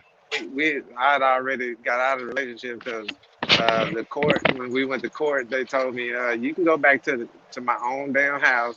But they say if I broke something in the house, You have to pay like for punching it, a wall or anything, or matter of fact, they or say you have to leave. if she woke up and didn't like how I was looking at her and called Mm-hmm. 911, they not even gonna ask me no questions. They just gonna come get me and take me. That. And I said, okay. I went home. I had a Lincoln Navigator at the time. I packed Mm-hmm. that joker with all my stuff, and I went to the movie theater to calm down, and I watched Spider Man, and then from there, I went to my mom's house. But see, I had two houses. Mm-hmm. I left her at the big one, and I went to the other one. But I had my family member staying in it, so I had waited for at my mom's house till they moved out. So and then I moved in there, and now I got a mortgage and child support. But it didn't matter to me. All I was thinking about was my kids' well-being, and she wasn't good at taking care of the kids, but they let her keep them. Yeah, they kind of ride with the mothers in a lot of. You have to prove beyond a shadow of a doubt that a mother is not fit. Mhm. And it's a whole lot. It's a kind of double standard, you know, It is. for the fathers versus the mothers. She get to walk that line, but I can't.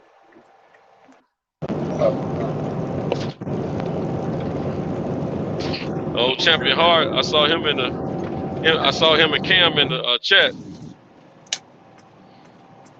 Say it again. Hey, I saw Champion Hart and Cam in the chat. Centos. Hey, what's up? Hey man, y'all was up here talking last night. I fell asleep, man. It was all good. I think Champion Hart hopped on and somebody else. It was four of y'all. Looked at what time it was. I think it was like 4:30. I said, it's over for me. How long did y'all last? Did y'all last till Kyle got up? Without falling off?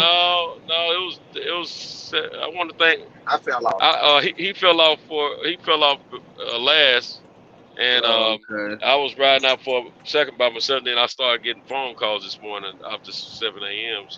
Or right before 7, something like that. Okay. So Yeah, that's I was what trying to that's what stay we up, ended up man. doing. It was over. Yeah, man. Champion Hart. If you're trying to come on, if you're driving, man. Cam will wait. You got the controls, Cam. Yeah, I dropped the link a little bit ago. If anybody want to get Okay. on. Yeah, anybody want to get on? Not just Champion Hart, but any of you guys, ladies or whatever. Hit the link. Come on, join the team and or the party or whatever, and let's talk about it. Whatever topic you want to talk about, let's do it. Yeah, man. Man, this one stop I'm leaving right now. Man, they have a light above this container. It's a container. I know my man Picasso know what I'm talking about. But it's a container that is like for storage. And they got a light above it. And it, y'all here in the boondocks, man, it draw all kind of bugs around it, man. Man, I have to wade through them bugs, man, to put the stuff inside, man. It just irritates. Cause see, bugs irritate me, man. If it's too many of them, I start feel like it's something crawling on me. You know what I'm saying? Even if it's not, be my conscience be messing with me. Heebie-jeebies. Yeah, I don't like all that bull crap, man.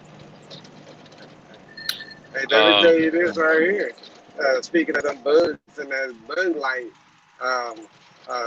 when I go down to the valley, which is in by the border of Mexico, and,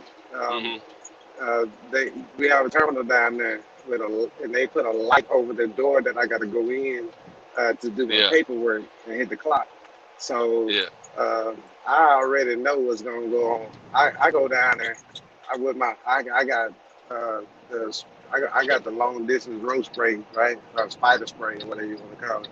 And what I did, I'm getting older, but what I did was I was about to walk up the stairs and then spray the bugs at the light. Man, those spider webs had this real thick spider web that I could take a stick and lay it on top of it. It was just waiting for me to walk right there.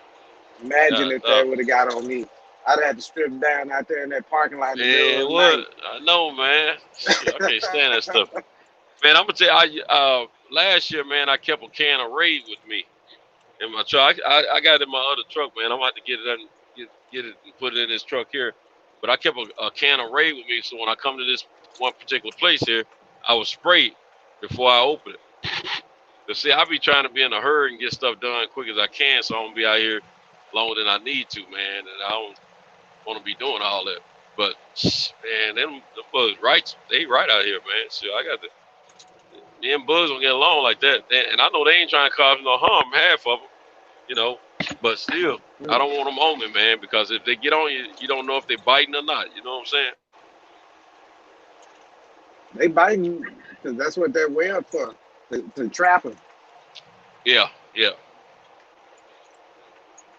Yeah, man. But yeah, I'm gonna put that raid up In in that there. same lot, in that same yard, I parked the trailer in the back in the dark.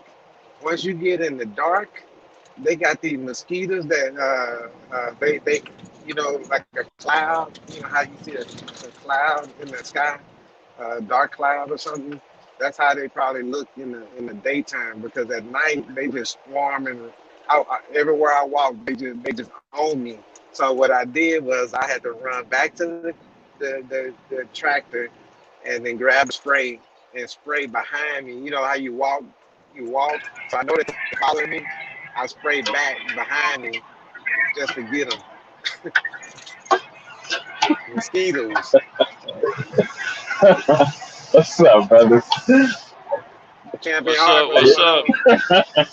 on? How y'all doing, man? Picasso, you had me rolling, man. You say, Picasso, you had to strip down that spider web got on. Yeah, man. Shit. Hey, I don't blame you. Shit. I done got butt naked too. You know what, man? You know what? When I was a You know I kid, gotta man. get through there.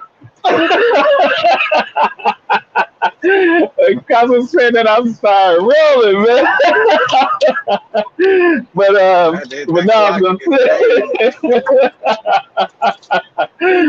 now I was gonna tell you, man. When I was a kid, right? I was a nerd, man, and I used to, I used to catch banana spiders and crickets and locusts and all that kind of stuff, man. And I used to catch them too, but shoot, I used to catch them during the daylight. Only thing I caught at nighttime, I like the bugs. Right. But check it out, man. I used to, I didn't know that, what is it called? The study of insects and things of that sort. Shit. Yeah. Uh, Yeah, right. Anthropology or something like that. Yeah, something like that. But arachnophobia. yeah, something like that, man. But I didn't know, that that could actually be a career. Yeah, yeah. I wish, man. I wish, it was things growing up, man. We didn't know that, you could actually go to school for stuff like that, man. I used to watch that stuff on the PBS channel all the time. Man, I Didn't still know I love could go to school for that stuff, man. But I used to love that stuff when I was a kid, man. I still love shows No about shortage nature of spiders, and I can tell animals you and that. stuff, man. Right. Yeah. But a little nerd fact here is that spiders are here to control the insect population, so they're Right, here right, right. for a purpose. Yeah, yeah, they are, but shit, we gotta watch them too, though. Yeah. I'm telling you, hey, I've been bit by a spider, man. It ain't nothing nice, man. Is that right? I used to leave spiders around. I used to leave them alone because I knew that they was, eating up the insects. Man, Right. hey, when if I see them before they see me, I'm killing them, bro. Right. Man, I got bit. I got bit on my close to my wrist on my left hand, Uh-huh. and it started off with like a little bit old bump, man, like a piss ant got me or something. Next Right. thing I know, it started getting worse and worse every day, getting bigger. The bump was growing, and it got hard. It was more sore. Next thing you know, man, I was hurting from that point, that bite, all the way up to the pit underneath my armpit. I had a Really? track going up through there, yeah. Then What kind of spider was it? Do you know? I never saw it. I mean, I Uh, probably saw it. Then at that time, I didn't have no problem with spiders, so I would just knock them off, if I saw them on me. But right. Right. but I think one bit me while I was in a garden working, and I'm not sure, but it swelled up. It swelled my hand from the midways part where my knuckle is back to Right. my elbow was all swollen, man. Really? Yeah, man. And then Now, finally, the hole came to a head, man, and the pus started running all out and stuff, man. When the heat hit it, hot water right. or whatever. I set up for a couple of hours trying to let that stuff drain out of my body. It feels like the stuff is deteriorating your insides. It's like burning. Right. Like a burning field. It's deteriorating the inside, man. It's crazy, man. Right. Now, if it's a brown recluse, yeah, it'll do that. Yeah. That's I was never sure what it was, but they were saying it was. Yeah, brown. Yeah, a lot of people think that tarantulas are poisonous to humans, and they're not. Mm-hmm. But a lot of people think they are, but they're not. Now, of course, their venom is poisonous to insects, but not humans. We have to be careful. The only ones we have to be careful of are brown recluse and black widow. I was gonna say black widow, yeah. Yeah, but Champion Heart, I think we gotta be careful of both of them because them I'm man. be careful of all of them. You understand me? I see one standing on hind legs and it's like a damn snake. They get close to me. They get close to me, they die. I'm telling you. Right. You know what? Check this out. My daughter, she was, in Texas, we got wolf spider. That's the breed. Yeah, that's the breed of tarantula that's in Texas. And when they're hydrated, they're probably about the size of a Pepsi can. But when they're not hydrated, they're probably about the size. They're a little bigger than a quart. And they had Texas is having a drought, and it was on the news to be careful sitting in grass and things of that sort because wolf spiders would be looking for water. And she was on cheerleader, and they were having practice at the park, and she got bit and didn't even know it, man. A couple of days later, she's walking with a limp. So I had her. I said, what's going on with your leg? And she said, I don't know, Daddy. She said, it just hurts. She didn't even feel this thing bite her. So we went in the bathroom, looked at her leg, man. It was two punches together like a vampire. I said, baby girl, how did you not feel that? She said, I didn't feel it. We went to the doctor, and sure enough, it was a wolf spider that had bit her. A wolf spider had bit her. Yeah, that's something, man. I got bit by one of them too. It was all in my apartment. The same color as the carpet. Yeah. You can never be too careful, in my opinion. I told little Mamie, I trapped one of those spiders in the cup, and I left him under the cup and went to the head office and told him, and they said, we'll send the maintenance man in there. And I say, well, that thing on the counter and under that cup. And because I told they wanted to know what kind it was, because my apartment's about creeks. And he went, so he showed up when I was there. He said, where is it? I said, there it is right there. He said, oh, that's a wolf spider. That it's just gonna leave a pimple on you, or something like that. And I was like, I don't even want no. So you don't even want that. Spray this place down. You know what I'm saying? I had one that bite me on. I'm saying like this. I had one that something bit me on the side of my leg, and I wiped it because I felt a sting, so I wiped my hand on the side of my leg. Next thing you know, I got this pain right there, so it healed up. I didn't think nothing of it, and I was with my ex, so I took her to California, And I said, God, no, my whole leg, man, I had to sit on that. You know how you can't sit on your right side because it's right there. I went the whole trip that I went with her to LAX to Las Vegas, back to LAX, and flew back to Dallas. That whole time, that shit was acting up on me until I got back. Damn. Man. And she something it healed some kind of way that shit healed up after a while. You know what I mean? Yeah. But I was in pain the whole time. I just say I'm just and you know my pain tolerance is up there because jujitsu. You know, like when you get your knee or get something popped or broke or hurt or whatever, you learn to deal with it and keep on fighting. So when that thing hit me, I said, "You ain't gonna fuck up my vacation." You know what I'm saying? So Yeah. I went through that whole vacation with that thing on the side of my leg. I even went to Universal Studios in Hollywood. That shit was still painful. Right. I made it home and it was over with. Damn. That taught me a lesson. Right. Oh man. Yeah, man. I seen a tarantula stand on his hind legs and hiss.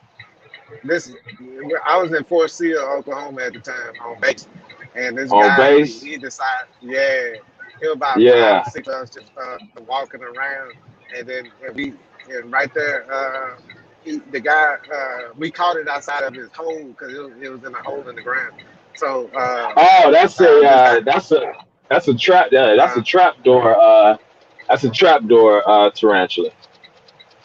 Yeah. where they trapping them in the hole or something. Yeah. Yeah. Well, You can go what in they and pop do. up.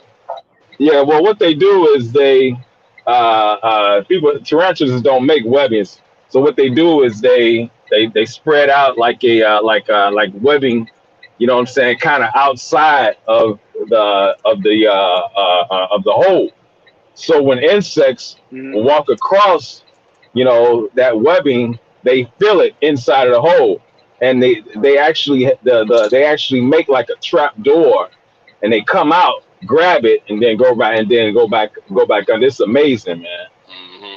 Yeah, it's kind yeah, yeah, it's amazing to see. Yeah, yeah, because This they guy he take the tried to dirt knock and it make a over. trap door with it. Yeah, Okay. He tried to knock it over with his foot, and it crawled up his leg. He kicked it up in the air, and everybody standing around. It's like heads up. right, man. When um, I had my house built here in Texas, right, and there was a creek that went behind my house, and one afternoon when I went out there, it was a tarantula out there, right, and so I stomp at it like this thing was the size of a Pepsi can. I stomp at it right like it's gonna run off. Man, it just sat there. I was like, oh shit. Yeah. You feeling intimidated. Right. It's looking at you with Yeah. 8 eyes. Right. Man, I had to go get a broom. I had to go get a broom and get rid of it. Yeah, because I swept it off. You know what I'm saying? I kind of knocked it, swung it like a bat, and swept it off like that, man. I seen a But spider. yeah, I that seen tripped a me out. spider before. You need a gun. Yeah. Yeah. At least a Yeah, 22. You know what I when they mean? hydrate it, man, when they hydrate it, they look big when they hydrate it. That's I for I, I sure. went I went over just right there in Oak Cliff. I didn't even know that there were tarant. I always knew tarantulas was black, right? Uh, Yeah. this tarantula was red, and I saw The it the ri- crawling like a crab across the road. I said, man, mhm. Man. and it was in the neighborhood over there by a creek. And I said, man, Yeah. how y'all deal with that damn spider? I was in Fort Hood one time, and you know how you under everybody under that tent, and and where we were, they already knew it was some kind of I forgot the name of the snake. It was maybe a rattlesnake or something, but it was under this brush that was over there close to the tent. So when I went to go lay on my cot, I was like the second person from the door from one end. So I go to lay down on my cot and then turn the light off, and I felt something hit my face. Dude, I must have knocked my own damn self out. Almost. You know, I say hit the light. And, you know, everybody thought the snake was up in there. So I said, no, something fell on my face, you know, and I thought it was one of those recluse. Right. I think when I was in Fort Sill, they had a lot of spiders out there too, and scorpions. But because we was always in the woods. This one guy I had to go to the clinic for you know, hernia or whatever. But the guy was in there. He was a white guy. He had a purple nose. And I said, "What happened to you?" And he goes, I think I got bit by a spider. And I said, "Wasn't a recluse?" And he said, "I don't know." And I said, "Well, it looks like a recluse. They're gonna cut your nose off." Yeah. Cause that shit, the venom is corrosive. That's for real. Hey, man, when I was working in oil fields here, one thing, and I would haul frac sand, and they would tell us when we get to those silos to be careful and keep an eye out because you had rattlesnakes and tarantulas that you would have to watch for when you blowing that sand up into those silos.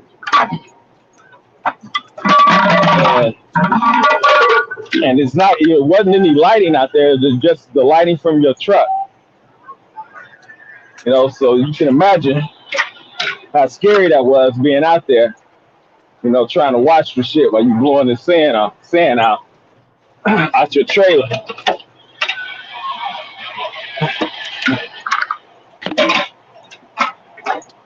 You know, and you constantly looking around. And you know, and of course the mind is telling you shit too, so you know, you having all kind of thoughts. Shit. Hey, let me ask you guys something a little different. It's a different subject. Yeah, go ahead. Now I was just talking about that because he was. Go ahead. No, it just came to my mind. I didn't want to forget. We can go back to what y'all talking about if you want to. No, it's cool. This is about boxing. Y'all know about the Caleb and Canelo situation. Yeah, man. What y'all think about it? I was watching Blue. Yeah. And I was also watching Mark Nash, and what Blue was saying, man, that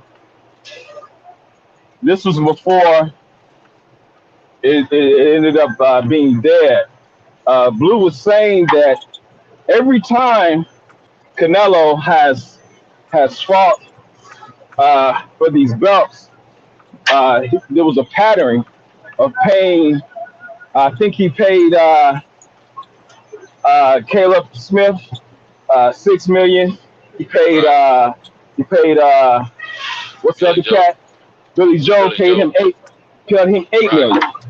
Right. So what Blue was saying was, why not continue the trend and plant to 10 because you're paying for the belts. Right. Right. It's the last piece, and you're paying for the belts. You know, it's not necessarily about the legacy, but you're paying for the belts. So why not? Yeah. Why not pay him $10 million? You know what I'm saying? You've been doing it ever since you started that. You know the journey. That's what made Caleb ask for the $10 million because they noticed the trend of how they were paying for the belts, right? To get the opportunity at the belts. But they actually got the money. The money was already in line. You know, Canelo was going to get $40+ million and the he's gonna get $40 million guarantee plus all the rights to the Mexican television networks, and then he was gonna get the upside to PPV pay-per-view. Right, pay-per-view. Mm-hmm. Okay, so it looks like he was getting everything that he wanted. Right. So now somebody sent in a super chat, and they were saying that he didn't want to sign with who does the drug testing, Vada? Is it Vada that does the drug testing? Well, yeah, that's what I've been hearing lately. Yeah, yeah, right. And they said that he didn't want to do that, but everything else he was getting. So I don't know how true that is because I hadn't had a chance to research it. You know, well, but the other issue is he wanted in case Caleb Plant got hurt, he wanted to have the ability to take on another opponent and get all the same monies and benefits that he was going to get with fighting Caleb. Yeah, I think that's unreasonable. And he didn't now if Canelo himself were to get hurt, he didn't want Caleb to be able to fight anyone else. He wanted Caleb to wait for him. Right. Yeah, that's what I'm saying. That's unreasonable. That's unreasonable. And I think that's what Fox was looking at as far as their money that they're investing. If they get if some, with COVID out here, you got to really be thinking about that stuff. So right. If Caleb got hurt, Caleb holds the last piece of undisputed. So if he's got undisputed and he's sick, and they allow you to fight somebody else, that fight is not an undisputed fight. So it doesn't hold the same weight or value as someone without the as the Caleb fight would hold. They're looking at their interests. You know what I'm saying? What their investment, they want that their return on investment and all. Because you're going to draw in more people to watch a fight for undisputed fight versus a non-undisputed fight 9 10 out of 10, unless you got this big name opponent, which we know Canelo is not going to replace a challenge with a big name opponent that could possibly beat him. Exactly. Yeah, he ain't gonna do that. Because I don't think it's a duck. He can't. You know what I'm saying? I don't. Mark now on Mark's channel, some guys were saying it was a duck. I don't think it's a duck. Those are people that don't like PBC. I didn't listen to the show, but from shows I saw, the people that didn't like PBC or the LDBC, that's the narrative they were trying to create yesterday. And I think it's wrong. I think it's totally wrong. Instead of everybody knows that Canelo's always putting some type of stipulation on these fights to make it hard for guys, and it's either going to be a catch weight or it's going to be a short training period of time or something. And matter of fact, I didn't hear the interview. I hadn't checked it out yet, but I hear that Oscar De La Hoya gave an interview and said that's what they've always done to keep the advantage. Yeah, so, these are antics like that he's always done. These kind of antics. Yeah, because he'll come out of nowhere at the last minute and offer a person a fight. Right. See, everybody want to say that Caleb ducked him last year. He didn't duck him last year. It just when the fight was offered, they wouldn't have been able to fight no way because of COVID. But when the fight was offered, it was not going to leave him enough time in between fights. Right. To have a real training camp. Exactly. And everybody knew he had a pattern of doing that. He wasn't falling for it. He did Kovalev like that. Yeah, exactly. Yep. He did Kovalev like that. And, Kovalev, man, had that hard fight. He was like, man, I need time to recoup. And they were like, nah, now or never type bullshit. Take it now or never. Yeah.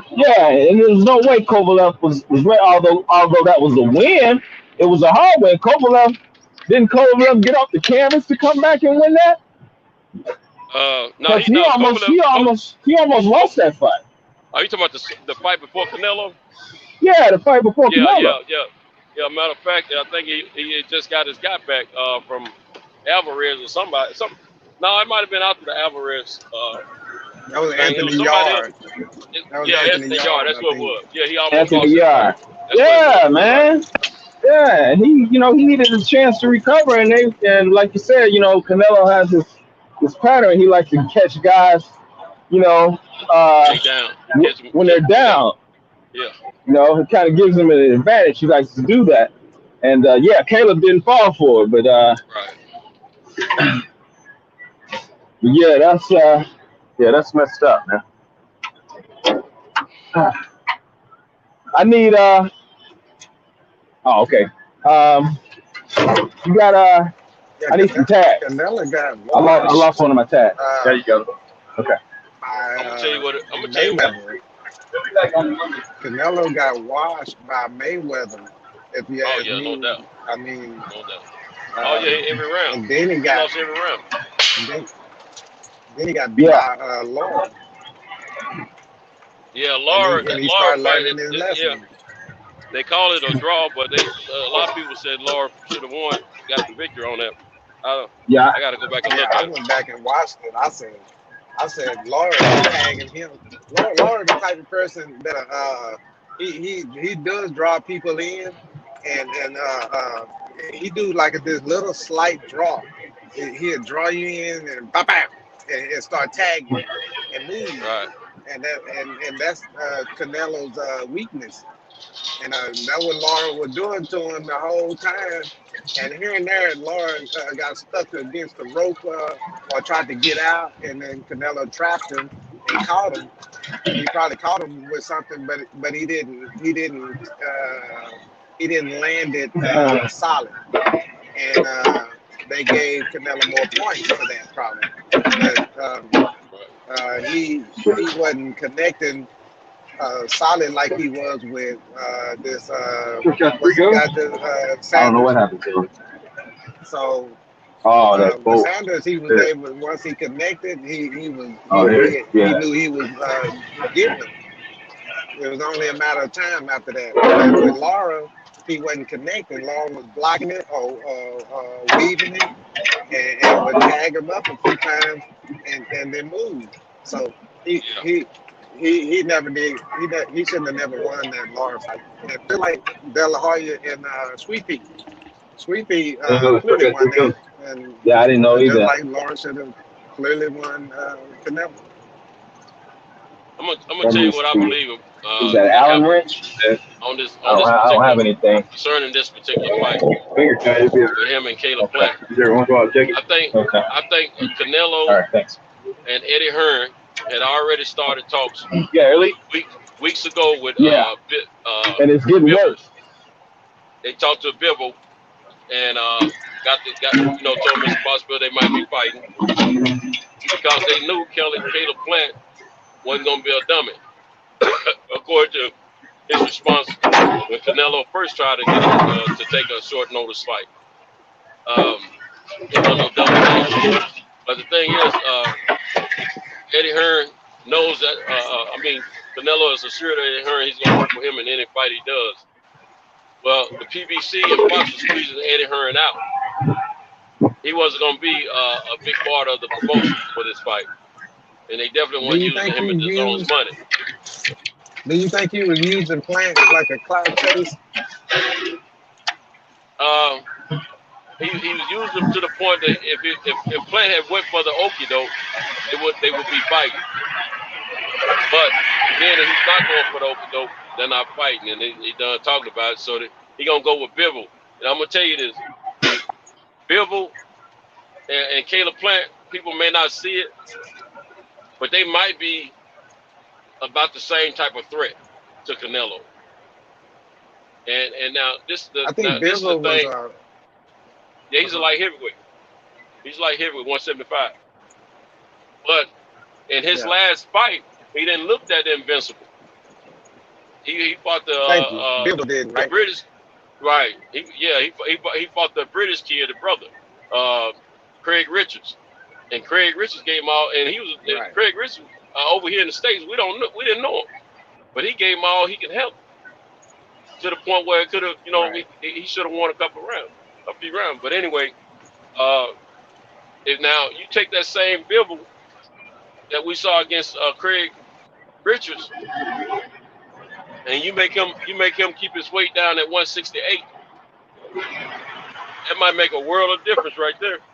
That makes him less of a threat to Canelo than my man Caleb Plant. I gave Caleb Plant a opportunity, a chance to beat Canelo, me personally, because I think he had, he's big enough to, and he's slick enough to give him a challenge. You think so? But yeah, I do.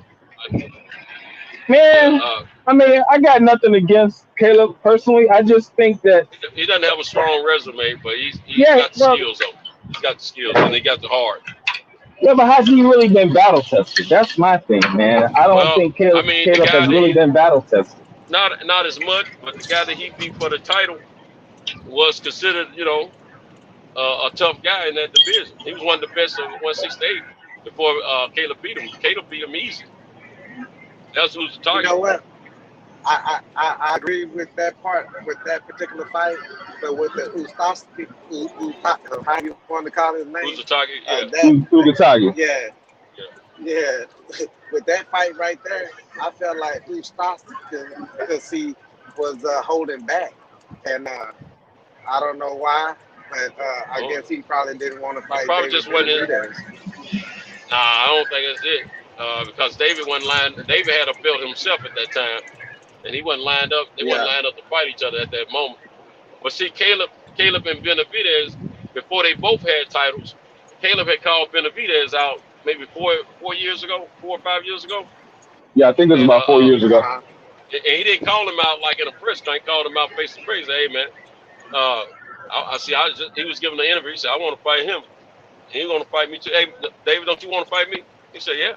He said, see, we want to fight each other. See, they're not letting us have these fights. We want to fight each other. We want to fight the best. The best want to fight the best. Now that's when they made it kind of official that they want to fight each other. They were cordial then. Right. But a little bit before that, Caleb had mentioned to somebody that he wanted to fight David Benavidez, and then the back and forth started.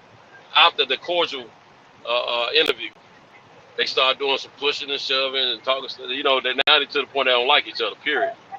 And see, a lot of these folks that was talking down about Caleb and not taking this fight and going with whatever Canelo said, they don't realize that Caleb is the one that called Canelo out a few years ago. Matter of fact, Caleb and Benavidez called Canelo out a few years ago. They both did. And Canelo feels that the less threat is Caleb. Right. Because he ain't trying to fight Benavidez. No, hell no. He's not going to fight Benavidez. Yeah. And now, check this out. One of these. They called that Canelo because. They did what? They called that Canelo because Canelo was teasing about the Kovalev fight at the time. Because they say, why fight him? Fight us. I think it was even before that. They called him out. Yeah, it was before that. But because he was at 160, and he was talking about he probably fight some guys at 168, and they all knew it was a payday. They said, yeah, I'll fight him. Yeah, I'll fight him. So he can fight me at 168. But anyway, so Caleb was the only one that Canelo could see himself actually fighting out of the two of them, because he figures Benavidez is more dangerous than Caleb Plant. Now, the thing is, Canelo picked up a lot of new diehard fans these last 2 days. Picked up a lot of new diehard fans. People that used to even speak negative about him. Now all of a sudden they on his bandwagon, and they all were down on Caleb for not taking the fight under any circumstance that he was given. But the truth of the matter is, we all know that Canelo has always given some stipulations in the contractual agreements that's really, stupid. It's really stupid and way to his advantage. So, right. Guys have gone for it because they want to fight. But anyway, Caleb was smarter than that, him and his team. It ain't. I don't think it was Caleb call on that particular part about the replacement. I think that was Fox because it's their money, them and PBC. And so Caleb know that.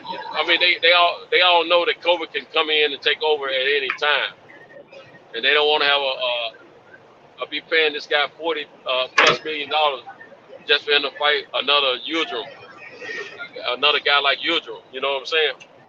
Right. So now the other piece of this, what I want to say,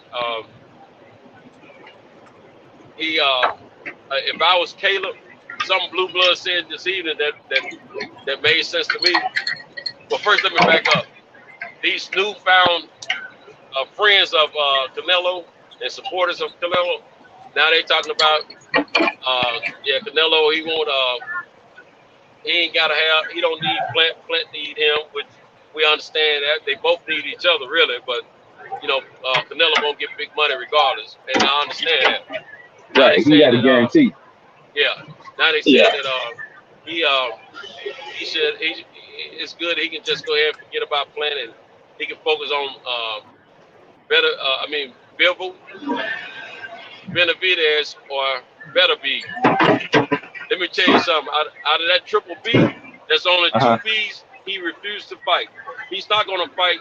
He's refused to fight Benavidez already. He's not planning to fight him. No. And he definitely ain't going to get in there with Beterbiev. Beterbiev would better whoop his tail. You know what I'm saying? So he going to stay away from that one. And the only one out of them three he'll fight is Bivol. And Bivol is a lesser threat. Right. Which Canelo may win. Then again, he may not. I don't know. But See, that's why I felt that he would beat Caleb because, like I said, I just felt although Caleb did have that last fight, I just felt he hasn't been tested. He doesn't have the resume, and he also cuts easy. Yeah, he cuts. But he hurt his hand. He hurt his hand that last fight. He had to have surgery. Right. Yeah. And see that, so that's the lesser threat to Canelo. That's why he was so keen, on that. That's why I don't understand why all this stuff is going on now. Canelo looking at Caleb like he looked at Caleb Smith. He looking at Caleb Smith. Caleb Plant the same way he looked at Caleb Smith. Easy win. He ain't gonna throw much. But what he don't realize, this Caleb Plant, not only does he have a heart, but he has the skills to match his heart. He has the heart of a brother when it comes down to fighting. I'm telling you that now. He thinks like a brother when it comes to fighting. A slick brother with skills that feel like that knows he's good at what he does. That's the way he thinks. And see, when he put that statement out from ESPN, I knew he was gonna say something about what happened to the fight because that's the mindset of a lot of guys in the area where I'm from. And they still want me to go to Dallas and get this last load, but Kelly comes in tonight. Oh, he talked to the dispatch. I'm sorry. That's what I'm saying. They sent me to Tyler in the middle of the night instead of the first load. This is the second. I came in. I'm going on mute, guys. All right. Oh. Yeah. So champion, so Caleb. bad, ain't it? Yeah. I don't blame. He trying to get that order right, the low right. But yeah, he was thinking it was gonna be like that, but it wasn't gonna be that type of fight though. This Caleb Plant was gonna give him a challenge. He's a slick. He's got a style like some brothers. He's got the heart like the brothers. Yeah. That's mostly who he trained with, brothers. See, some people say they don't call him no black guy or whatever because of whatever. No, he gonna tell you white. But if he adopted the skills that he got from the people that he trained with, you got to look at who he was training with. Yeah. Yeah, that's what. Yeah, he honed them skills back home in Nashville. But they got real. I'm gonna tell you something. You remember the Subway commercial? They used to have a guy. They used to have a white guy. That used to have on some boxing trunks. Who used to advertise for them. He used to have some green boxing trunks on. His name was Mike Nah, Lee or I something only like that. remember that one guy.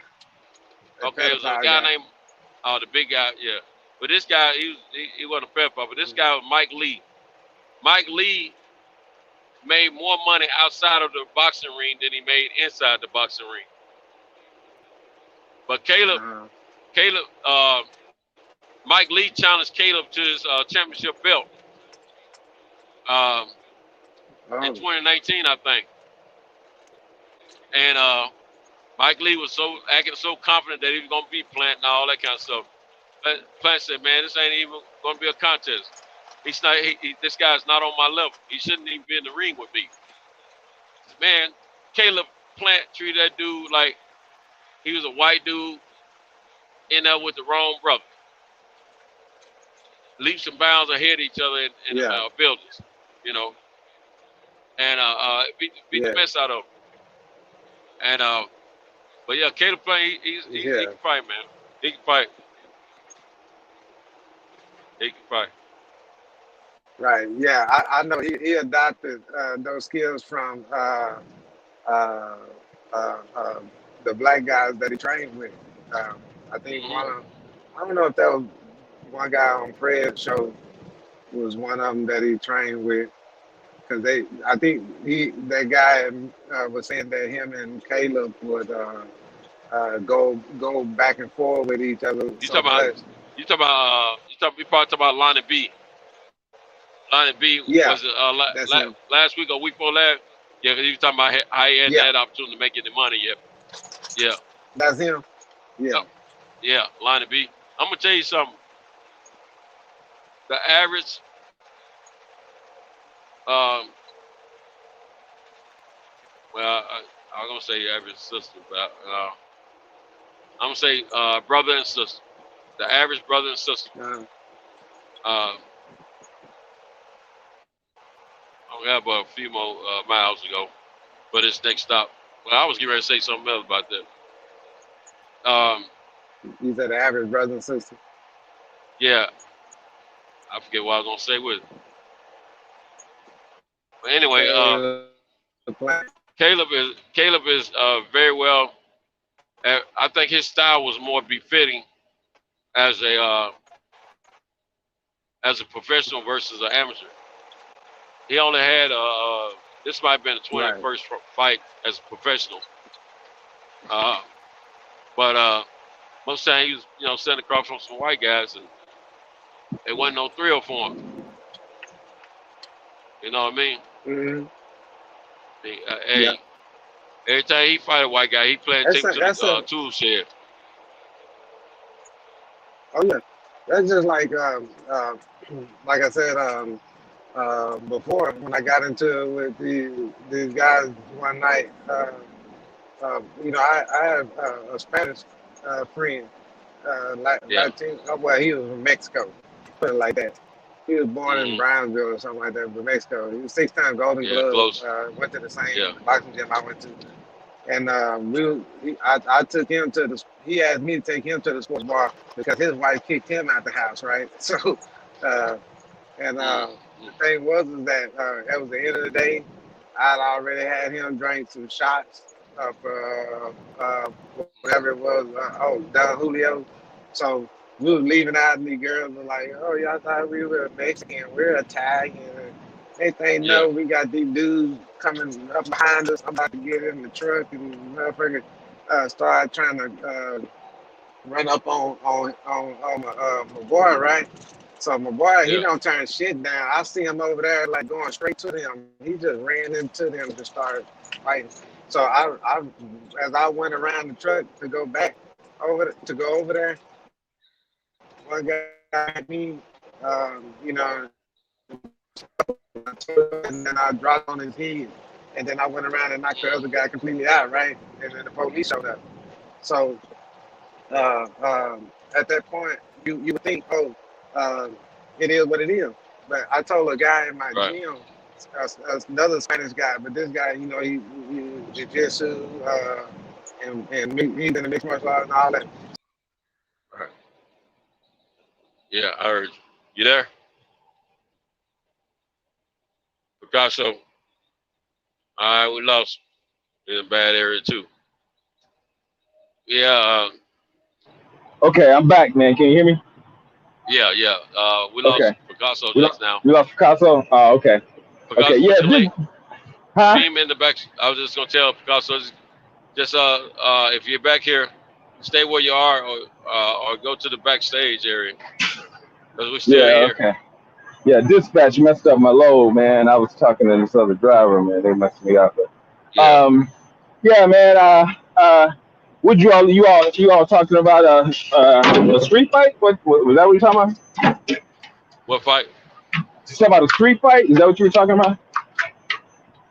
Yeah, I was, asking, what people thought about Caleb and Canelo. Oh, okay. I thought And you all were talking about like personal street fights that you have been in. But yeah, man. That's my take on it. You know, Blue also said that all this is grandstanding. This is just some bullshit that Canelo's doing. He says, he really thinks the fight is gonna happen. I hope so, because I'd like to see this fight. You know, Yeah. but yeah, man. I just nothing against Plant, man. I just don't think that he has anything that would give Canelo any trouble whatsoever, man. It's like how you can look at fighters and say, okay, well, his style is gonna, it's gonna get his cat trouble. And styles make fights, and Absolutely. yeah, and I just don't see uh, Plant being able to give Canelo any kind of trouble, man.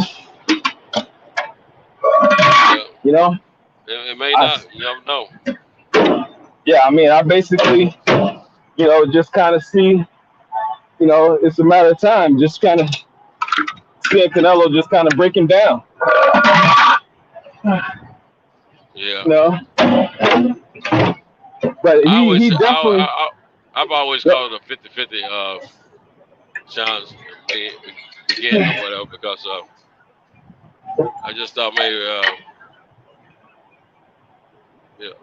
I think they're a little more having a little more stop, a little more carry does.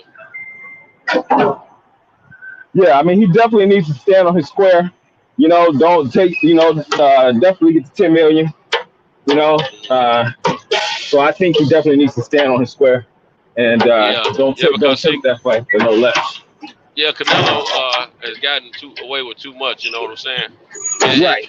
They're not having a problem with the money. Money's cool. Back to how he's trying to demand. And I can't say that I would do things any different. Right. Yeah. And you gotta get the bug out stuff somewhere. Right. Yeah. Yeah. So, I think it's unnecessary. Like I said, I don't think that, I don't look at it as a duck at all. Maybe it's mind games. Trying to. Yeah. Trying to get it. Somebody from his camp supposedly said it was a mind game. Right. So, they didn't want to surf anymore after the initial thing. Right. Yeah.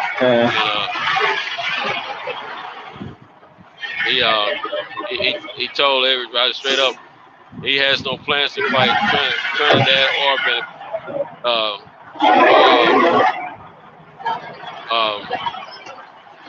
the what's his Brazilian name? He beat him once already. Brazilian. Now it's a British guy or New Zealand, like the kid version of Nassim Ahmed. Oh, you talking about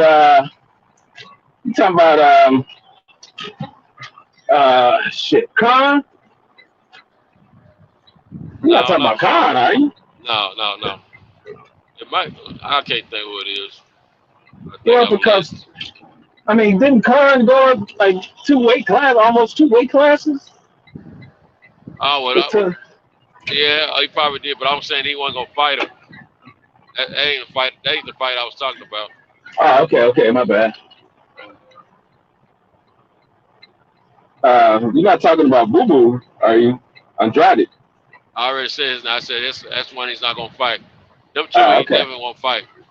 okay, yeah, okay.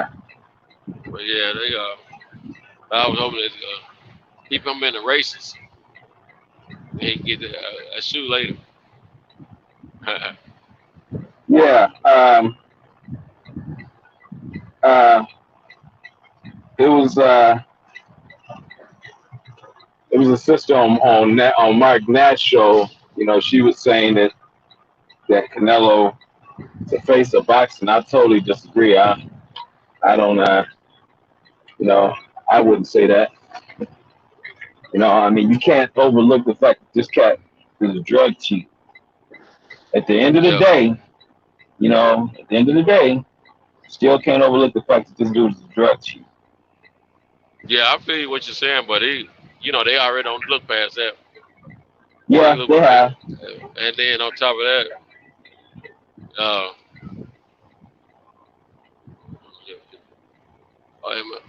but on top of that, they don't. No, they need. I feel like they should have rounded up all of them. They had gun, some gun law. I mean that such a gun, so that law been passed, or right before that law was passed. What is that? What are you talking about? I really rather see who are they gonna lock up before that law came to pass. Oh yeah, That way you can see how it paying out. See who. I believe Cope wanted to get he wanted to get low in, but he's low enough.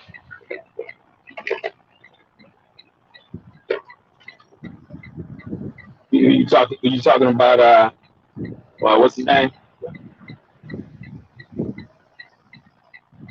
Who Santos. Can you hear me? yeah, can you hear me? Yeah. Now who you talking about? Man, I kinda got half sleep. I couldn't Oh remember yeah, what I you. was talking about. I was talking about Canelo.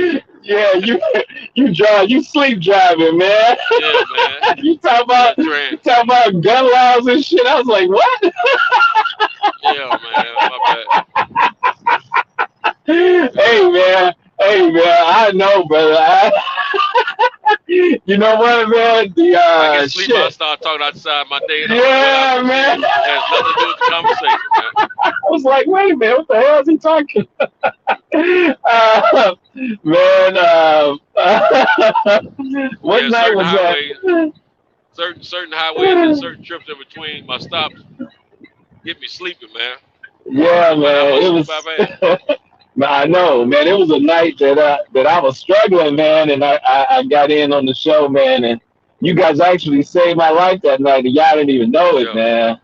You know what I'm yeah, saying? Because it was on me, brother. I couldn't shake it, man. right.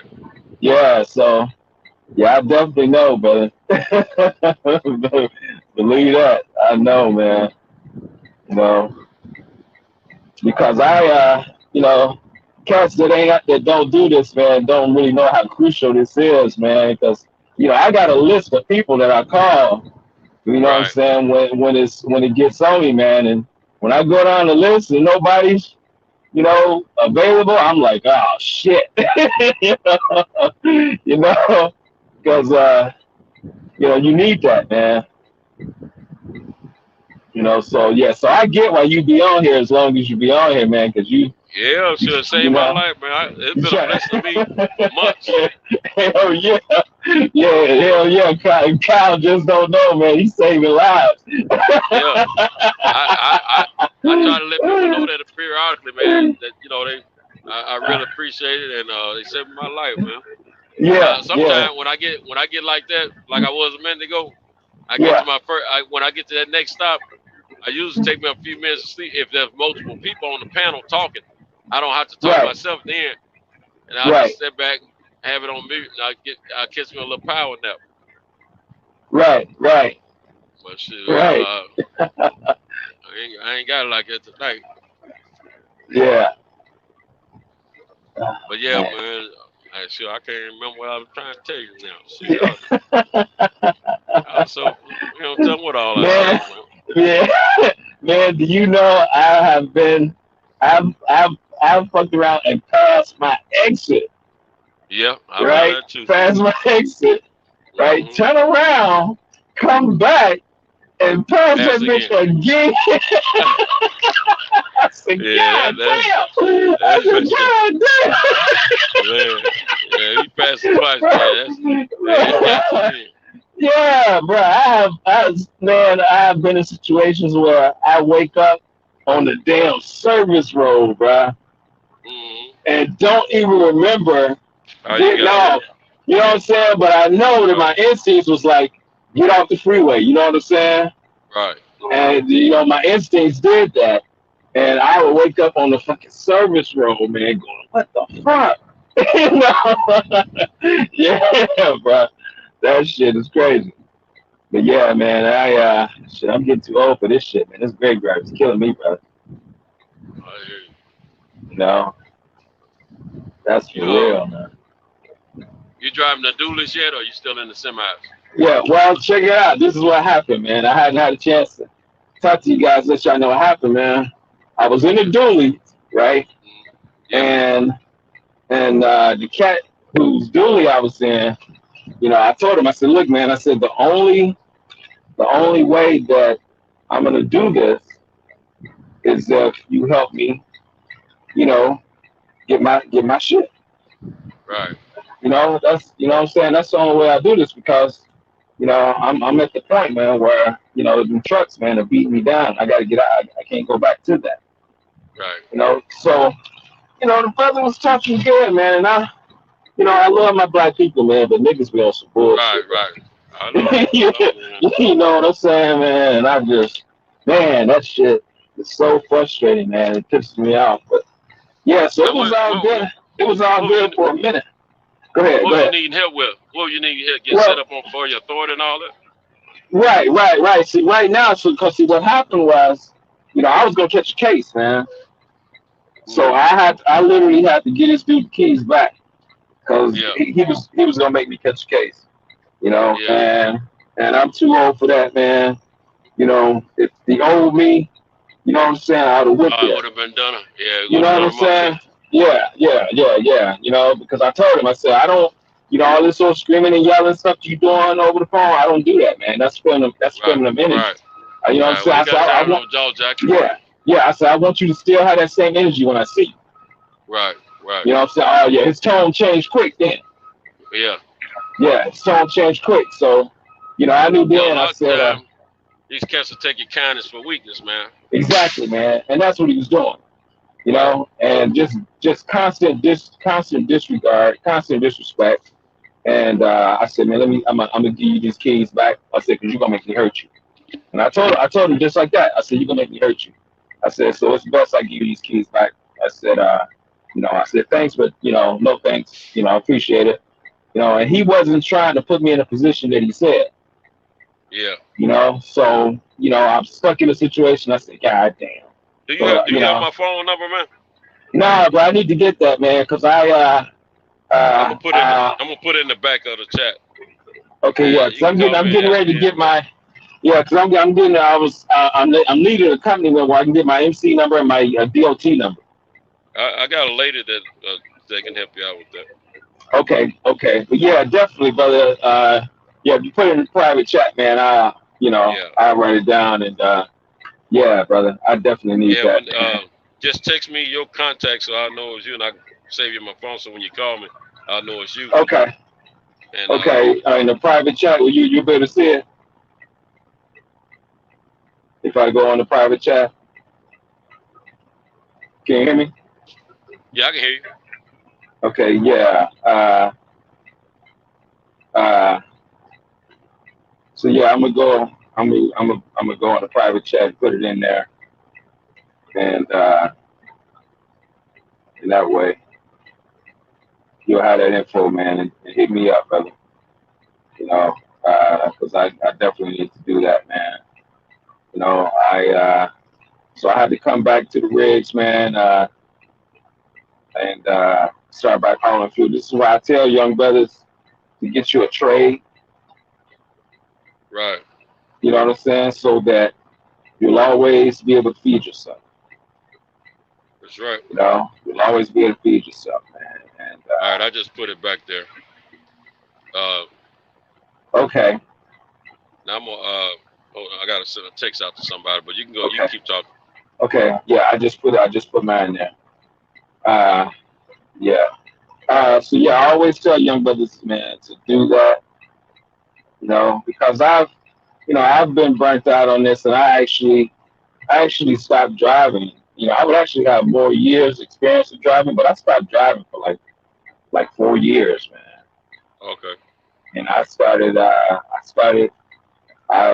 worked at a manufacturing plant where they manufactured biodiesel fuel. I don't know if you're familiar with that.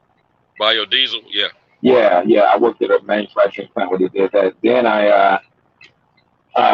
Then I went to school and as an LVN and got a certification, and I was taking care of veterans with ALS. I don't know if you're familiar with what ALS is. You've heard of Lou Gehrig's disease? Can you hear me? Shit, I lost you. Can you hear me, brother? Hello? Can you hear me now? Okay, I can hear you now. Yeah. Okay, I'm in another screen, but yeah, I'm hearing everything you're saying. Okay. You've heard of Lou Gehrig's disease? Right. Okay. Yeah, well, yeah, they called it it's ALS, but they called it Lou Gehrig because he was a famous. I think Lou Gehrig was famous. Was he baseball, football, something like that? Anyway, he had. This is when they became aware of what the disease was, and because of his fame, that they named it after him. But what it is ALS is your muscles don't get any nutrition. Nutrition? Yeah. Your muscles lack. They don't. There's a lack of nutrition to your muscles.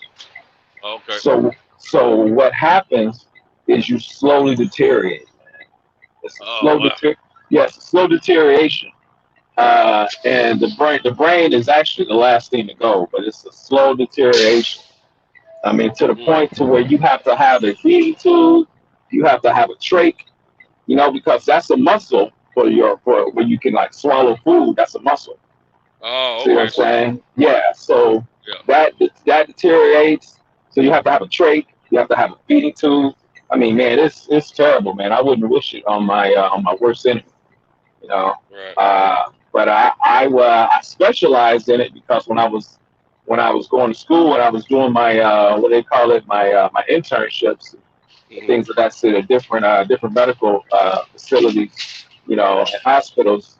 I was learning how to do breathing treatments. What normally with ALS they would have to bring in a therapist, a respiratory therapist for that. But I was learning, I was kind of learning like on the job type stuff. And so that, when I started, a lot of ALS patients go into private care, because a lot of hospitals and facilities they don't want the liability. Right. Because it's really 24-hour care, man. Yeah. It's 24-hour care. So I was doing that, man. But you would think that you wouldn't get really care for these people, like family, but they actually you get attached to them, man. Man, I'm telling you, man, they actually become family, man, and it's heavy, man. It's heavy because you're thinking that it's not gonna happen, and it is, and these people, man, they really become touch to you. They tell you how much they love you. Because you're there. You're taking care of them. I mean, you're their world. And when my last client, man, he died in my arms, man. Oh yeah, touch you. Oh, dude, it messed me up, man, because I had actually declined twice taking care of this gentleman, and I got a call because here in Dallas, here in Texas, I have when I was doing it on the regular, I had a relationship with the ALS administration here, and I also had a relationship with the VA hospital here. So a lot of my clients came, referred from the hospital. VA, from the VA hospital. Yeah. So I had actually turned this guy down twice, man, because he didn't have his trait. Now, he had a speeding tool, but he didn't have his trait. And the reason I turned him down is because, he was going to have breathing treatment. Because remember, with ALS, there's a muscle deterioration. So it's like with you and I, when we can cough and clear our lungs, when you have ALS, you can't do that anymore. You have to manually clear the lungs. And it's painful to the person that you're doing it to, because you're using saline. I mean, you're pounding their chest, so it's really painful. I mean, they're already in enough pain, but it's painful. But it's so much relief to them after you do it, because what they're experiencing is this. What I've been told is that it feels like someone is standing on their chest. Wow. But when you clear all that mucus out, then they don't have that feeling anymore. But some of them become used to it, and they don't. Then it's such discomfort they don't want to do the treatment. But some do want it, because they know what the ending result is going to feel like. Right. So this guy didn't have his trait, man. And I told him, I said, you're gonna go into what's called a respiratory distress, and I just don't want to deal with that. I said, because it's a good chance you won't survive. And I don't want that on me. And so I had declined, taking care of him, man. And the VA, the young lady out at the VA that I was, that was my connection. She called me and she was like, Eric, you gotta go and see these people, and she was telling, because what happens is the loved one is taking care of you, they become a prisoner. You see what I'm saying? Because it's 24-hour care. So they become a prisoner. So she, his wife, man, she wasn't able to do anything. She wasn't able to go anywhere. Nothing. So I let my connection at the VA. I let her talk me into going out there. I go to the house, to meet him, and when his wife opened the door, man, she just fell into my arms. Oh, thank you. I'm like, now how am I gonna say no? Right. Right. You know what I'm saying? How am I gonna say no now? I'm like, shit. You're like, no. Yeah. So I go in, man. I talk with him, man, and I go ahead and start taking care of him, man. It was great for her, because now she was able to go to the store, go to the movies, go hang out with her girlfriends and all that kind of stuff. Yeah, exactly. Exactly. And that's just, and this is what I try to explain to them, because they were asking me, like, why is my rate what it is? And I said, well, you're not just paying for the care of your loved one, you're paying for you to be able to have a life. So that's why my rate, is $30 an hour, because, you are not just paying for the care of your loved one. I said, now, if you want $9 an hour care, I can give you that. Right. But you got to be sure you got all the cable channels. Exactly. You know what I'm saying? So you're going to get what you pay for. So once they understood that, they were going to see. The thing is that a lot of my clients, their family they didn't know that I knew that when a veteran is diagnosed with ALS, he automatically goes into 100% disability. Yeah. So he's getting like anywhere from $8,000 to $9,000 a month. So they can easily afford. They can easily afford my rate, and say they didn't know that I knew that. They didn't know that I knew that. No, because they trying to have a good time. Yes, exactly.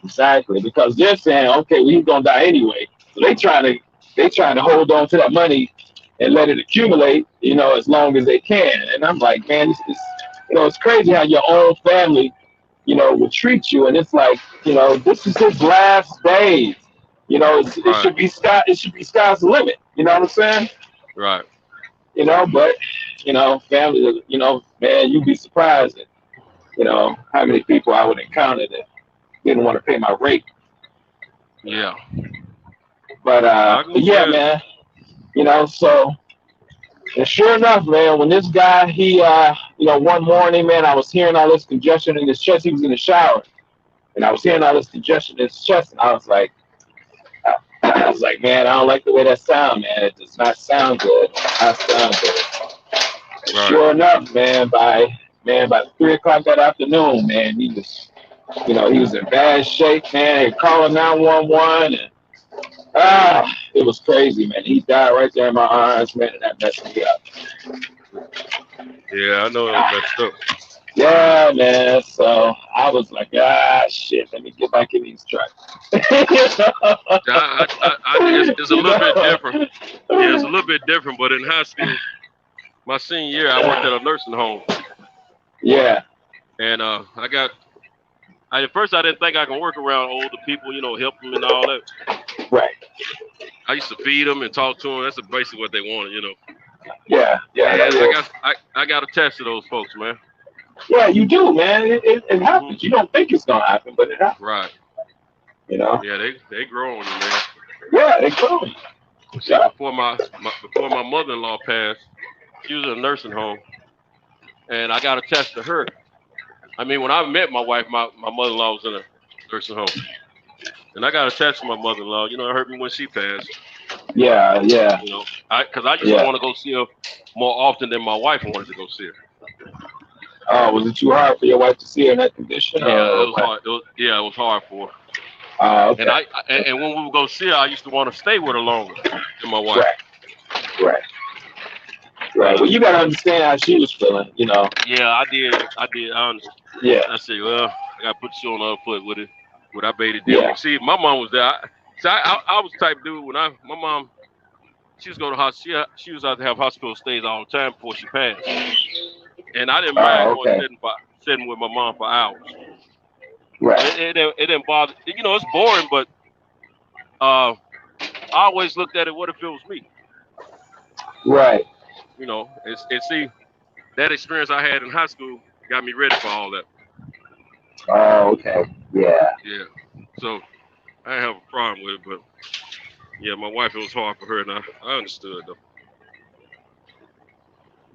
Yeah, man, it's a trip, man. Like you said, they don't really, people that don't do it don't understand how important it is, man. They, that they need that, man.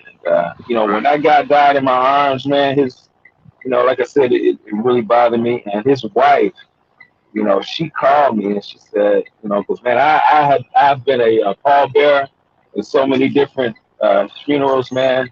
Right. And she called me and she said, look, he knew that by not getting that trach, he knew that that it was a chance that he would pass, and he didn't want to lose any of his independence. Right.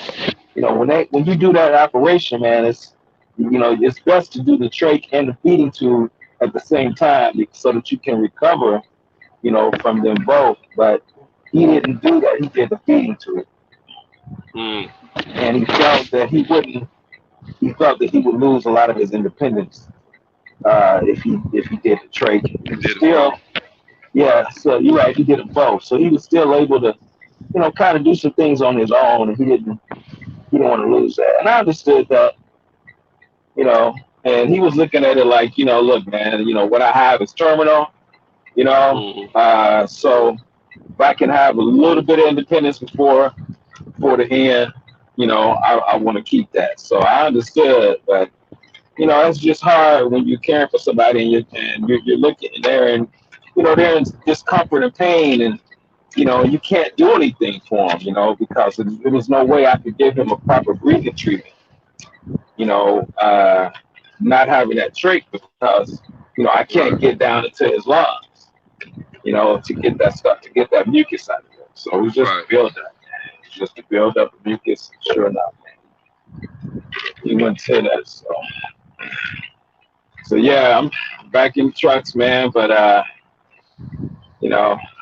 figured, man, about 4 more years of this, man, and then I gotta hang it up. I gotta hang it up, man. I'm really burnt out on this, brother. Yeah, I feel you. Yeah. So go ahead. I've been doing what I do with these box trucks for 6 years now. Okay. And I don't regret it at all. Right. Of course, when you don't have a team of drivers, you're out here doing it by you. I'm a one-man gang. You know what I'm saying? That's the only thing about it's hard for me to get away. Oh, yeah. You got to get coverage. Yeah. And it's got to be somebody that you know is depend on trust and insurance will be all right with and all that good stuff. Yeah. You know what? I was going through that with I had set up a courier service, man. I was running my own courier service for a minute, and that was the kind of issue that I was dealing with, man. And I was trying to get my brother down here to help me, and he was on some bullshit. He just, couldn't see what I was talking about, man. And it was doing good, man. But like you said, I was a one man gang, man, and it just became too much. Yeah. Yeah, it's good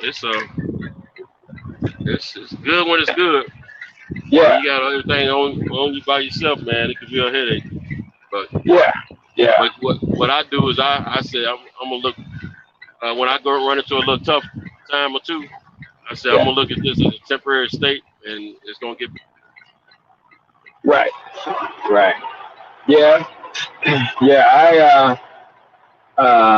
I'm gonna link up, man, with the buddy of mine who's out. He and I worked together briefly before, and he got a dually. He's already running, so he's linking me up with the company that he used to get his dually, because he was like, man, they bent over backwards to put me in this dually because they know that those trucks make money,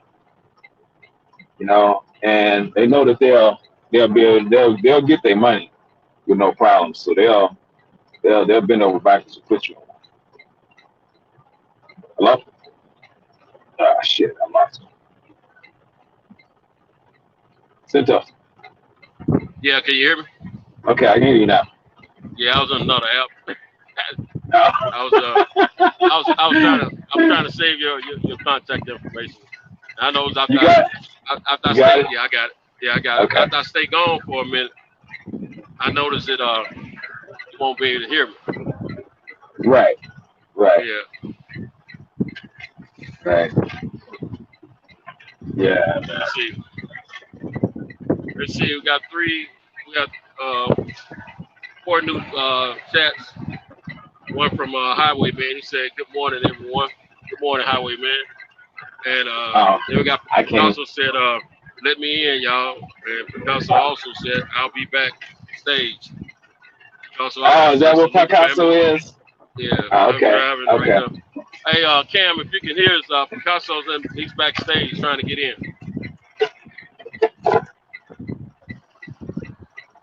Cameron, if you can hear us, Cam might have took a blink. Yeah, he might be out, man. I don't see it. The icon. Yeah, we be up. We be up. It's almost 5 in the morning. It's almost 5 in the morning. You know, and see, they wanted me to go get another load, man, but my relief, he'll be in here. I won't have time to go get this next load because my relief is that because they dispatched me all wrong, man. They sent me all the way to Tyler on my second load, and that's a 2 hour drive, and that's just one way. Oh, okay. You know what I'm saying? They should have gave me that load first thing when I got here. They gave it to me in the middle of the night. Yeah, we heard you So talking to him. yeah, they messed up big time. So shit, I'm getting ready to go turn in this paperwork here and park this truck, man, and get to the house. But Okay. I can hear you. Hey. What's up? Can you hear me? Yeah, go ahead. What you say? All right. Hold on for a minute. I got to call somebody left over. I need them to meet me at the store so I can get this stuff off the truck. Hold on. Okay, yeah. Go ahead. Yeah, okay, go ahead. All right.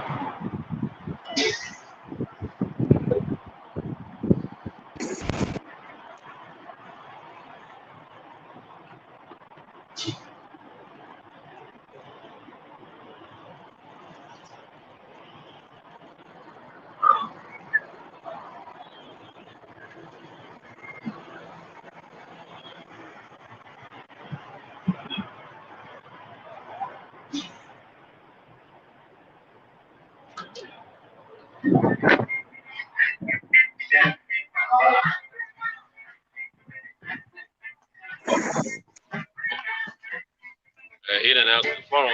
So that means he's dead to the world. Is that the only way you can get in? I can get in the building, but I can't. I don't have access to the back end of it. Only the front. Oh, only the front.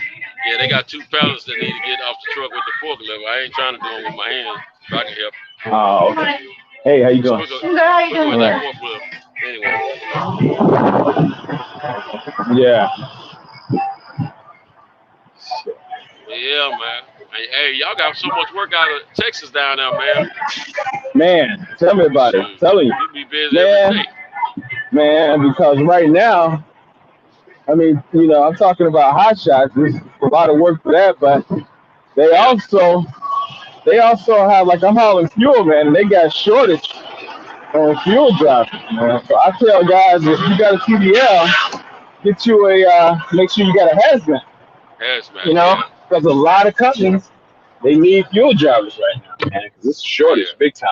It's a shortage big time. They got to get them tanker endorsements too for that fuel, though. Yeah, but that's just a test. That's all. It's an easy test. I didn't do the hazmat because I figure no time soon will I be hauling anything that's hazmat. I have any intentions to. I'll say that. Yeah. I mean, I've had some scary, you know, situations that actually made me get out the truck. I had this chick, man. She ran the light and ran into the truck, man. Scared the shit out of me, man. I thought the truck was blowing up, man. Scared the shit out of me, bro. I thought the truck was blowing up. Time to get out of here, yeah, man. You know, man. You know, you have all these plans on. You know, okay, I'm gonna do this. If this happen, I'm gonna do that. If this is shit. I mean, all I had time for was, oh shit. Yeah, man. And yeah, scared. You know, so yeah, it scared me, man. So I get out the truck. I didn't stop. I got out the fuel truck for a minute. I still kept driving, you know what I'm saying, but I went to driver hands. And got out, you know, and but you know, I know you can. I know it's, you know, I knew I could always come back, you know, to the fuel with no problem, you know. Well, you know, for anybody that's listening, because I know you and I both already know this, but you know, this field of work is nothing but shortages anyway.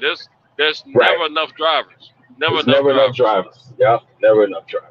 And always remember this: if you decide to go in business for yourself, I don't care how many trucking companies out there and how many thousands and thousands and thousands and thousands of trucks they own, they still never have enough. There's always something. Yep. There's always something being shipped or needs to be shipped that requires a truck to take it, either by box truck or by semi.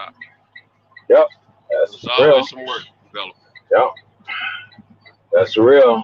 That's better believe it, man. That's why when this whole, pandemic thing started, my daughters, they were concerned because they was like, Daddy, are you gonna be okay? Are you gonna be able to do this? Because they, they had lost their jobs in the beginning of it, and I told them, I said, nah, baby girl, I told both my daughters, I said, I'm cool, I'm good. I said, as long as trucks are rolling, as long as them trucks are rolling, don't panic.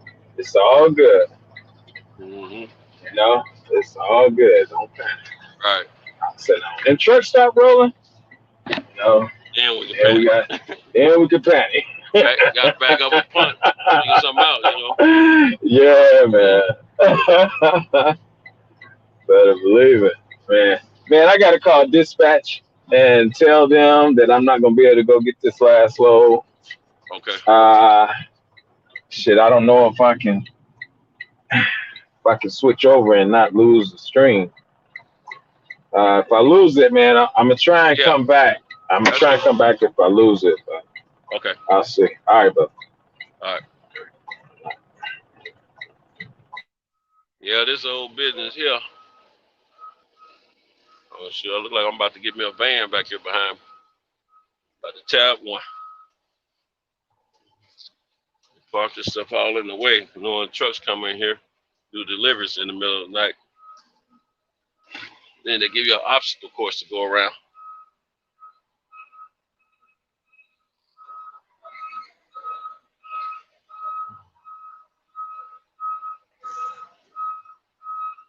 Not even necessary.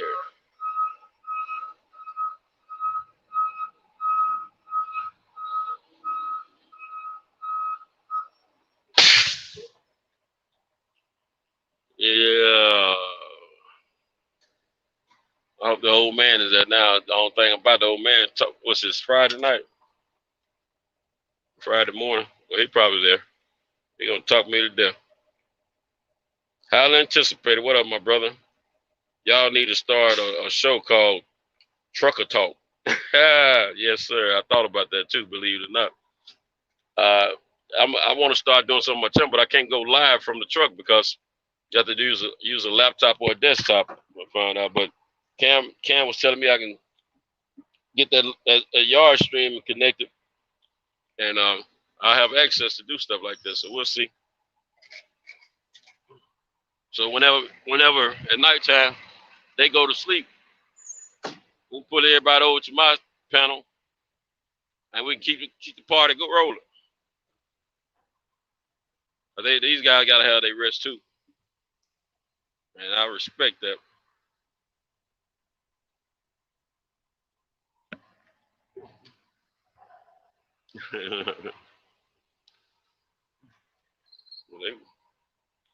They're cutting wood and just leave stuff in the way. All in the way. That you, my man? That's me? Oh, okay. Yeah. I didn't know. Oh, you back in, Picasso?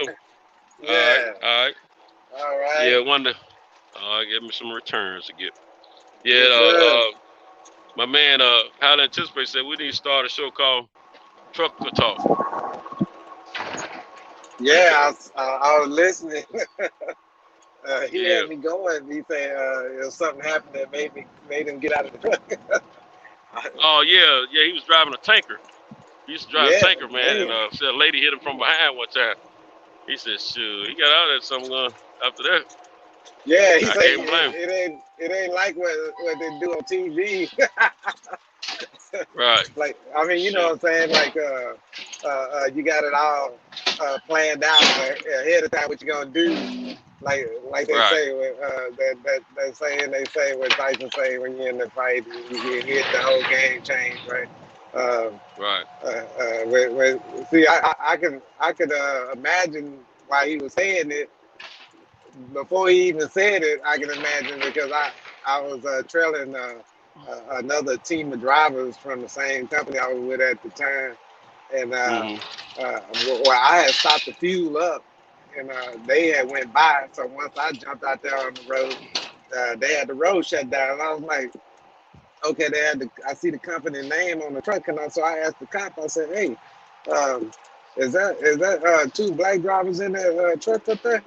And he goes, nah, it's a black and a white one. I said, oh, okay. So I started thinking, okay, that's not the Your drivers guy. I know. So Yeah. later on, come to find out it was the cop was just being an asshole at the time.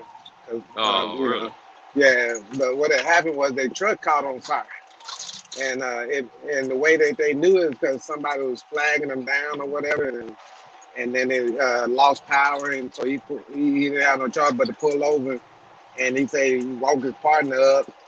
They jumped out the jungle without grabbing anything, but I saw where the fuel tank, the fuel tanks on the side.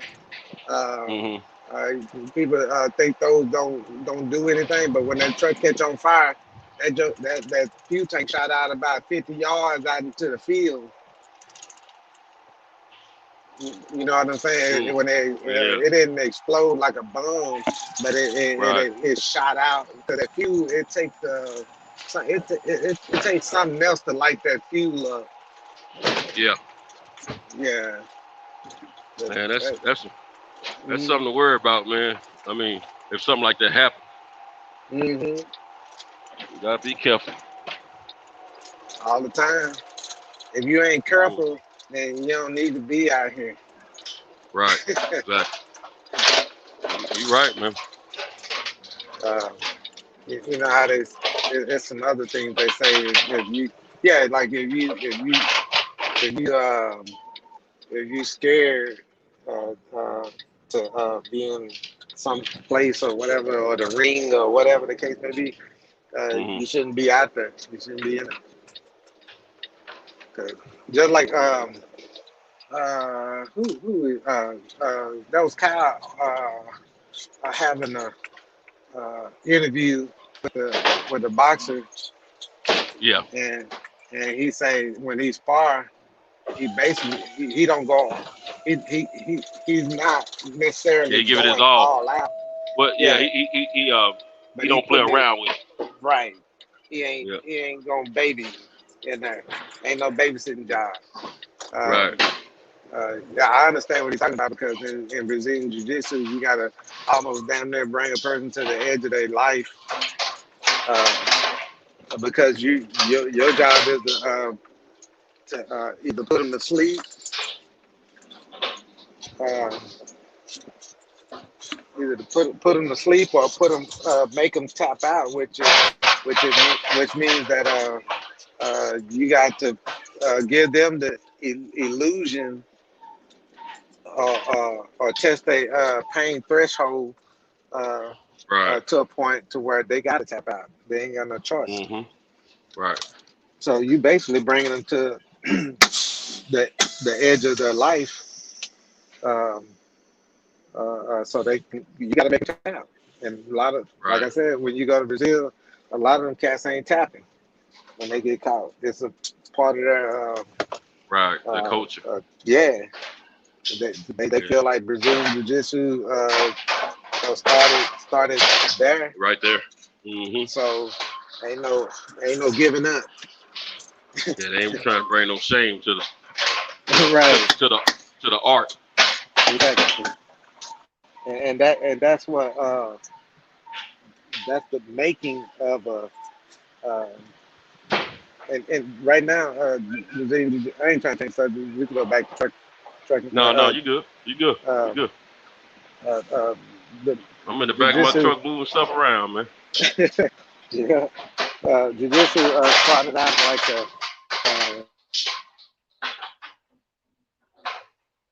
You there? Picasso. Yeah, that was my phone ringing. Oh, there you go. Okay. Yeah, Okay. that was my phone ringing.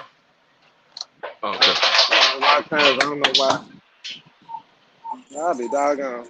They're gonna call me back to back to for nothing. Watch. Yeah, I know I how it mean, is. it could be an emergency, but uh, the whole thing is that a lot of people call me, uh, Mm-hmm. and that's all I get. I don't know if it's an emergency or it's just did you do this?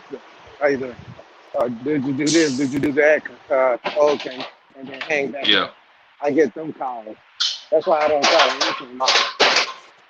I What got can I do when I'm on the road? You know what I mean? you. Right. So, but it started out like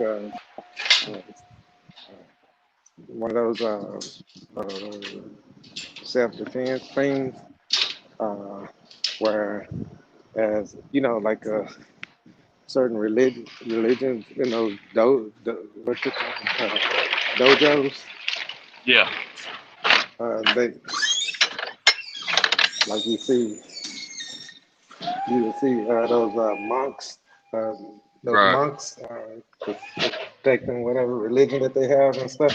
So at that Right. point, they're traveling and spreading whatever religion it is, but then it turns into just a self-defense. But then after a while, it becomes some kind of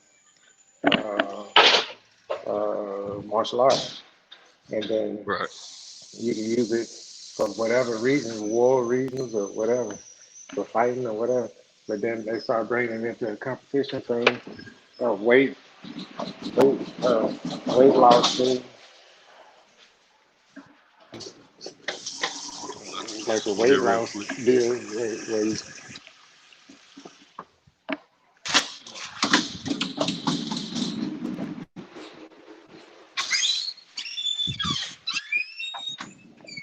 yeah. So they put it in gyms and stuff, and people can use it for whatever weight loss, exercise, discipline for kids and adults and stuff.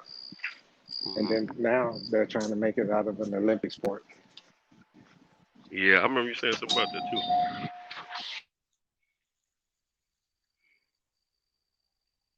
Well, you know they got Taekwondo. Let me get this call real quick, and then I'll come right Okay. back. Okay. Uh, Okay. hello? Yeah, it's me. Oh,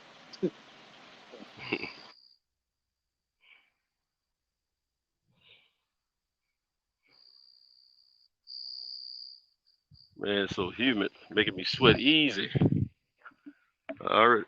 It don't take much to make me sweat as it is, but this humidity plus the heat inside my box, shoot, a sweaty combination.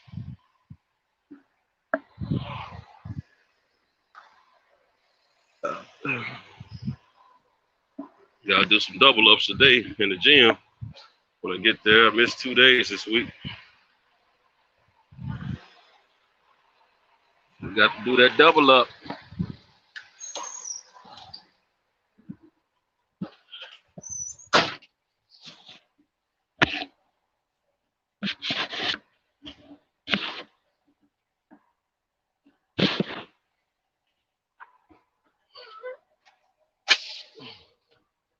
All right, go to the next. So man, gonna try to talk with the deaf folks. They always on talk conspiracy theories. Yeah, you be careful out there. You know, Friday you're gonna have hello? a blackout. Yeah, I'm here. Do you hear me? Who's that, Cam? Can you hear me? Cam. Oh, Picasso. Must be Picasso. Yeah, you be careful out there. Yeah, it's gonna get a blackout. It's gonna get bad around here. You know, they good. They locking governors up and Okay, I everything. got All it. right. I got you. Okay, bro. Damn. I was repeating what the old man be saying to me sometimes. I'm getting ready to run into him. He gonna be talking me stuff about that bull crap. Yeah, you watch yourself out here. People crazy, you know. He locking governors and everything. They don't locked up 32 governors. They ain't locked You up know, no 32 governors. I would have heard about that already. you see, my sister, she was called. Mm-hmm. You there? Yeah, I can't hear you if you're still talking. Can't hear you, bro.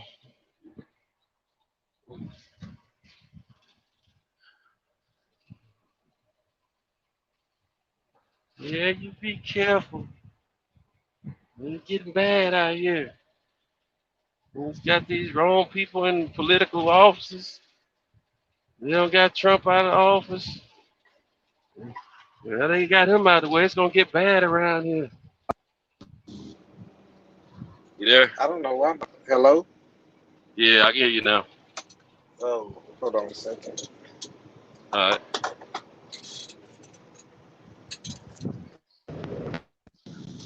Can Can you hear me? Yeah, I can hear you. Oh, okay. I don't know why the phone act like it went out. But the screen to go black on me. Oh, okay. Yeah, somebody's screen was doing that last night. Matt, that was me. My phone was doing that last night or the night before. Yeah, last night thing. It ain't hadn't done it none tonight.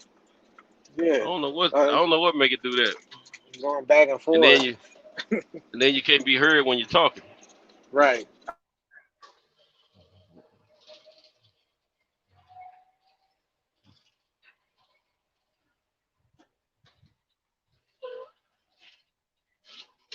Yeah, man.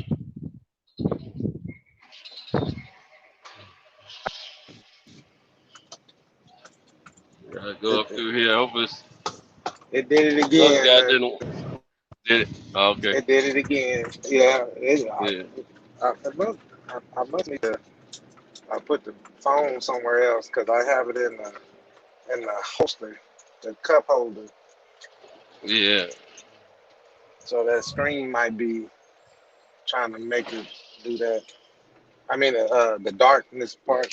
The camera. Yeah. Probably tell them it's dark, that you're not using the phone to go black. I think that's what it was doing to my phone last night. Yeah, I was talking about how my sister called me back to back. Mm-hmm. There ain't nobody here, man. That's what I'm saying, man. Messing me up. I gotta make a call, bro. Hold on.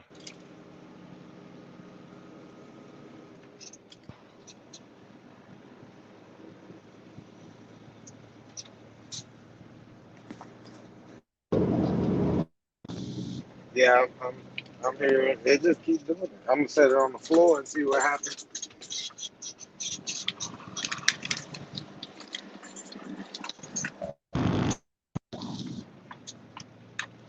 Y'all there? Y'all there?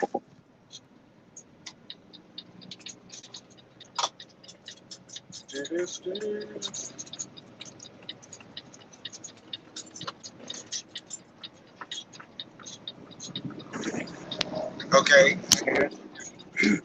Yeah. I changed Can the you hear me? iPod out. Yeah, I hear you. Yeah, these guys ain't here to answer this call, man. And I sure don't feel like undoing this stuff off these pallets to take them in. But I don't want to leave it in my truck either. This is why they need to give me access to the back end back here.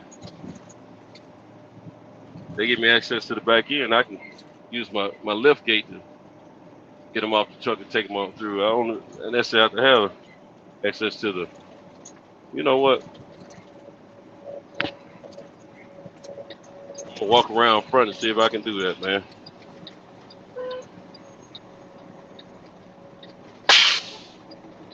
That's what I'm gonna do. Walk around front and just go to the back myself.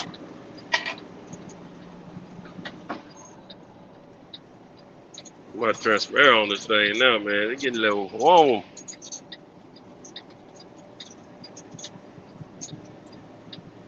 Hold on a second.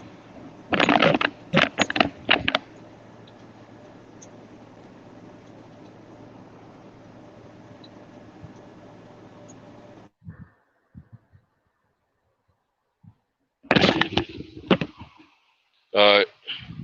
You there?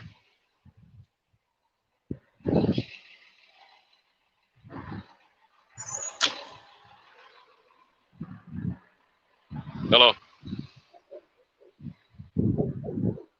Shut up, Cujo. I ain't trying to hear that this morning, Cujo. You make me break my foot off of your tail, Cujo. That's when you got a fence, a 15-foot fence in between you and the big bad dog. You talk crazy to him like that. Talking funky to Cujo.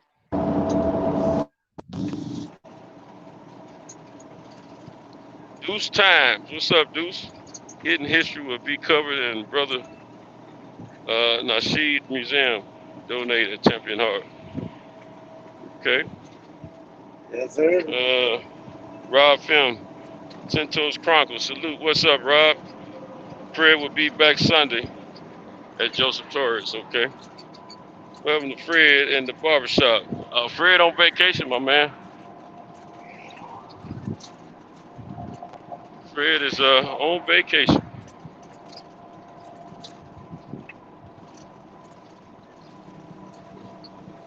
They should have put this stuff in the back.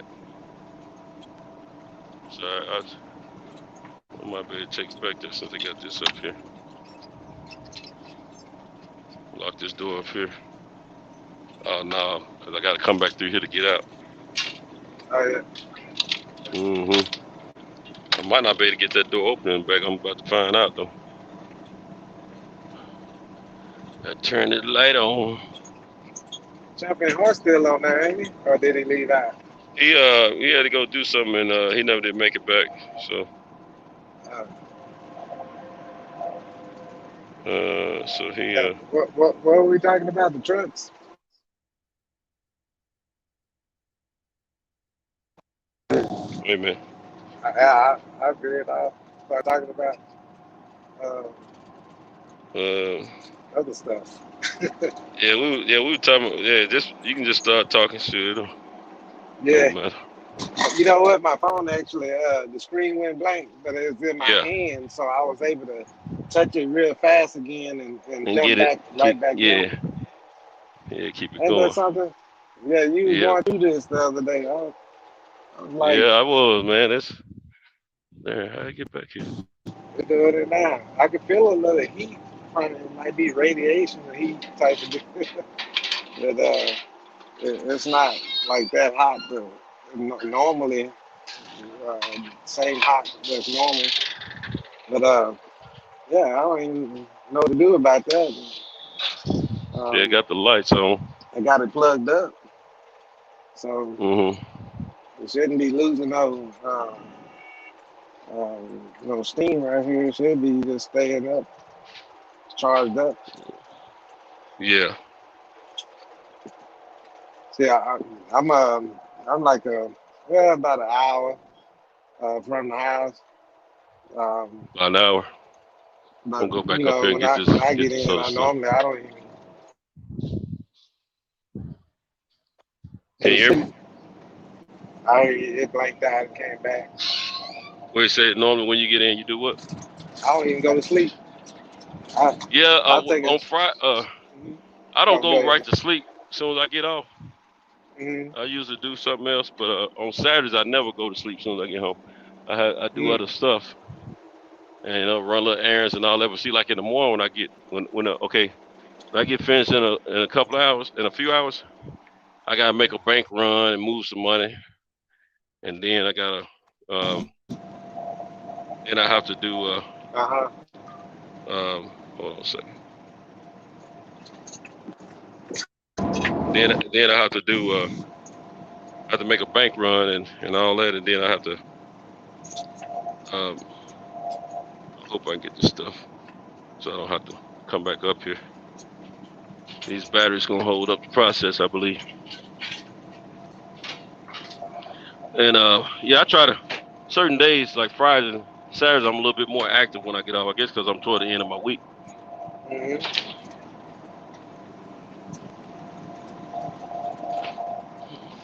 You know, a lot of times I think it's just a big accomplishment for me to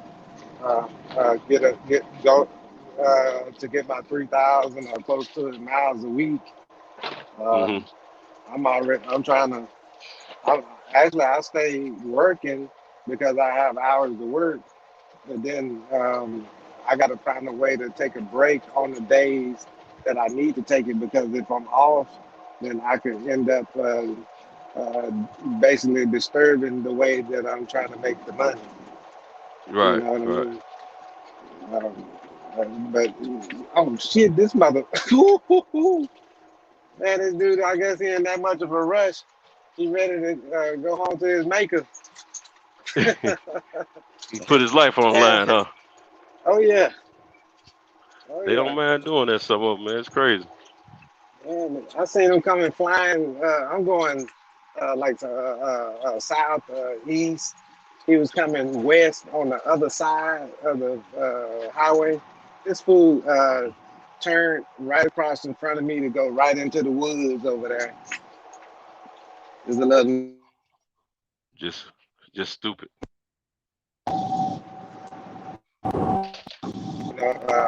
Just over here being by stupid. Grapevine. I don't know if it, oh, okay, I ain't gonna assume you know all these little places over here. No, I ain't been out in that area. I gotta get down in Texas, hang out a minute too. Yeah, we got a terminal out there in Alabama, and Alabama. yeah, What they company you with? just What company are you with?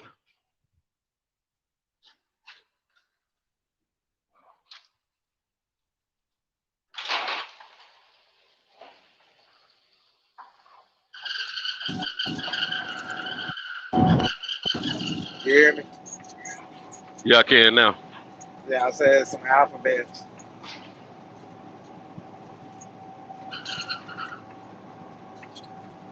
You know, What like what company? Estes. What Estes? Yeah, you know, like them. Yeah. I'm like them, but there's some alphabets. Okay. Yeah, but I didn't been about 4 or 5 during my whole career.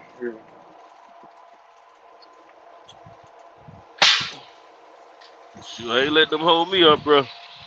Yeah, I'm getting this stuff out of here. Yeah, man. I hear What you. am I say? That's why I don't like waiting on nobody. You know what I'm saying? Yeah, Hold you up. yeah, Yeah, I I got it can't do down it now. either. When Right. you wait on somebody, it's like almost like they running your life, your career. Exactly. Exactly. You want to run it the way you want to run it. Matter of fact, Hmm. if you don't do it yourself, ain't nobody else gonna do it the way you want it. Exactly. The same thing with ain't nobody gonna take care of your stuff like they would take You care take of that care. stuff. Yeah, Right. Right. That part. yes sir. We got all them old sayings down. You already know it. Yeah, that's why I hit people That's with why. that all the time. That's why I tell folks. I don't say I'm old. I say I'm seasoned.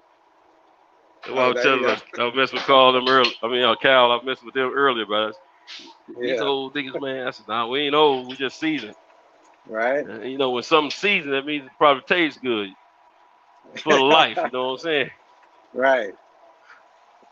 Yeah. Man, I'm sweating like a Yeah, hotted pig. yeah. When I was in my younger days, um, uh, I don't know. I thought another way about 50s, being in my 50s. Yeah, yeah. Because I saw my mom in her 50s. She in her Hmm. 70s now. Yeah, my mom, she was in her 70s, early 70s when she passed 3 years ago. Sorry to hear about that. Oh, yeah. That's cool. Appreciate it. But yeah, man, she don't have to suffer anymore, man. She was sick for a while. Right. To me, she was still a young lady, though. Oh yeah. Like I said, my mom, she was saying, I might be old, but I ain't cold. You know, she's trying to say, Yeah, man, you say that too. yeah. Man, I truth guess be told, my mom was on uh, oxygen and everything. And I used to tell her, I mm, said, shoot, mom, you talking about getting a man and all that. I said, mom, ain't no man get ready to roll around with you, y'all that oxygen and stuff going on. You talking about you can't breathe? And she yeah. was fall out laughing, man. You know what I said, what I told my mom that made her laugh so hard she couldn't stop in the car. what's that? What's that? Um, I told her, I said, Mom, you gonna have to do some of them booty exercises because it look like your booty trying to draw up or something.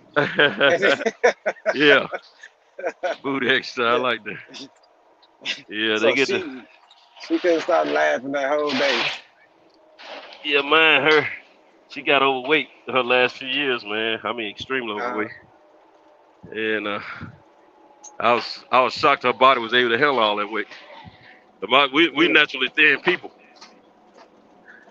And Okay. with my mom, boy, if you had never known her, you saw her back then, you wouldn't have never imagined she was a thin woman most of her life. Hmm. But yes, she was. I know what you mean. My Yeah, ex-wife was always 130 pounds, 130. 5'5". Yeah. Mhm. She was one of those thin fine. And Mhm. I tell you what, what's the lady name? I think it's Maya. Yeah. Ooh, She Maya's a she bad ain't girl look too. yeah, she didn't look like I mean she had the short hair, the little nose, the Mhm. same like nose, she was light complected, uh and but she could have been somewhat similar to her, but I guess that makeup make it look a whole lot better. I don't know. Yes. But she wasn't no Hello. how You there? she looked. Yeah. All right. The other one, my younger baby mama was probably more like Fate. Uh, Faith Evans. uh, yeah, Yeah. that's the one Biggest Smile married to, right? Yeah. Yeah. Yeah, yeah. There you go. Like her. She was that thick fine. Yeah. Yeah. My son's mother was on the thicker side. My daughter's mother was on the thinner side. But now they both on the thicker side. Uh, And look, my daughter's mother was a red bone, or is a red yeah. bone. My son's mother, she's a brown bone. She's dark skinned sister, chocolate. That's half my family right there. And at the No, time, no, majority. they both were crazy in their own way. Mhm. I guess they said I was crazy too. You know what I mean? Yeah. Oh, you heard me talking about my ex-wife earlier. Yeah. I ain't tell you, she's from South Dallas just like I was, but Mhm. I mean, grew up over there in that area. But Mhm. the thing was, I didn't tell you, she came out to me with crowbars, garden, whatever you want to call it, Garden hoe. claw rake, a rake Yeah. looking thing, and Oh yeah, she's gonna get you. ashtray. She's gonna Oh treat you yeah, like she was coming. Enter the Dragon. Yeah. You know, your boy had them claws. Hmm. Yeah, that man with the claw. Yeah. Yeah, Dragon Island or whatever that was. Yeah. That was a trip. Yeah, she came at me with that man. I was like, ooh. The thing about me is I ain't gonna run. Yeah. Shoot, I'm gonna get I out the tell way her, when I have to. yeah, I'm gonna get out the way, and then when I can't yeah, get out the way, then I got to do what I got to do. yeah, Time for survival. Then yep, man, I'm gonna have to that's get it. out this shirt, man. I'm sweating so much, man. I'm sweating all in my shirt and everything, man. Hmm. They tell you why I got up and walked.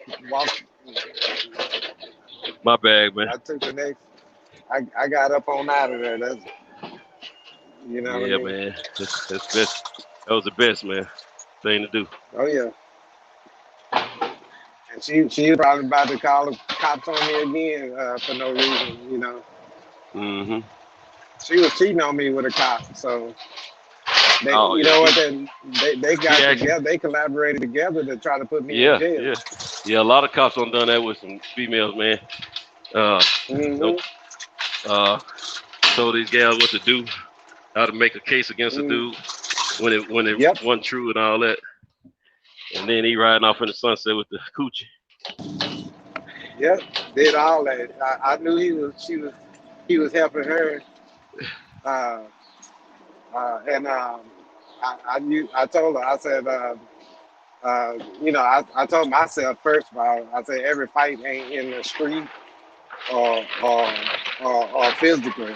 Sometimes the fight could be in the courtroom.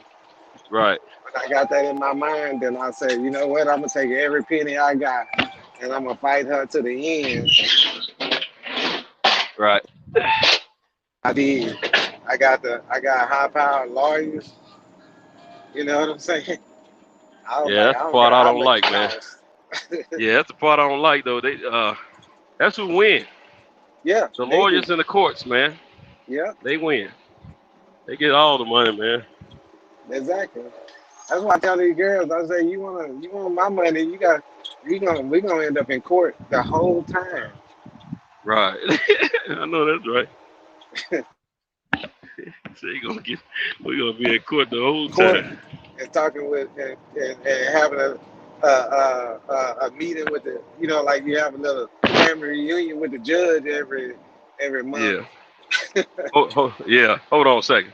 I gotta take this Uh, shirt off, man. yeah.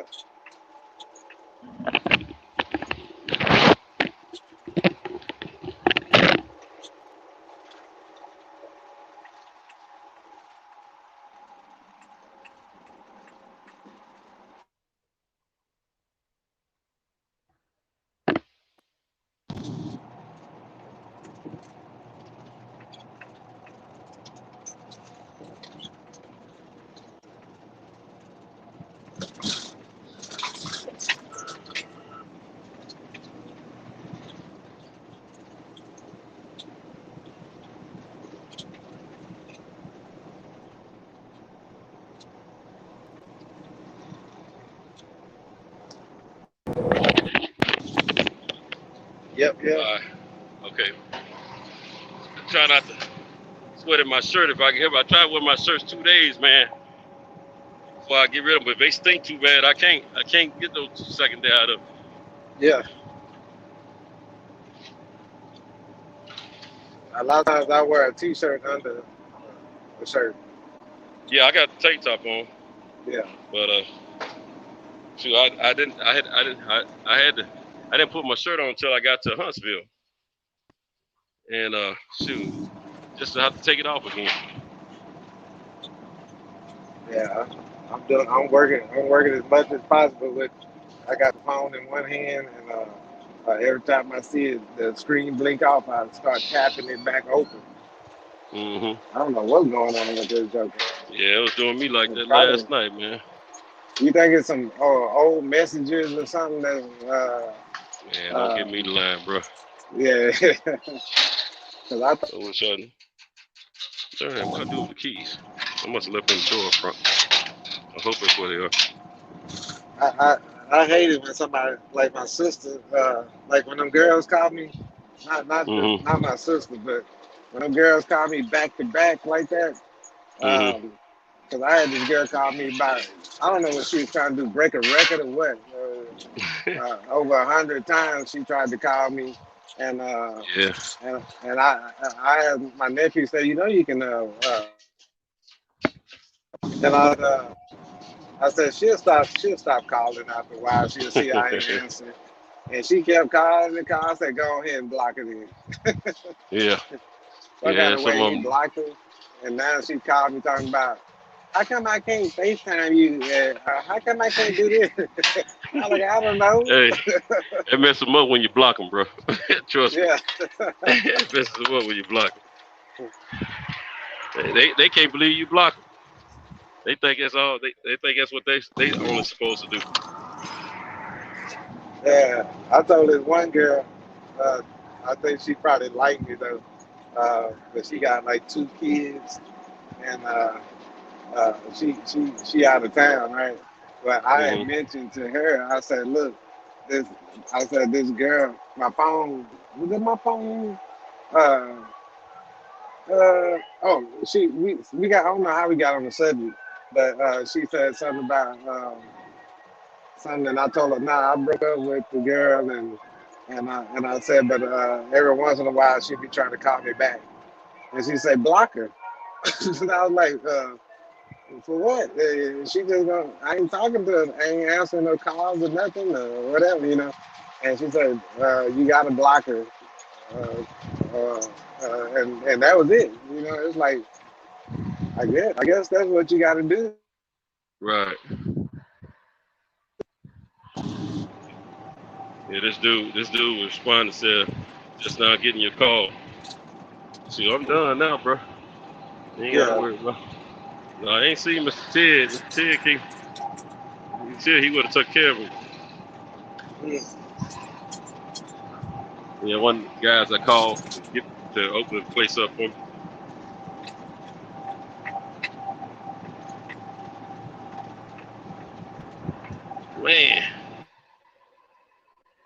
Man, I don't like to sweat unless I'm at the gym, man.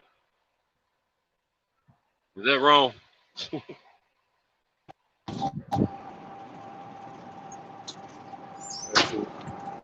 Yeah, what I said. Yeah. It's going in and out, but I'll be working my way back. Okay. Yeah, I said I don't like to sweat unless I'm at the gym. Oh, okay. Yeah. Yeah. That's same here. But when I'm working out and part, you know what? That's another thing. Was somebody talking about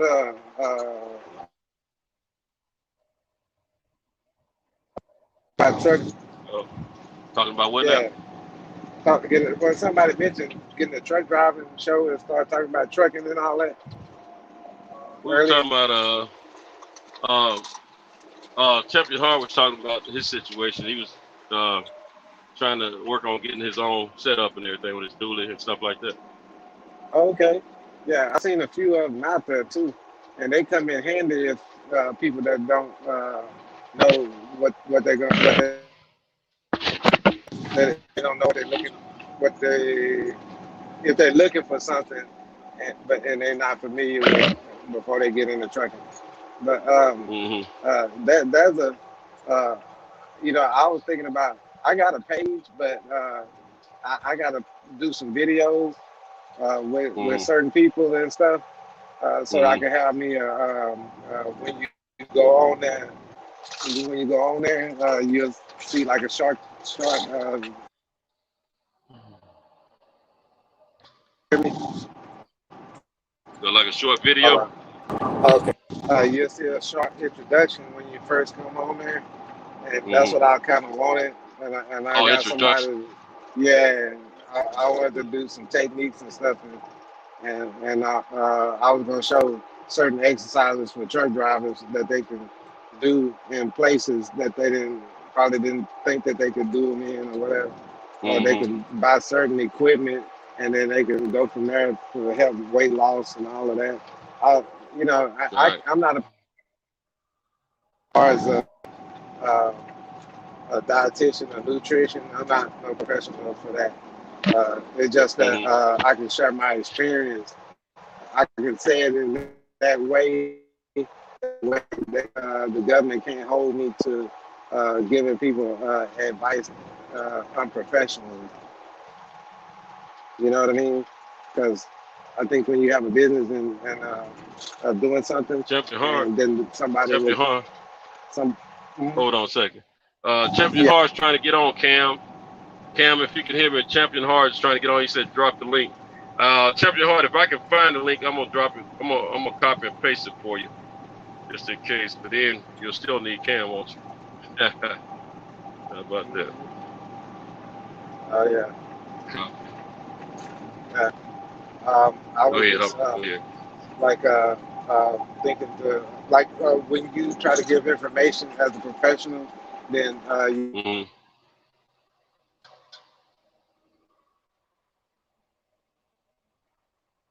You there?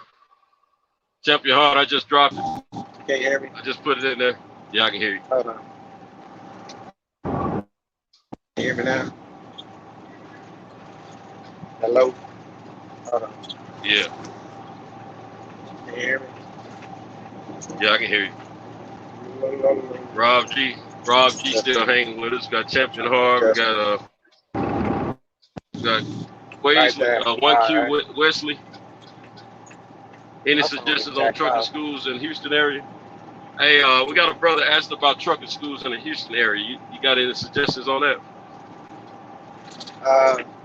No, I don't know any trucking.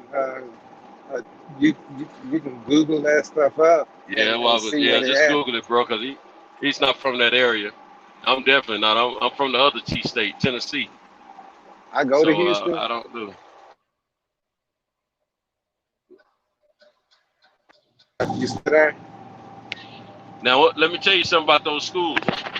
Shop those schools around and see what they charge, man, because some schools might be cheaper than others. You really don't have to pay for it. Yeah, you want to check some programs. Now, if you try to go to work for a trucking company, they'll send you to school, man, but you might have to stay with them for a little while until they feel like you pay that debt back. And that's one way you can get your CDLs without paying out of your pocket. Now, in the state of Tennessee, if you're trying to go to CDLs, trying to go to trucking school, they'll pay for it if you if you don't have any income or you got low income. Like a Pell They'll Grant pay for it. Yeah, they'll pay for it, but you have to work in that field for it. I mean, not on a particular company's job or whatever. But you have to work in that field. You have to be in the transportation field for a minute. I don't know if Texas have anything like that or not, so you might want to check on that. Somebody else, I'm gonna put something in the chat. Hey, Champion Hard, Cam just dropped the link, man. So you got a wonder opportunity to get in. Anybody trying to get on the panel, join in. Are you already here, man? Yeah, I'm in. Oh, okay, my bad. I'm just talking. Yeah. I got the chat screen up, man. Right. Yeah. Yeah, man. It's we just, man. I had to break in the. No, I didn't break into the store, but I had to get in the store, man. Go to the back and get the stuff out of my truck myself, man. I didn't use their forklift though. I just used my lift gate. Oh, okay. What I did. Okay. What I did when I went to Conway, I went to it's got a different name now. It's what's that name? It used to be Conway, but Conway, CSE, CSX, but now they're another. Did Conway get bought out by XPO? I know they did up in Nashville. Tell him he can go there. That was a starter company for me. They changed the rules about training, but when I went there and got trained, they started charging for it, and they have classes on the yard, teach you how to drive, and you stay with them. Now they got it where you got to stay with them for a year or two, and really you need 2 years to go get your experience under your belt anyway. Yeah, I was gonna say, I was gonna answer that brother's question who was talking about a school in Houston. I don't know if Stevens Transport and Snyder, in my opinion, those are two of the best schools. Unless they've changed the rules. I hate them, man. I ran up on some people from Now, Stevens. They were like, I was out for 3 months, man, before they I went home. And I said, nah, yeah, you didn't have man. to do that. You don't really have to do Yeah. that. No, you you don't. But the thing is that you want to get that driving experience. That's the only what I'm Absolutely. saying. That's the I only reason strongly recommend it. why I say Yeah. that. Yeah, yeah, yeah. You will You definitely gotta take want the that training driving wheels And, off. and, Yeah. experience. and most companies Yeah. don't want to deal with. You got some companies want to deal with fresh out of school driving students Right. as Right. drivers. So most companies want you to have at least 2 years of experience on the road driving the trucks Right. some Right. type of way. So you want to do that. Right. Get your 2 years in and just keep it. Not literally keep your head down like in a slave mentality. Just make your way through the job because you're gonna run into some bumps and bruises that you don't like on the job. Just make your way through the And they job for wanna those 2 years, and then after those 2 years, you can go wherever you want to. they Let Right. wanna know alone how many Right. states get, you've been you can in. get your own. Yeah. Yeah, you can get your own truck, man, and you got enough experience after 2 years to make it out there doing your own thing. Right. Now that's And I tell you another thing, you could probably get a contract with a company like FedEx or something. All they require is about 6 months of road experience with a trailer. Yeah. I So, don't like FedEx either. yeah. But I didn't hook up with them. I was going to because it was going to keep me away from home for a little while. I was going to do the Right. box truck program, and then after I've been with them for a while, I was going to do the semi truck and hire me a driver, and I was going to ride with the driver sometime. Because you either got to have a driver that drives for you that has at least 6 months of experience, or you got to have 6 months experience yourself. Whoever's driving. So And I was another gonna. yeah. I just wanted to be Another away from home for a while. yeah. Yeah. Another thing is don't go backwards. Once you start making this, I'm gonna give you some fake numbers. Once you start making $10 an hour, don't go back to 8. It's got to be something major for you to go back to 8. What you Yeah. want to do is go from 10 to 12 to 14 to 16 to 20 to 22. Don't go backwards. Whatever you do. So basically, he tell you just keep going in an upward trajectory direction. You're always going for more, enhancing your situation. Yeah. What you want to Yeah, do. the upper echelon truck companies who just get up there, and the big companies they'll give you more benefits, insurance, stuff like that. Cover your whole family. Uh, they got a low turnover rate, so you're most likely going to retire there. Um, Now, if you go to school, there's a company. Now, a lot of times these companies try to get you to like these companies like TMC. They have those flatbeds. I don't know if they're nationwide, but I know they in my area. They got flatbeds and they got like some pretty decent programs for you to hook up on payment wise. But at the same time, me personally, I ain't trying to do no flatbed on no semi truck for a company. If I do a flatbed, I'm gonna do the flatbed for me, and that's because that flatbed could be a pretty nasty job depending on what you're hauling. You gotta mess some tarps, and you gotta get out there and make sure they secure in the winter and all that. And every so many miles, you gotta check. But if it ain't like if I had a dually and I had my own 40-foot trailer, which I would if I had to set up like that, but I would do it that way. A lot of cats in my area they hauling AC and heating units for big companies, big commercial units, and they keeping the guys rolling, and they make good money, man.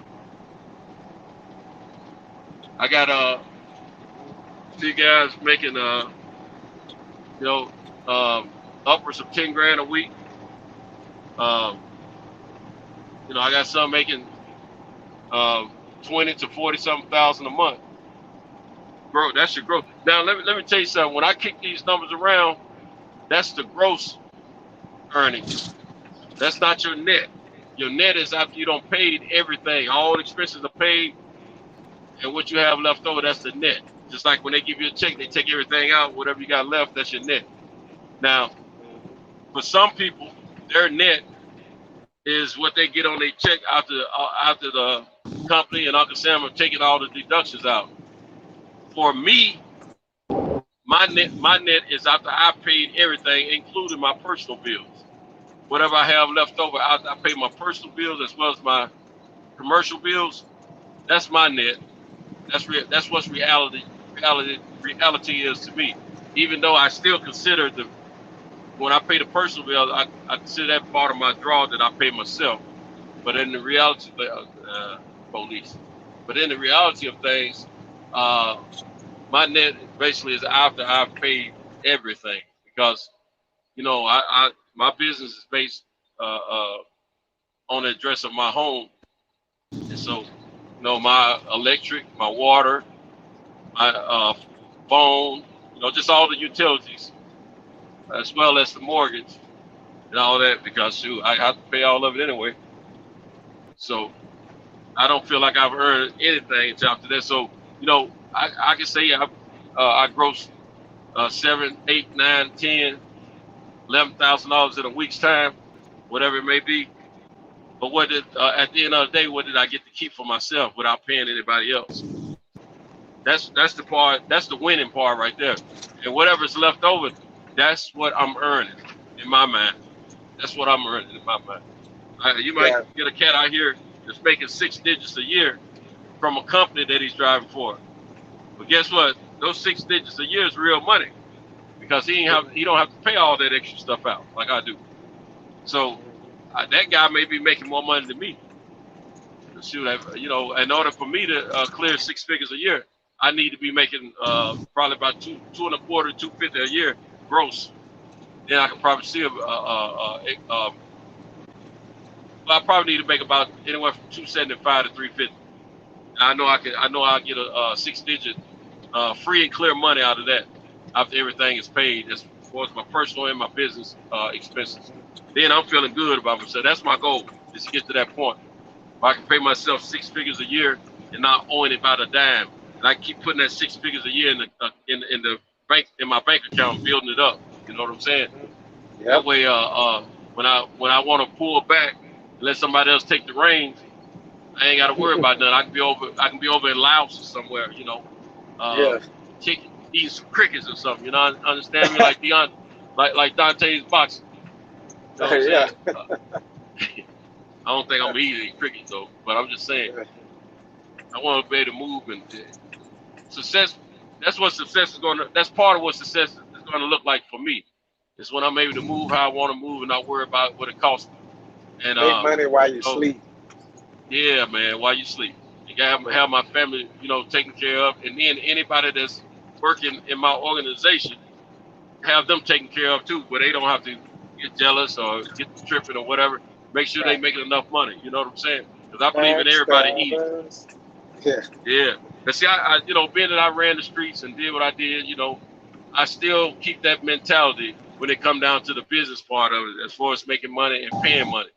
Because my mentality in the streets is if my crew is happy, then we all happy. Yep, that's it.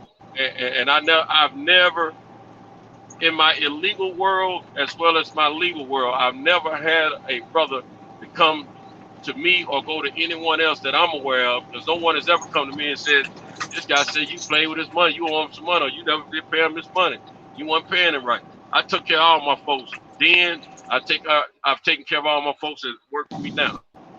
There's not a driver I've ever had. I've had, let's see, probably 4. I've had about 8 or 9 drivers since I've been in business, and every last one of them still want to drive for me, because I made sure they take care of. Because when I bid on the job, I try to bid it right, because in fact I got to pay somebody 9 times out of 10, because I don't plan to do this all by myself forever. You know what I'm saying? I want to supervise, manage, and help grow the company. That's what I want to do, and I can't do that from behind the wheel. So I want to just participate in the driving and the actual workforce part of it every now and again, because I want to make sure I still know what's happening out here in my business. I'm not going to let them enjoy all the driving, forever. But the thing is, I make sure everybody gets paid the right way, man, because if I wouldn't be happy with what if I can't pay a person what I think would make me happy as an employee to do the same job, then the pay ain't right. You know, I got to pay them at least what I think is would be fair to me or more. Then I can sleep at night because guess what? I ain't got to worry about them trying to find another job no time soon, and I don't have to worry about nobody trying to steal them from me. I've had companies trying to steal drivers from me. They couldn't pay them enough. Couldn't pay them enough for the same job. And then I've had guys that work for me. When they come to work for me, they say they got plans and aspirations to do other things in their life for themselves. That's no problem. Hey, I'm not gonna hold you up on your dreams. You can work with me as long as you want to, because I like the person that you are. As soon as you feel like you want to leave or you got to do something different for yourself, I'm not gonna stand in your way because I don't want nobody standing in my way and shut down my dreams. You know, I can get another driver. I probably can't get one like you, but I can get another. You know what I'm saying? And I don't want you to say that I held you up on, you know, living your dreams and stuff like that. I'm not that type of dude. Ain't no player Haitian in me at all, man. Hey, you get up, I get up. You shine, I shine. That's the way I look at it. And you can look back and while you trying to teach somebody else how you got your start and how you come up on your business, you can be telling them, hey, my man over there, he didn't want to put me on over there, you know. And then when I was ready to do something, he didn't hold me up. He told me how to do it better. That's the type of dude I want to be, and that's what I try to be. I ain't got time to play no games with because we're all out here trying to make a living. I just believe we all should be able to. It's too much opportunity out here. One man, one company can't get all the business. It's impossible. So, shelter well. And the more I try to help bless some other people, guess what? Lord will take care of me. I have no problem whatsoever with that kind of. And I don't like guys that be trying to cheat people out of their money. I don't like guys that, you know, or companies or whatever that try to hold somebody down, don't want them to shine, don't want them to get on their feet and all that kind of stuff. That's stupid to me. I don't like that kind of stuff. I always wish somebody would grab my hand and help me and told me the next move to make to get my business going. But the truth of the matter is, no matter what type of business you try to go into, there's a lot of people out there that don't want to tell you anything because they're worried about you getting more than them out there. So you got the haters like that. So just be careful who you deal with because some people don't always have your best interest at heart. When somebody and if somebody trying to get money, you don't need to talk to that person. You don't need to talk to them. They will tell you something to screw you up on purpose. My bad, fella. Champion Hard jumped off again. Well, yeah, Champion.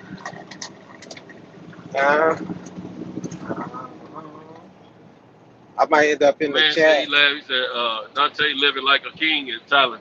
He said, facts. Yeah, he's in the chat. No, I might end up in the chat because I end up doing some paperwork. Yeah. Oh, okay. Okay. I'll anticipate. So, are there a lot of black drivers that's not popular out here? I don't know about the popularity contest. Highly anticipated. I know there's a lot of black drivers. I don't know about their popularity and all that. I mean, I ain't doing it for that. I'm doing it I'm trying to leave something behind for my family. You know what I'm saying? Is he saying was there some popular drivers or popular companies? He said, are there a lot of black drivers? Oh, okay. Here's a 2-part question, I guess. No, he said, are there a lot of black drivers? I'm saying yes, there are a lot of black drivers, male and female. They said that's not popular out here. I don't know about that part. See, they out here. But yeah, man, that's some of the greatest stories I ever heard about the trucking business have been told to me by brothers, older brothers. What was that? And then I know this pretty woman that she's a bunch older than me. She's I guess Sheila's probably about 10 years older than I am. She was a cutie pie. She started driving trucks a long time ago, man. She done retired now, made plenty of money. I think now all she do is kick old men now. You know, she got her money made, Yeah. and she keeps a dude. But it seems last time I saw her, the last 2 times I saw her, she was buying the food for her and the dude. And I don't recall her saying it was her husband either. Yeah. But I'm like, this nigga don't let her buy his food, man. You know, I'm like, okay, everybody do something different. But, you know, sometimes women Yeah. that make money, they don't mind playing their way. You know, they Right. ain't hung up about nigga buying their plate of food and all that kind of stuff. I keep saying that word, but I got to stop. But they ain't tripping about that, man. You know, so I respect what she was doing, but at the same time, I was being that I knew her from, you know, our families were real close, you know, friends with one another. I just didn't want the guy to be taken advantage of because I know a lot of cats knew she used to make money. You know what I'm saying? Mm-hmm. Yeah, she drove trucks for over 20 years, man. Probably close to 30 years. Then she retired, and she's still a cutie pie. Still got a positive attitude and look out for her little grandkids, man. You know, shoot, she still tempted my tummy with the taste of nuts and honey the way she looked the last time I saw her. You know what I'm saying? Yeah. It's That's first time. yeah, tempting my tummy with the taste of nuts and honey. You understand me? Yeah, I like a cutie pie, man, but just like don't change. I got it. I got that joint. Didn't have to slow my roll. Yeah, I tell you, it's one of my classmates is a female.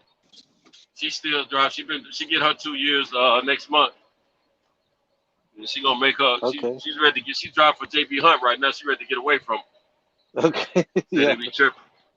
Yeah, I've been trying to. I turned on to my contact so she can get set up to get her own. You know, set up for her own business. You know what I'm saying? Yeah. She's back and forth. One minute she want to have her own truck, next minute she don't. So I don't know what she's gonna do. But she's thinking about driving for another cat right now. That's supposed to have 3 trucks and he looking for drivers or whatever.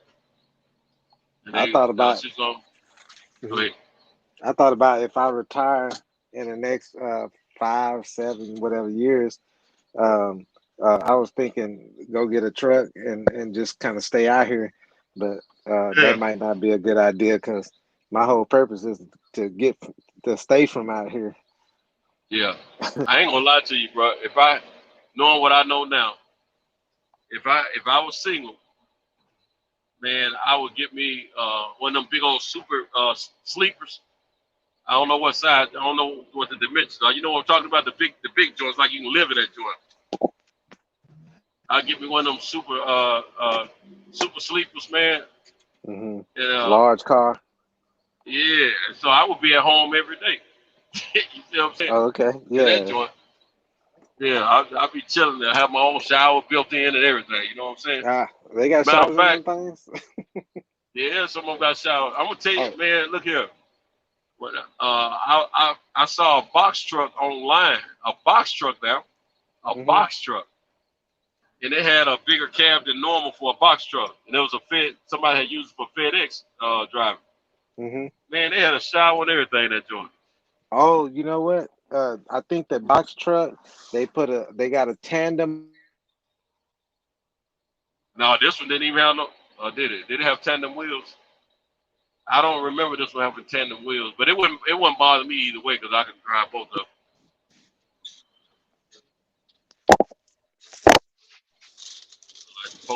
Like the popo right there.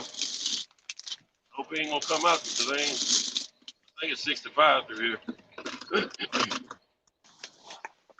Hello. Yeah, I'm here. You Yeah, my phone going hear in me? and out big time. Yeah, I hear you. I'm Yeah. like, golly, this thing is worrisome. You know, Yeah.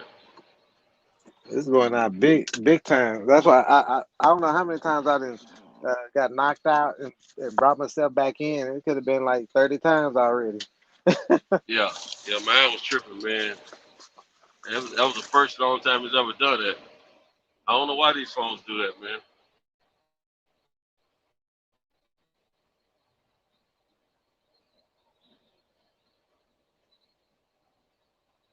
It'll be a different temperature up here. Yeah, man, I'll just be on the road, man. If I had one of them super sleepers, I mean, See, just like then. I pull up. Yeah, I go to a certain city. If I had to sit there overnight for a minute, and I had plenty of time once I got there, shoot, I'll probably get in an Uber or something, go somewhere and kick it for a minute, then go back to the truck and sleep later that night. And then I go used to do driving. it all the time. Yeah, like a little vacation, man. Go That's on it. vacation without paying for it. When you got to take every time you get away from the house and enjoy yourself some kind of way. Right. And you want to look at work. See, You want to be looking at work as work. Look at it like work.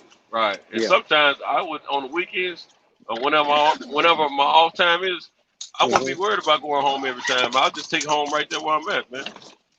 Yeah. Wait for the next load. Oh yeah. I used to run with a.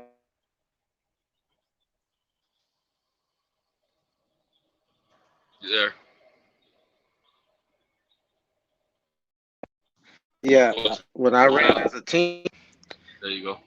When I ran as a team, I just told the guy, "Hey, when we go out, ain't no sense in acting like we in some kind of urgency. We hitting the casinos up and everything. I say we hollering at the chicks going up and down the highway. We at the club. Right. This the club, dude. Right. You know what I'm saying? So that's how we did it. Man. Yeah, man, if I had been out here driving, man, when I was in my 20s, man, I ain't gonna lie, I wouldn't have got married, bro. I ain't gonna lie to you. I would have had me a chick in multiple cities. That's real talk. I'm just keeping it real, man, because if I'm going to certain cities often, shoot, I'm gonna have me something there waiting. Hey, you gonna come pick Big Dad up and go eat, get a bite to eat, and then go back to your spot and tear that thing up, you know, understand me, for old time's sake. You can make me crippled, I can make you crippled. Hang out for me, or I might just hang out for a couple of days till I go back to work or whatever, you know what I'm saying? Whatever time, you know, depending on the relationship we have. Shoot, man. I would have been here, there, everywhere. Throw your hands high in the air. Party hard like you just don't care. Now, I mean. Yeah, I didn't get to that point where I can have them in every city, but I had fun almost in every city. That's what's up. As long as you're having fun, shoot. Now, you know, having a girlfriend, it can be expensive, though, man. That's true. Kicking it with somebody just for a temporary moment in time. So it's a little cheaper. You get something out of it. Now, the plus side of having a girlfriend, you got somebody that you can depend on to be there for you. You know, steady relationship, whatever. But man, to having a clean slate, being a free agent, and doing things the way you want to do it, like my boy Usher say, doing it my way. Shoot, doing it my way is cool. It is my way. Yeah, but I was saying that she gonna want you to keep it in check and all of that good stuff. And man. There's a little work to it, but you're gonna get the benefits from that. There's certain benefits you're gonna get from certain situations. Yeah. It's true. You gotta choose what route you're gonna take and accept the consequences when you go there. Yeah.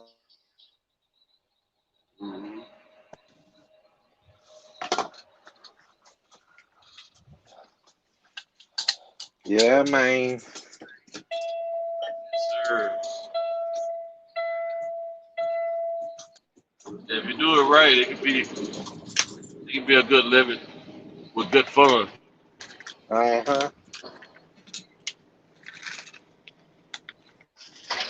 Gotta have fun.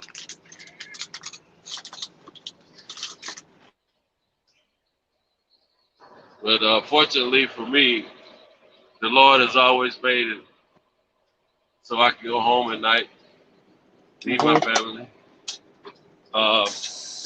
and everyone that's worked with me, they've been able to do the same thing.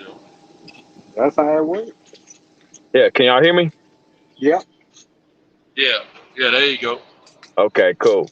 What up, my man? What up? Man, I don't know what happened. I don't know how I got kicked out. I I Yeah, don't keep know getting either, kicked man. off. yeah, man. I was telling my man, you was just saying, that you're able to go home every night. I was saying if you got a chick that you worried about, and you don't want to be gone because you scared about what she gonna be doing, then Don't get on the road. this ain't for you. You We know, Right. talked about that it's yesterday. it's definitely ain't for you. I mean, if you got No little handcuffs. kids and they, No.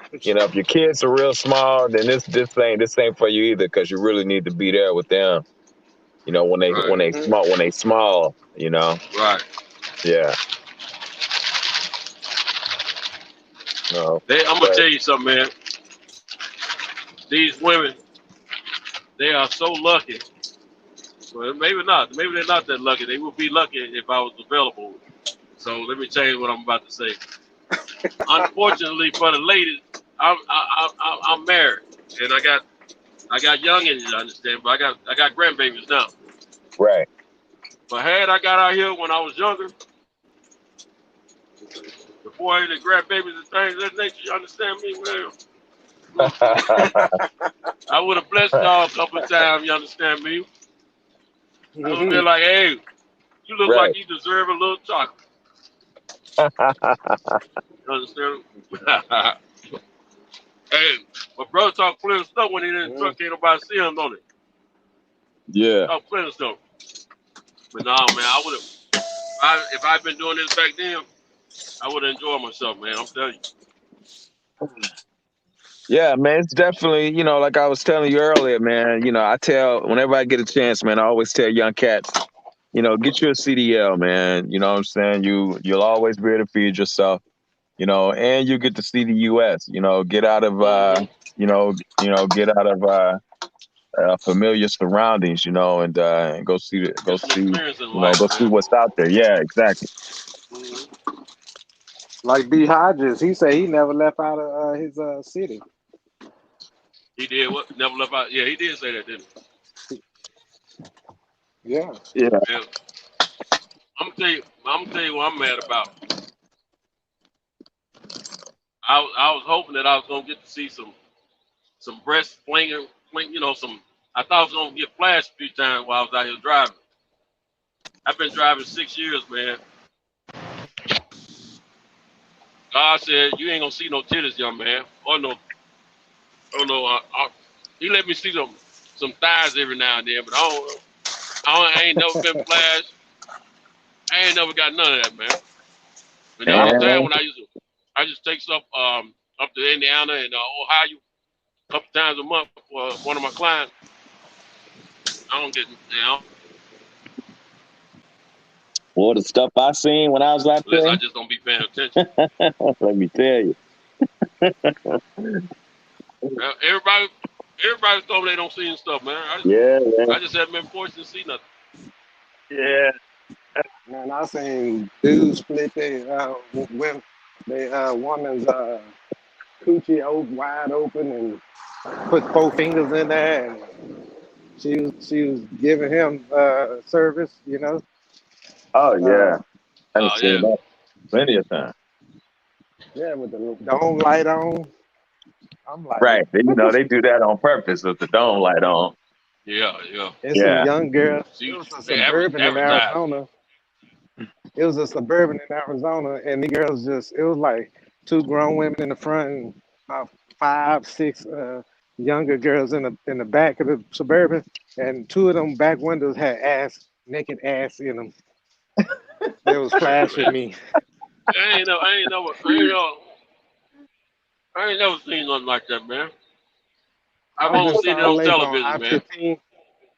I was in Salt Lake on I-15, and this girl say, "Can you blow the horn?" and we was gonna stop traffic, and there was a lady next to me with a little kid in the back of her little SUV. So I told the girl in front of me, okay, and I went bam, bam, bam, bam, bam, bam, and the girl and another girl got out of the little car, and both pulled down their pants and bent over and spread it, the cooch out, hairy cooch. Uh, and I'm like, damn. And the lady next to me looking up at me like, that's a damn shame. And you know the Mormons out there. Oh yeah. She looking at you like you ought to feel the same yourself, or they should feel the same with themselves. Both, because I blew I the would have, horn. hey, look here. I would have been looking at her like, hey, I would threw my hands over there. I'm a man. You gonna show me some Yeah. naked body. You're a female and you show your naked body. Look here, I'm gonna tell you something. Not that I want to see all that, because it could be disgusting, but I'm gonna tell you, if a woman 450 pounds, she's naked, I'm gonna take a look at her just in case I'm gonna see something that I like. But at the same time, no chances are slim that I will, just out of curiosity. Yeah. You know. But man, I'm eating my raisins right now, bro, fellas. But yeah, man, so hey, come around me naked and you female, I'm trying to see what you're working with. You know, that don't mean I'm gonna see what you got. That don't mean I'm gonna try to get you, but I'm gonna look at you. You believe that? Oh yeah. Walking around me naked, talking about don't look at me. Yeah, okay. Oh shoot. Oh shoot. I'm on cruise control. Man, this lane turned to one lane, man. This dude almost sandwiched up, but I forgot I was on crew. I was flying, man. But yeah, man. I'm looking. I'm gonna tell you something. I could be at church if a woman gets to shouting her titties coming out. You all right, sister? I'm looking at her. You understand me? Love that boy. I'm a man first. Yeah. And then I can see me and one of my partners at church. I think everybody settle down, man. I'll be in the back. Man, did you see the sister? Did you see the titties on that sister? Man, church brothers ain't no good, man. You know, they men at the end of the day, man. I remember one day, man, years ago, man. Matter of fact, it was before I got married. So it's been over 20 years ago. My minister, man, he was asking me something. I think my mom and my nieces and all of them, my mom, my niece, and I think my two nieces, she had them with, they left the church early while he was preaching. And he don't be liking that, man. He used to get mad if folks leave while he was preaching, you know what I'm saying? Oh, in the middle of his sermon? Yeah, man, he was hot. Yeah. Now, he come to me, but I didn't leave with them. I stayed because I help out. I used to help out in the church a lot, you know. And he pulled me to say, hey, what's going on? I said, I don't know. What do you mean? Why can mom them leave? What they want? I said, bro, John, I don't know, bro. I said, I'm not sure. I said, I don't know where they're going. I said, they didn't tell me anything. I know they left. So, and they actually went to visit another church. But I really didn't know that's what they were going to do. They didn't tell me anything because I was, you know, doing my job in the church, you know, doing little things, and they couldn't get to me. Right. He said, yeah, that's disrespectful. That ain't good. You know what I'm saying? He was saying all that. By the time he was saying all that, sister was trying to get through the door, so I let her in. And she looked halfway attractive, if I remember correctly. Man, in the middle of that sentence, man, I saw him sneak a peek at that boo-boo, man, when she went through the door. I said, oh, okay. We can look at booty. I said, we can look at Yeah.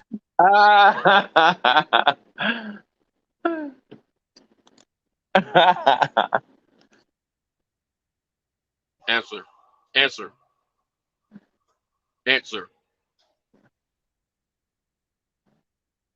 Did we lose Picasso?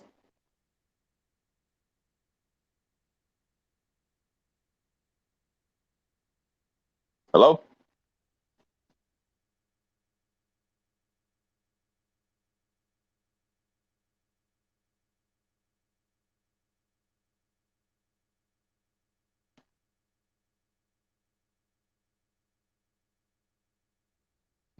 Hey, I'm back, man. Can y'all hear me? Hello? Yeah, I can hear you. I think we All lost right. Picasso. Okay. Yeah, he's still on, but he probably got bad frequency. I had a call come through. But Oh, yeah, okay. man. Yeah, my minister, man, he don't know to this day. I checked him out doing that. But I've always wondered if he was liking Buddha as much I like Buddha. You know what I'm saying? Yeah, He let me know he's human at that point. I've always admired the brother because he was a dynamic speaker. You know what I'm saying? right. Very knowledgeable about the scriptures and everything. You immediately would think he was living a perfect life, but hey, he let me know he human too. Yeah, man. So I said, okay. But see, I've had visions of me, man, leading the flock, man. You know, preaching and all that, man. Yeah, But I told myself, you're not ready. I don't want to. Man, I like women too much, man. I ain't saying I'm gonna be with a bunch of women. It's just I don't want to stop watching women. I yeah, stopped for 2 years ago, because I was trying to get myself together spiritually and everything, man. Man, I'm looking, man. I'm sorry, I'm looking at women. I enjoy it. I'm gonna keep enjoying it. It don't cost me nothing, and they don't know I'm looking at them, and we all happy. yeah. I can't even front, man. So I ain't gonna even try. I can't even front like that. Yeah, I ain't trying to stop looking at women. Let me tell Yeah, you, I don't do a whole lot of stuff to enjoy myself, man. I tell people all the time, my two vices in my life is boxing, which I don't look at that as a vice, truly, but right. boxing and women, looking at women. Yeah, Gotta wait something. And if don't nobody like me because of those things, I'm sorry. Because I'm gonna keep watching boxing, and I'm gonna keep watching them women. You understand me? Every chance I get. Hey, what it's is not gonna change. Yeah. uh, Man, Champion Hart. yeah, I don't got myself back into exercising here lately. Working out. So uh, here, probably since for the past 3 weeks, man. About the same time in the afternoons when I go, it's these same two little chocolate babies be up in there, man. They little young gals. I can tell they're young, yeah, but they thinking of the song, though, boy. They ain't young to the point where you can't look at them and you ain't gonna feel guilty looking at them. You know what I'm saying? But I know they're younger than me. right. But I kind of believe they're of African descent, man. I could be wrong though, but they've been slyly taking the brother out since I've been in there. Since they come there, and Right. I try to act like I don't know who's watching me. You know what I'm saying? Because I ain't a whole lot to look at. You know what I'm saying? In my opinion, you know what I'm saying? But man, they thicker than gumbo, boy. I'm telling you, and it's shaped right too. I mean, Mm-hmm. thick, but shaped right. But shape right. Yeah. Yeah. That's a difference. If it's sloppy, go Right. on with all that. But if you got them punch bowls, man.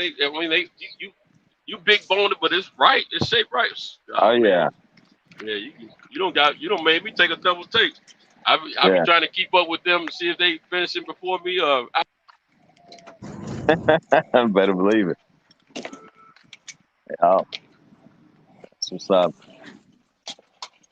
Yeah, G5 Gabe and slid up in here, man. Salute, brother. Hold up.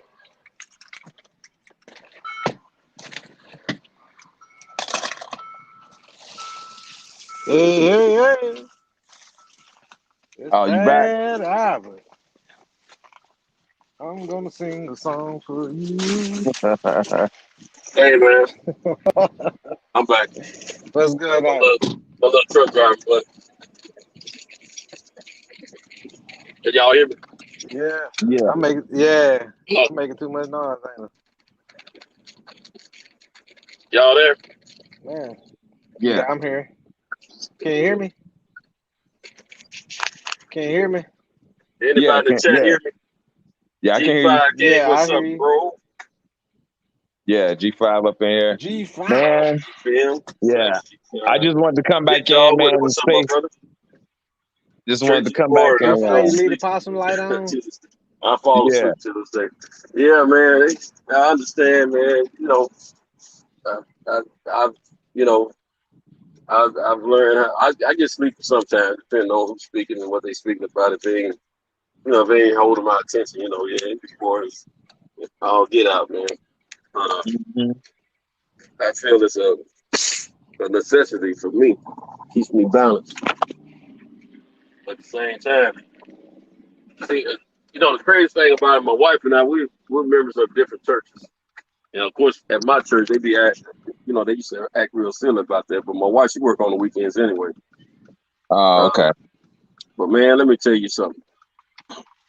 At my wife's church, see, my church is a little old neighborhood church that I grew up in from my old hood. And it's home to me, so I won't leave there.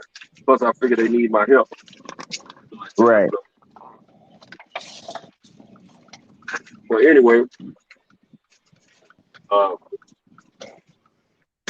man, my wife's church is like a small mega church. The Uh-huh. women up there, man, you understand me? Sure. Man, they got so many fine women up in my wife's church, man. I was like a bobblehead dog for the first couple of years when I was visiting with my wife. Because all we would do was go to her church first, but they had an early service. Then after her first service was over, we go to my church. And it all worked out, in sequential chronological time like that. Right. So, man, I used to love going to church, man. And I still don't mind going, you understand me? Because I know. I'll clear on my end. Okay, thanks, bro. Uh, but yeah, man, man, look here. Man, I ain't been on my wife's church in a minute, bro. Man, it's been time I've been on that church without my wife. Me and my grandmother. Come on. Hmm. Yeah.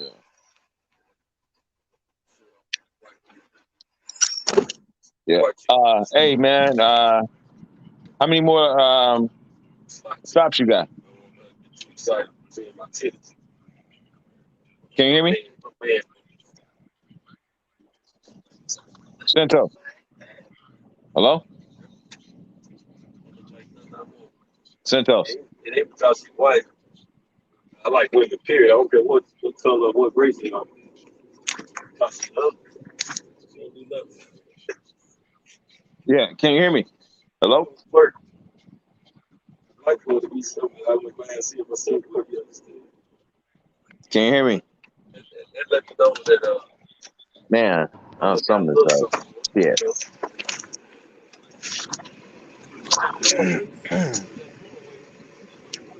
Hello?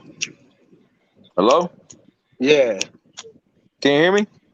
yeah, I hear you. Centos can't hear me. Yeah, I don't know what's going on. I know mine keeps going in and out. I can't happen to bring myself back in. Oh, okay. How are you bringing yourself back? I was trying to do that. I couldn't come back in. I got a iPhone and the screen timer or something is goes out, so it blackens my screen, and all I got to do is just touch it to open it back up, and then Oh, okay. redo my Oh, okay. Morning. Yeah, I was trying to find out how many loads Centos had left, man. I was trying to stay with them, but I just got to I the know house, the last man. time I'm about to shut it down. and it did it again. Yeah, Can you hear me? somebody saying something. Yeah, can you hear me? Oh, that's the TV. No, that's Cinto's talking to somebody. That's crazy. Why did you do that? I don't know. 'Cause he's got I a wonder. And it's the stuff says Beeman and Massive on this. Yeah, he didn't go on mute. and we highlighted. I know. That's how, because I go through that sometimes and look. And it was not a small part. It wasn't like a heavy part or anything, but it was in a box about that Yeah. wide, Counselor, can you hear him? tall, you know. It's just grab stuff. But he has a Man. stick on his phone that has the part numbers on it. That part number wasn't even close to what he picked up. Because the part he's picking up is in a box about the size of that right there. I mean, it's not Counselor. Did he get the other part? he got, I had Hello? two there. He got one. Man, it's going out again. Hello? And then the other one that's his is still sitting down there. Shit. He ain't even picked it up. Yeah. All right, I'm out, fellas. Man, y'all can't hear me no way. And I put it in just like I put y'all's in.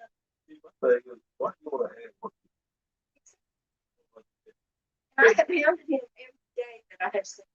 What did he say? He said they're looking for it. I said, do you realize we only got 30 days to return this part? Now count the days that I've already had it. The customer had it, sent it back to us, and then I got it ready to send back to Automatic. You had to do it in 30 days of y'all receipt. Right. Ooh. Or they charge us. I'm not sure they charge us percentage. But that ain't, right now, that ain't my fault because I got it ready to go back. That's being. Hey. Hello, you. I'll let you do it all by yourself. Hey, look, that's brought my phone back. Nope. And what's crazy? I didn't tell him this part. I sold down there. He found he had two parts to pick up. One was a big one, the other one was a little bit small. And I said, Caleb, that bumper and that little bitty box sitting beside it are yours. He wanted the big bus. He wanted the big bus. Yeah, he's like, yeah, I don't want no little parts. I want a big one. All right, y'all have a good one. Yeah, he's gonna cost people some money. They're gonna have to pay for that problem. They can't find it. Yeah. All right, ladies. Yeah, that's stupid though. It ain't hard to do. I go down there at nighttime. Where is that?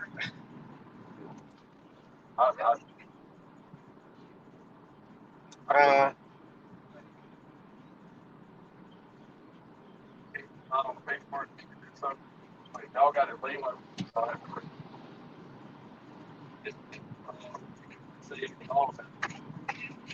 Hello. Reading is for the middle. Yeah, because see, I use my phone like a flashlight. I take care. Oh, okay, yeah. Who all in here? So he always uses it. Okay. Well, I have an understanding of what's going on with him. See, this is the perfect, like perfect facility.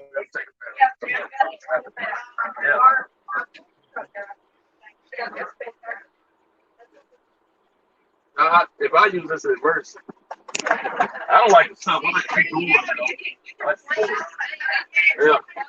See, Somebody trying to put that bid in there. I know it. But they won't, yeah. That's what but yeah, if I have like around here, I have to wait for Walmart. Do a quick public between because you don't want a master place. Man. Y'all have a good one. Y'all have a good weekend, okay? I wear a mask anyway. Yeah, any grocery store I go into, like when I come to places like this, I don't wear as much. When I go to places where there's a lot of people running around, You got that mask on? I strap up. Mm-mm. I'm not playing again. I'm encouraging people to get it, but Y'all have a good one. See you later. my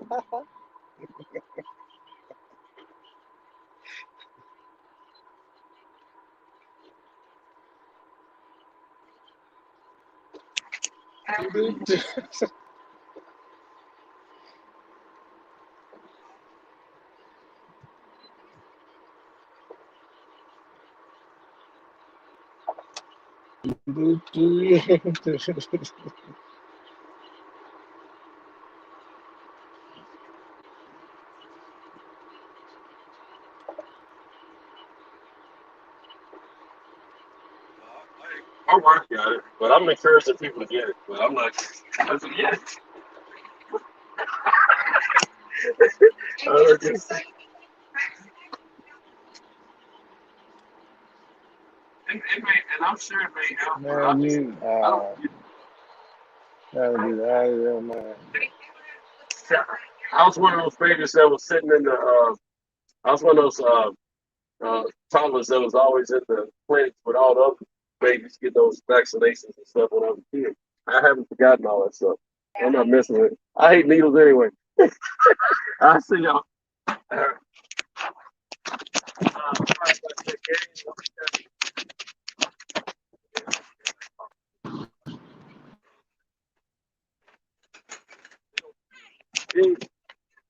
Arcento.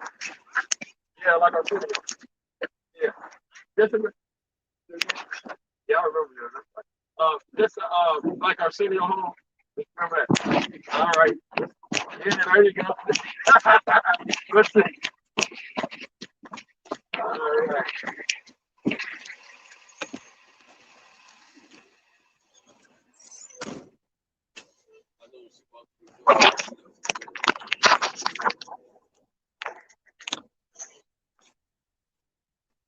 Like Arsenio swag, you see. This is me talking stuff like I know. Now she that's the one. She's always flirting. I always got gifts from her and all that stuff. The other lady, she's a little older, and she's the cute one, the older lady. But the younger female, she's like second long stocking. Somebody empty those stockings. Showing my age. Some of y'all probably don't know who that is. All right, that got me behind on some deliveries. Spend the time. Spend 10 minutes. Wrong time. Let's get it going. One more delivery on the Alabama side, and then gotta go pass up Tennessee. Tennessee side.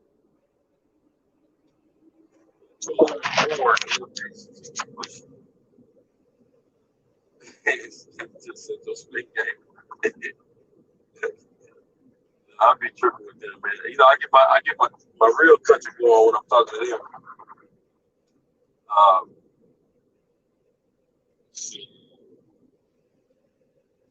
Sit those behind the scene.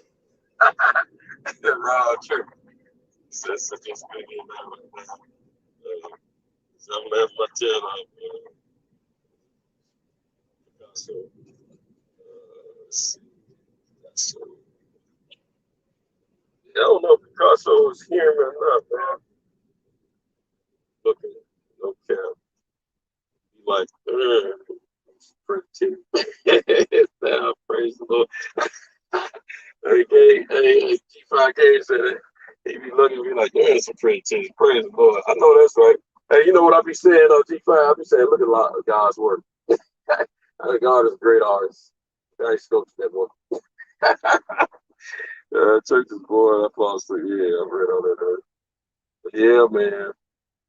I love when especially when they credit up. And I don't care. I'm gonna tell you something though. I don't care for a whole lot of makeup or eyelashes and fake titties and fake booties and I don't like all this stuff. Weave. I don't like none of that. Man. I like a woman natural. Now I can deal with if they just determine they're gonna wear makeup. I can deal with a little lightness of it because that makeup get all over you. Freaky clothes, man. You tell you what happened to me one time. But see, my mama got me like that for one thing. But at the same time, palm tree player, Cam, where you at? Somebody asked for your Cam or your other palm tree player said add me to the panel. Yeah, let's try to get somebody on Cam. Got palm tree player trying to get on.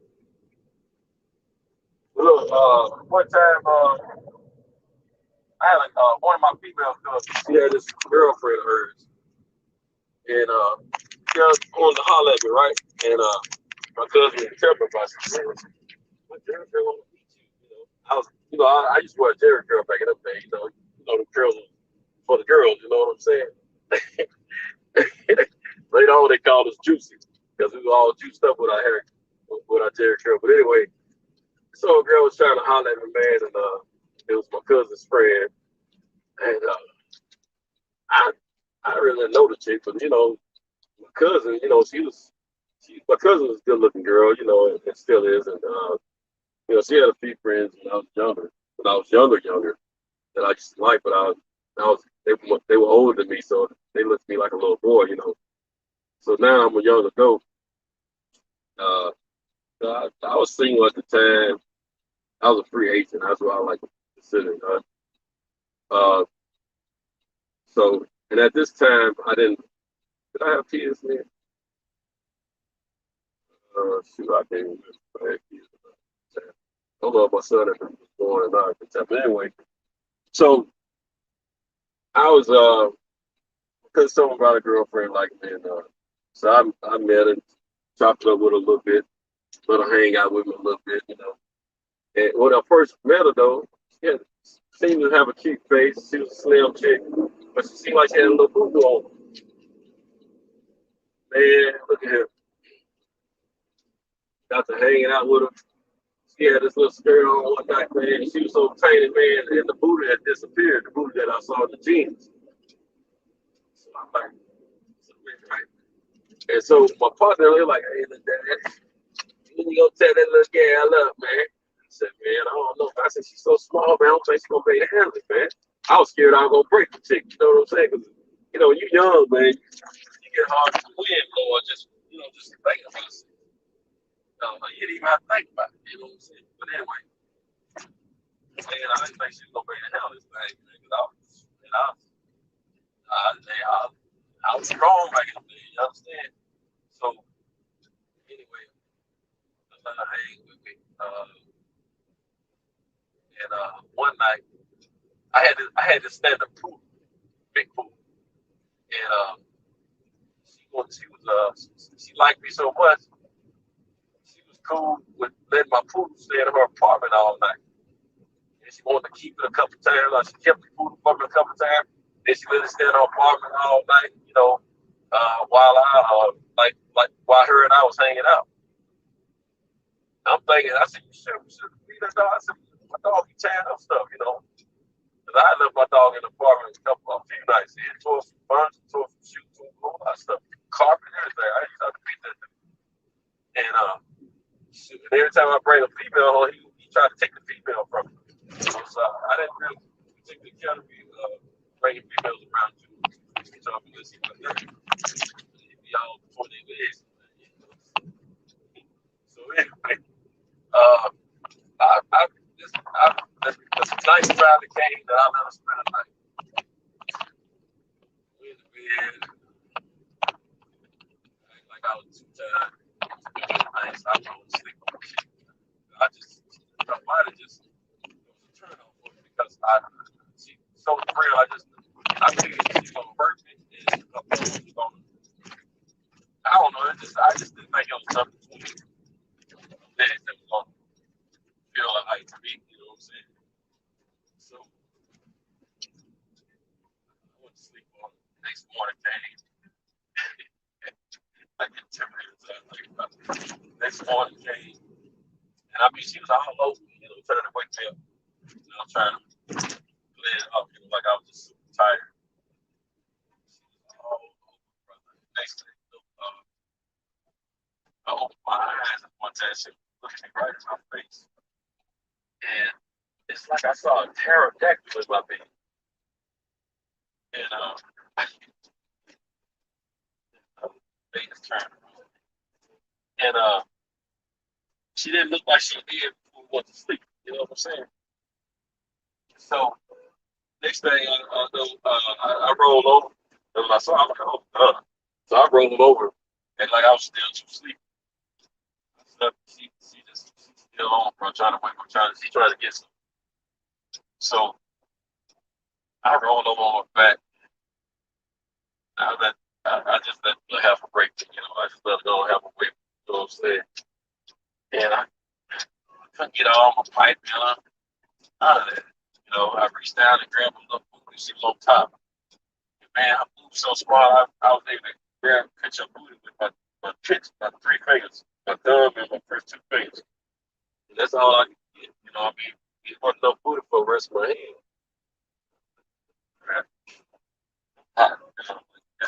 I finally looked at her.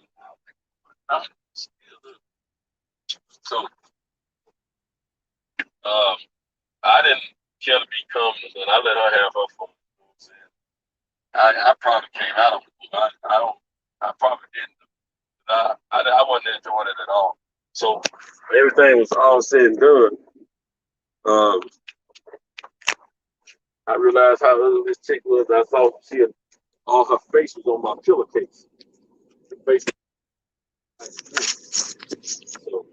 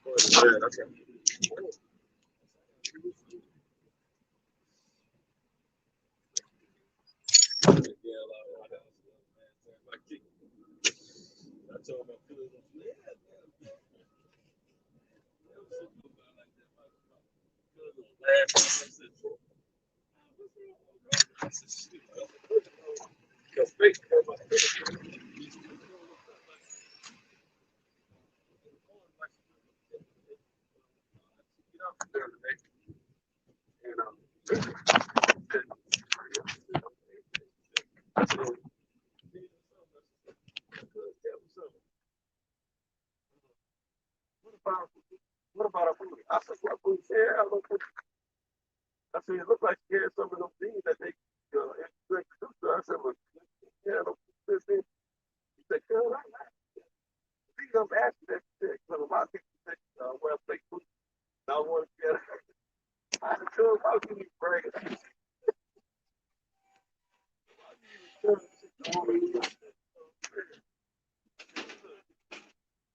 said, oh, I said, I said, but I tell you what, how you pay me back. Tell her that I'm out of town. I'm trying to call me. Tell her I'm out of town.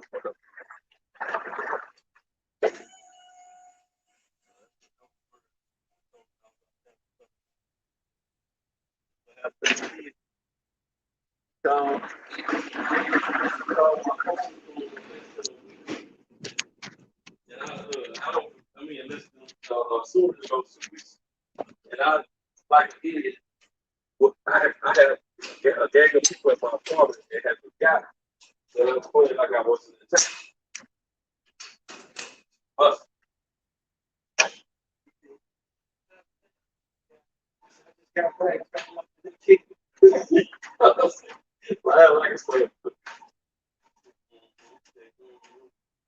after that, she kept trying to call, trying to get with me, trying to keep with me. I give her some excuse. And finally, she got the message. And other cousins of mine found out one of my male cousins, this old lady knew her. I didn't know that. And this is almost a year later when I see some back my cousins in the park. And I was with my son for a together. They told me, and it solidified what I thought it was. So when I went around the yeah, like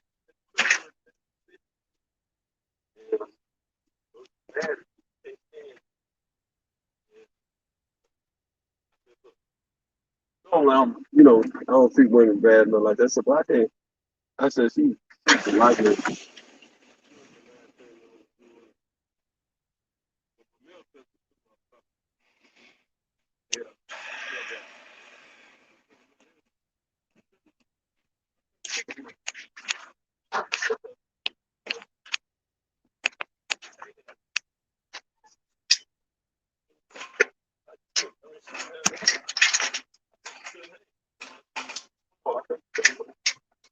I said, me and her makeup.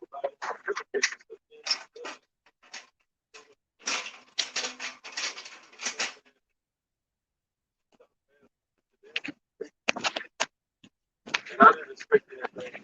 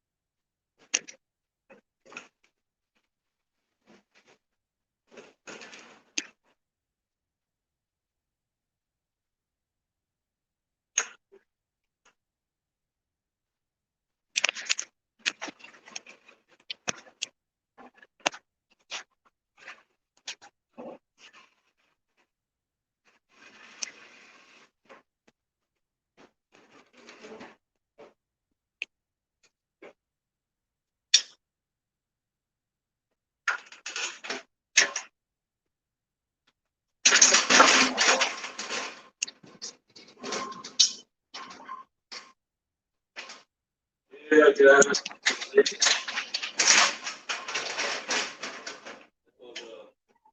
Pleasant experience. That young lady.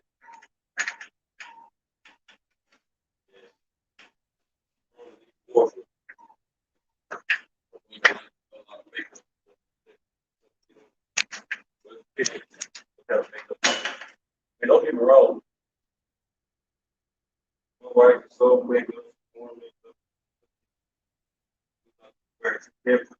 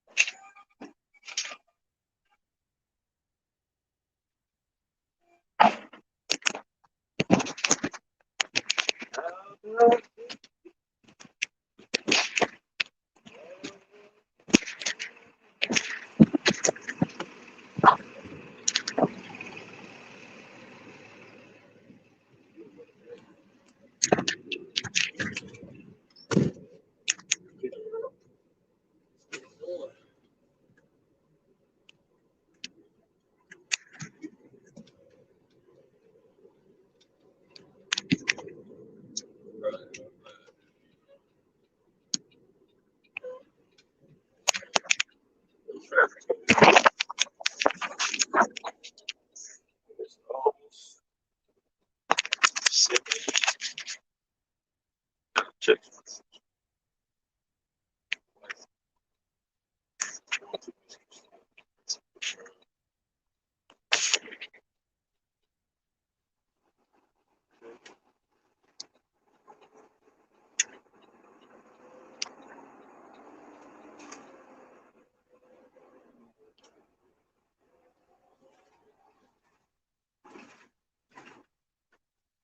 Roger, Roger.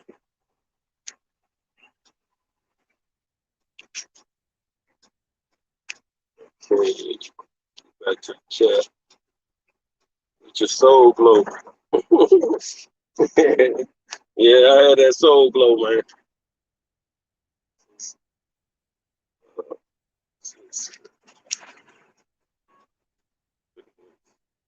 Seriously. Let's see. Luke, y'all still cooking. Okay. Yeah. Yeah, we got a little something in the on the stove. A little something. Anything y'all want to talk about? I got phone calls starting to come in, but I'll talk it over a few more minutes. You know, if y'all, if any particular topics y'all want to talk about, keep on it. And we'll talk about it.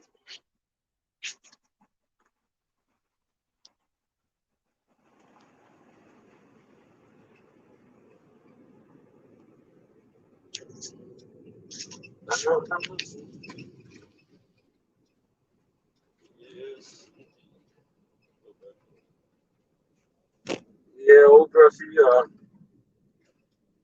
killed it. I mean, I'm a thin guy naturally, you know, don't get me wrong, but that little girl was too thin. She was like training. And I was pretty strong back in the day, you know. She probably could handle me now, but she probably don't, you know how, you know, sometimes we get older, we pick up a little weight. She might have picked some weight up since then. But I'm just saying the level of strength I have now probably suitable for her now. You know, the way she was, you know, her body type was at that time. But as far as what's going on with my body, but as far as back then, nah. Like I said, I couldn't get but a little piece in her, you know. Probably about a third. And I don't even think it was, I think it was about a quarter. I don't even think it was a third. Ran into women like that, I just like, it just wasn't no fun. I like to get, you want to get at least 3/4 to a whole 100% of them. I used to like to get I like to get 100% submerged inside. You trying to get no portions, but if I can get 3/4, I might be able to work with it. But that's just it still didn't make it too heavy. But I worked with they that look down there. That was somebody that's a damn experience.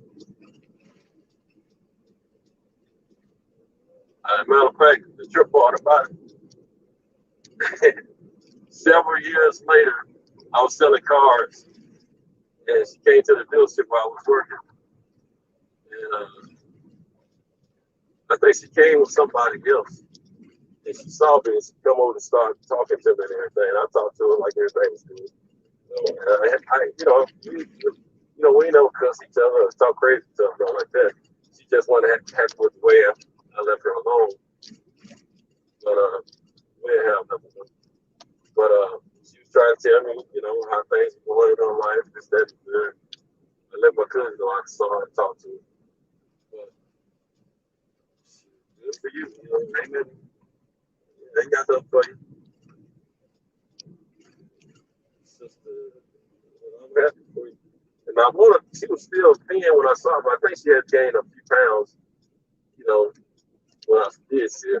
But I think she was buying a car. Either she was buying a car or a friend of hers was buying a car from a friend of mine. I wasn't selling the car to her. I didn't want to because, I would have been laughing the whole time.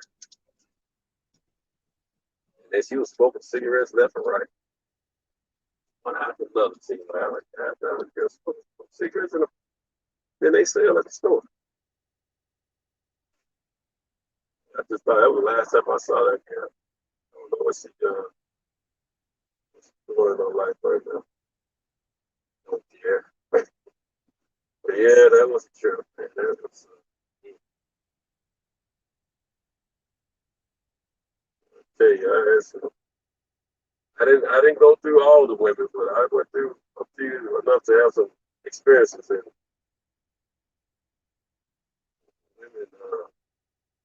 They are. Let me see how can I explain. They are to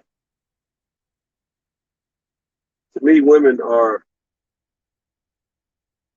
a mystery, and the reason I say that they're majestic in a way, and there's a mystery with women. When constantly as men trying to figure out how to really know women, what makes them tick, what turns them on, what turns them off, what makes them feel good, as emotionally that is, and what makes them feel bad, and why they do this and why they do that, why they respond this way, why they respond that way. We as men, we're still trying to figure all that out because we don't know. Some men, we think we have women figured out, and some women, they think they have us being figured out. But I think we all are mystery to a certain degree to one another. But women are not only are they a mystery, but they're majestic. And I think because we as men know that they're beautiful creatures. And, the old saying that women you can't live with, you can't live with them. There's a lot of truth to that. Because a heterosexual man loves women, period. And he loves the anatomy, he loves the form, shape, and design of a woman that the Lord has put before us. And then he loves the difference between himself and women. And it's just amazing, and we want to experience it all, Now you got some women a little bit over the edge versus some others, a little bit on that crazy side. And women know what I'm talking about. They'll tell you something. Yeah, I'm crazy. I'm gonna tell you something. In some situations, women have a little bit more heart than men to do like some dirt or to hurt somebody. Some women on the average, they have a little more heart than men. They seem all fragile and stuff, but now let you get their emotions tied up and how they feel about you, and then you tell them you don't feel the same way, they really cut your foot. They don't care how long you bleed. As long as they know they got you back for hurting their emotions, and no one else would have it. Trust and believe. Now you got some women out there the sweetest gold. Even the ones that act a little crazy can be sweet. They got a sweet side to it. But they can have a very mean side to them where they want everything in your life to go wrong for you. After you hurt their feelings. They say you hurt their feelings because you tell them the truth, that you don't feel the way they feel, or you want to cut off the relationship because things are not going the way you thought they should. So at that point, you got to get cut, or everything. they got to get you the Goldberg, I call it. Got to give you them 2 fingers and curse you and say, everything else is going to be good in your life. Everything is going to fall apart, all of this stuff. You know what I'm saying? My son's mother told me a few months after I got married, she told me any and everything that doesn't go right for her, it's my fault.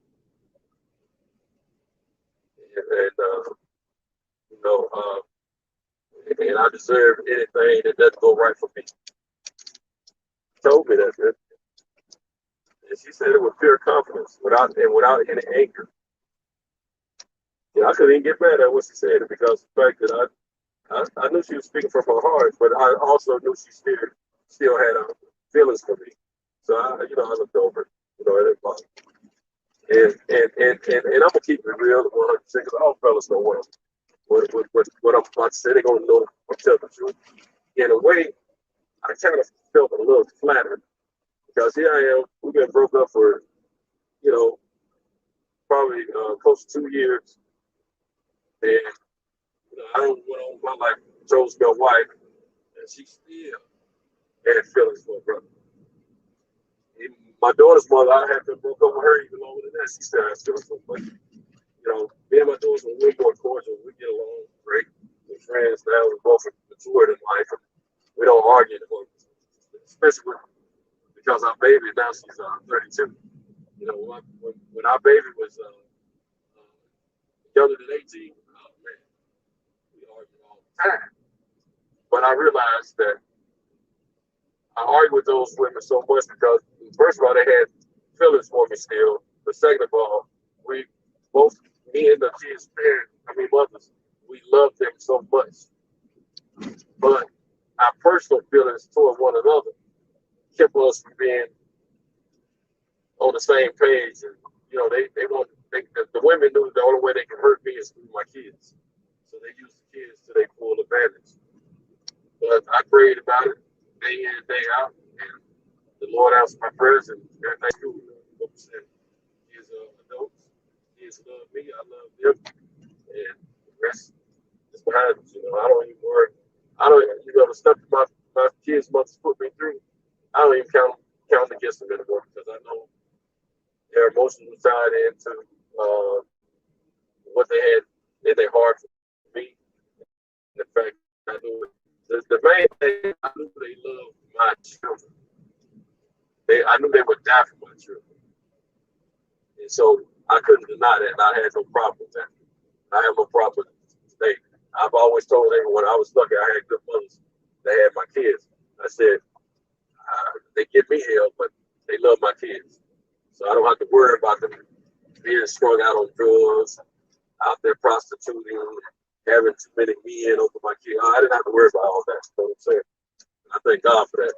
So I was assured of that. That's why, I couldn't speak too bad about it. But yeah, we had some time, so quite a few arguments. Young, dumb, someone wanted to give in and all that kind of stuff. But at the same time, we made through it. And our kids are grown and healthy. My son's 33, my daughter's 32. My son has a couple kids, not lots, 3, and a stepchild as well. My daughter, she hasn't had her first child yet, and she wants a child, but she's had some complications. We don't know if she's going to make the marriage child, carry a child to full term or not. That's my daughter's my baby. I love both of my kids deeply. But my daughter, she's so much like me. It is crazy. But see, my daughter's never lived with me. My son, me, him and his mom, we lived together for 2 years. That's all I can stand. That's all I can stand. I couldn't stand no more. But me and my daughter's mother and my daughter, we never lived together. And my daughter had less time around me than my son. But my daughter is so much like her father. Thinking wise, responding wise, speaking wise. And, it's just amazing. I love my baby girl. I always have. It's my baby. My son is my dude. And my daughter's my baby. I love them both equally, but my daughter was always hard for me to tell her no. And my son knew that. He put up asking me stuff, and then I finally figured out what they were doing, and I finally told her no one day. And it wasn't so hard after that. At the same time,